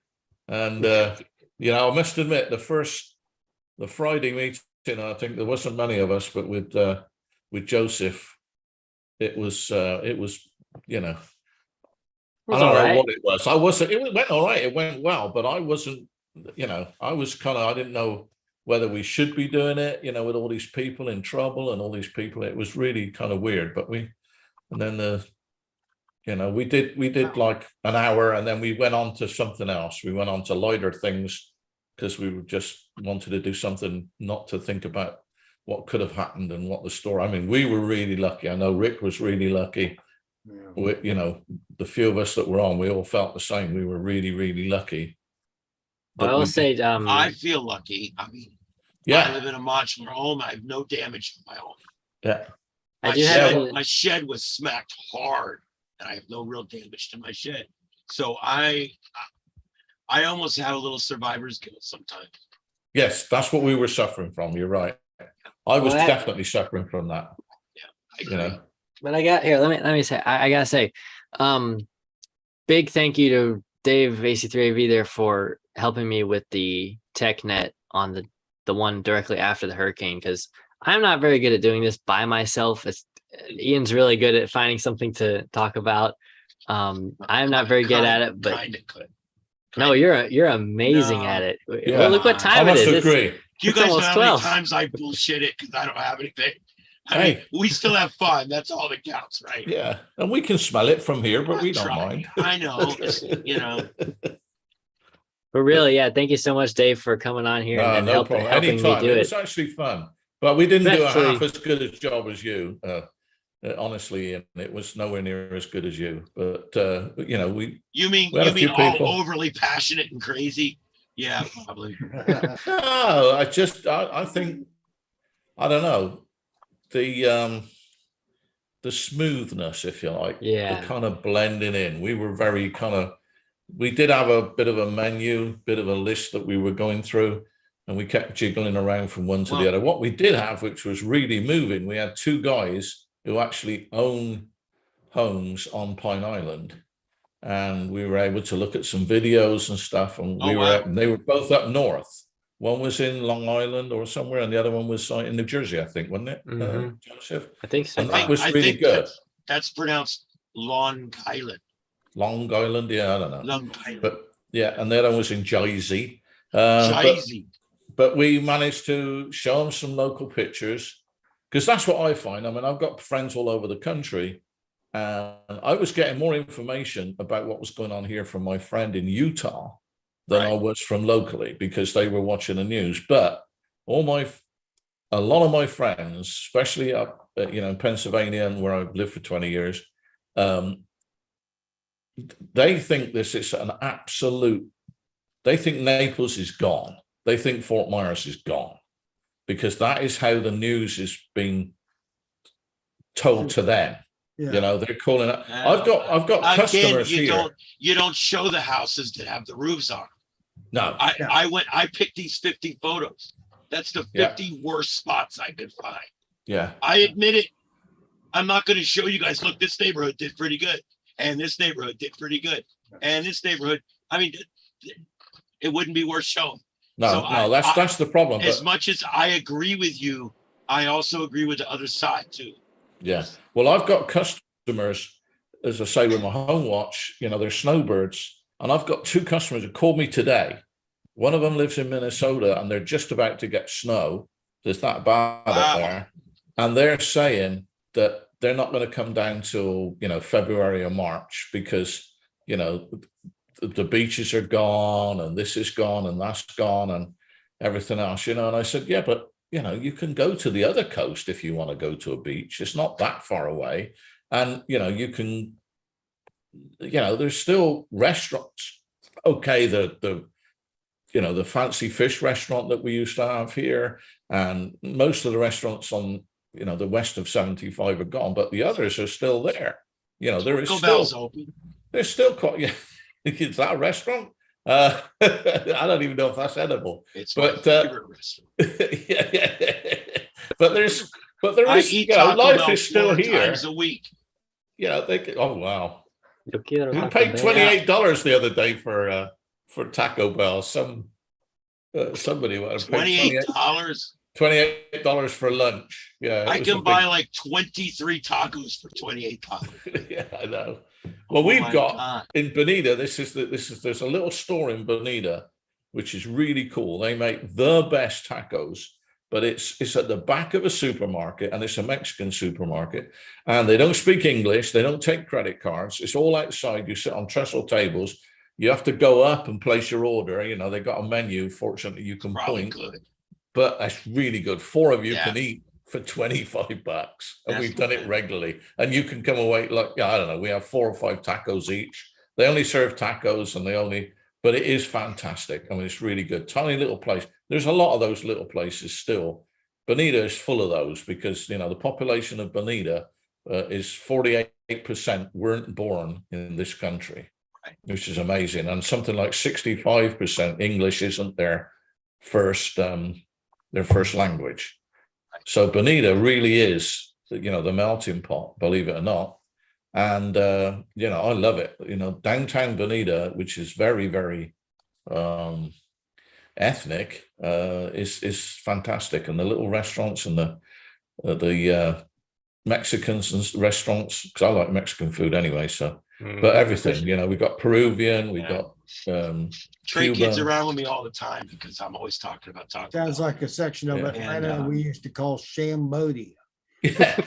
Buford Yeah. Highway. Well, that's Bonita, to be honest, Yeah. because, you know, I mean, it really is a town of contrasts, because, you know, we got the very, very rich, and then I only say there's 2 classes here. You know, that's the very, very rich, the stupidly rich, you know, who got one of the things, the Dunes, which technically I don't think is in Bonita, is a very, very, very, very expensive condo. It goes up 20 stories or whatever. We got our antenna on the top of there. They got all their emergency generators in the basement. That didn't work out. Brain Didn't work dead. out very well at all.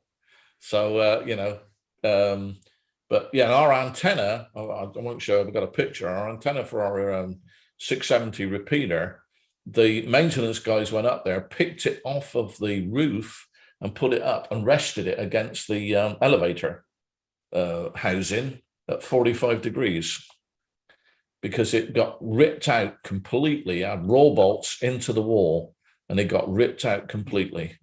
And they were up there checking other stuff, saw it, picked it off of the ground and rested it against the building. It still works, which is, that's the 670 repeater. That was the repeater that we're trying to get linked into the Fort Myers link system.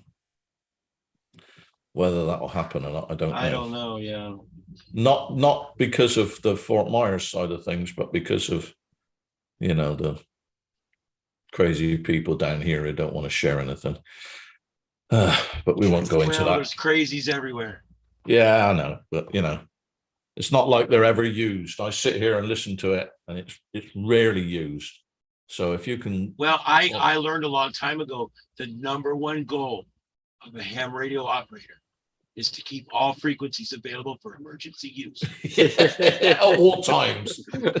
Sure. Maintain radio silence until you Yeah. Is absolutely this an have to- emergency? You better get off. Yeah, you're true. Is there any priority or emergency traffic before we start the net? Yeah. Has anyone ever heard a response to that question? Not me. Well, on Sunday, I drove up to Fort Myers. I have to go to the Mayo Clinic. I got to go next week as well. But I went Sunday. My appointment was on Monday, and I drove back on Tuesday. I did some polo whilst I was up there, which was fun.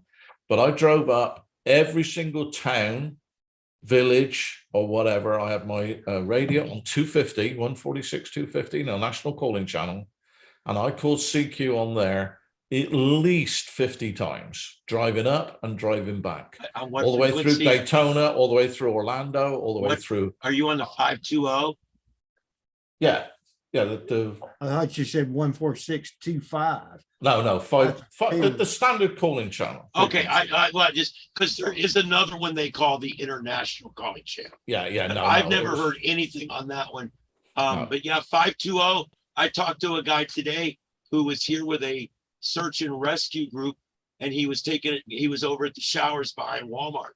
And he cool. had come over and I talked to him for about 6 or 8 minutes on the 520 today while I was out with my mom around. So No, I never found anybody, not a single person in the 3-day trip. And it's Daytona Bike Week. I drove through Daytona. I was looking at all the bikes and that. I was thinking, there's got to be somebody. you would think. But no.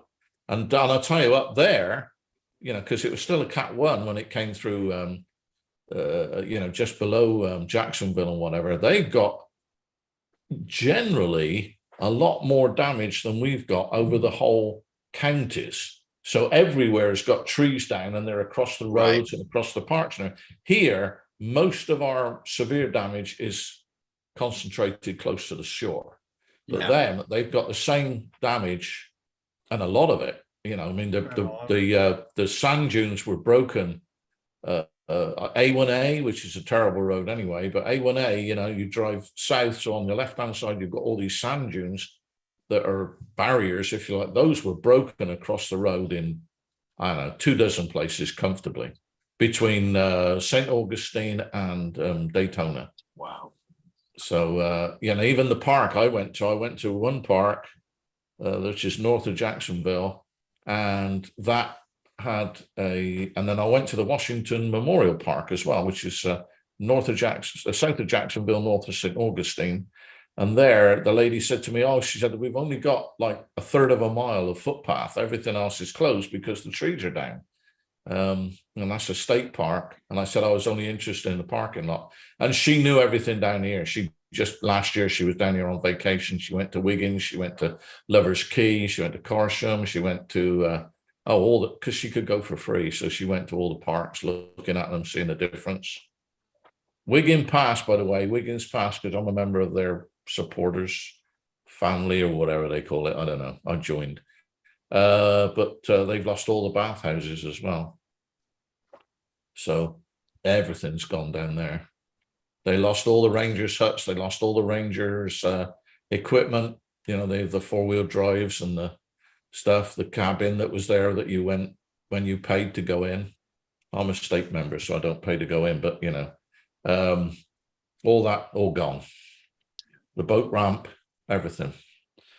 And that's Wiggins, and that really was quite a lot further south than where all the major damage is done. All right, guys, it's midnight. I'm going to leave you with this thought. Hurricanes help an area if you look at the 20-year plan.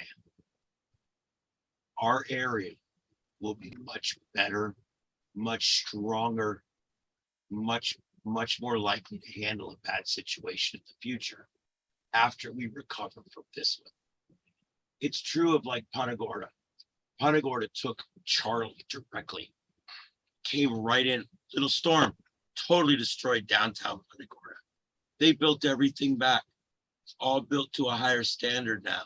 Guess what? Punta Gorda did a lot better this time.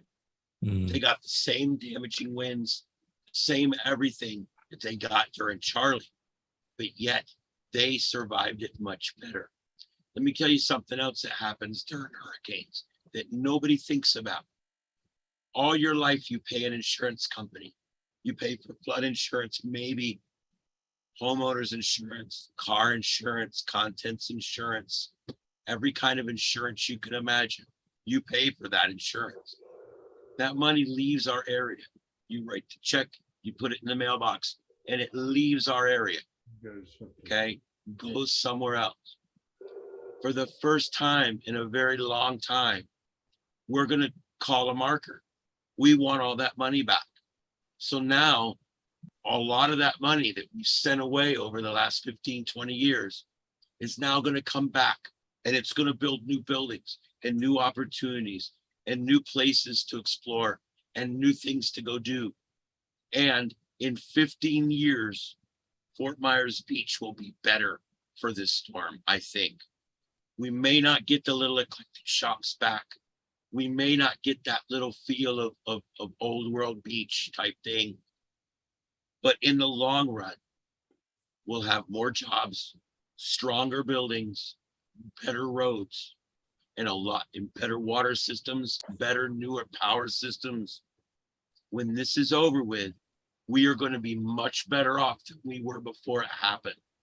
I know now it's hard to see that, but between all the FEMA money, the state money, the county money, the city money, all the donated money, all the millions being donated to all these different funds, all that billions and billions of dollars is flowing in this direction now. And it's all going to come here, and it's going to provide opportunities for all of us here that we might not have had before the storm. There's going to be contractors that have more work than they've ever had, and they've owned that business for 20 years. You're going to have contractors that are going to be doing great work out there. These new pool cages are going to be stronger. These new homes are going to be stronger. Everything is a positive, okay? We can't see past the negative right now, but eventually you'll see it happens every time. If you go down to Homestead, that place is doing pretty good right now. After Andrew, there was not a building left standing in Homestead. It was bad. And a military base was decimated. 25, 30, 40 years later, much better place, much more modern. The buildings are more modern, things built to a higher standard, more jobs, more money, more everything. And what you find out is the storm was really not as bad of a long-term influence as you thought it was. In fact, one could argue that this is urban renewal. This is how we make our society better. We tear it down and we rebuild it. It wasn't our choice, but now we have to do it. And so when we do build it back, it's going to be better. It's going to be stronger. It's going to last longer. And the people are going to have better jobs and work in safer buildings. So all I'm saying is hang in there. When you deal with hurricanes, you have to look at it on a 15-year curve. Don't look at what's going to happen next week or next month or even next year. Because over the next 15 years, all this money that we sent away is coming back, and all that opportunity and all those new wonderful places to visit. So yeah, it's bad. We lost a lot. But in the long run, it can be a good thing. I really believe it can be. And so try to always find something positive with it. And even with this hurricane, there is positive. We're going to come back stronger. We're going to come back better. So I just wanted to put that out there. I know I got a little negative earlier about the lazy cops and stuff, but the truth is we're going to build back better. That's the bottom line. Does anybody have anything on that before I let you go? One other thing. Did Oh, you I don't look want at to the call it. sheet? Oh, let me go back. I don't want to call it build back better. We're going to build back stronger. There Okay, you go ahead, Rick. Yeah, you don't want to sound like that idiot. in I know. Washington. Did you look at the sea surface temperatures after the storm? Yeah, they're cold. Yeah, Yeah. that's the purpose of hurricanes. Yeah. That, Rick, that's a great example of another good thing. A strong hurricane won't follow another strong hurricane because of the upwelling. All Yeah. that cold water has been brought up. And so now there's not enough energy out there to create a new major hurricane. So Yeah. what we've kind of done here is almost ended the hurricane season for the tropical Caribbean. Hopefully So, for this area. Yeah. I've got one more thing to add is that Go ahead, I don't know about where you live, but here the community spirit is a lot better. Neighbors were out helping Yes. neighbors, and the whole thing has come together here. And I know in Bonita, because I've been working down there, the communities have come together better. It's a joint adversity. We've all kind of pulled our socks up and let petty things from before, particularly the political things, have disappeared. Yes. And neighbors are now neighbors again. And I call that the 9/11 effect. yes. If you remember, there's always people, everybody hates this country, hates this, hates that. After that, everybody loved us. We loved ourselves. Everybody loved our flag. I've never been with so many patriots in my life. I'm a patriot. And not a football patriot, they're bastards. But I'm a patriot. I believe in this country and I fly the flag and it's an important thing to me. And after 9/11, I have never felt so proud of this country. And I mean, they play that national anthem, I start crying. And I like to see that again. And you're right, these hurricanes bring communities together. Absolutely. Yeah. Yeah, the community spirit. Anyway, I'm going to say 7-3. Thanks for tonight.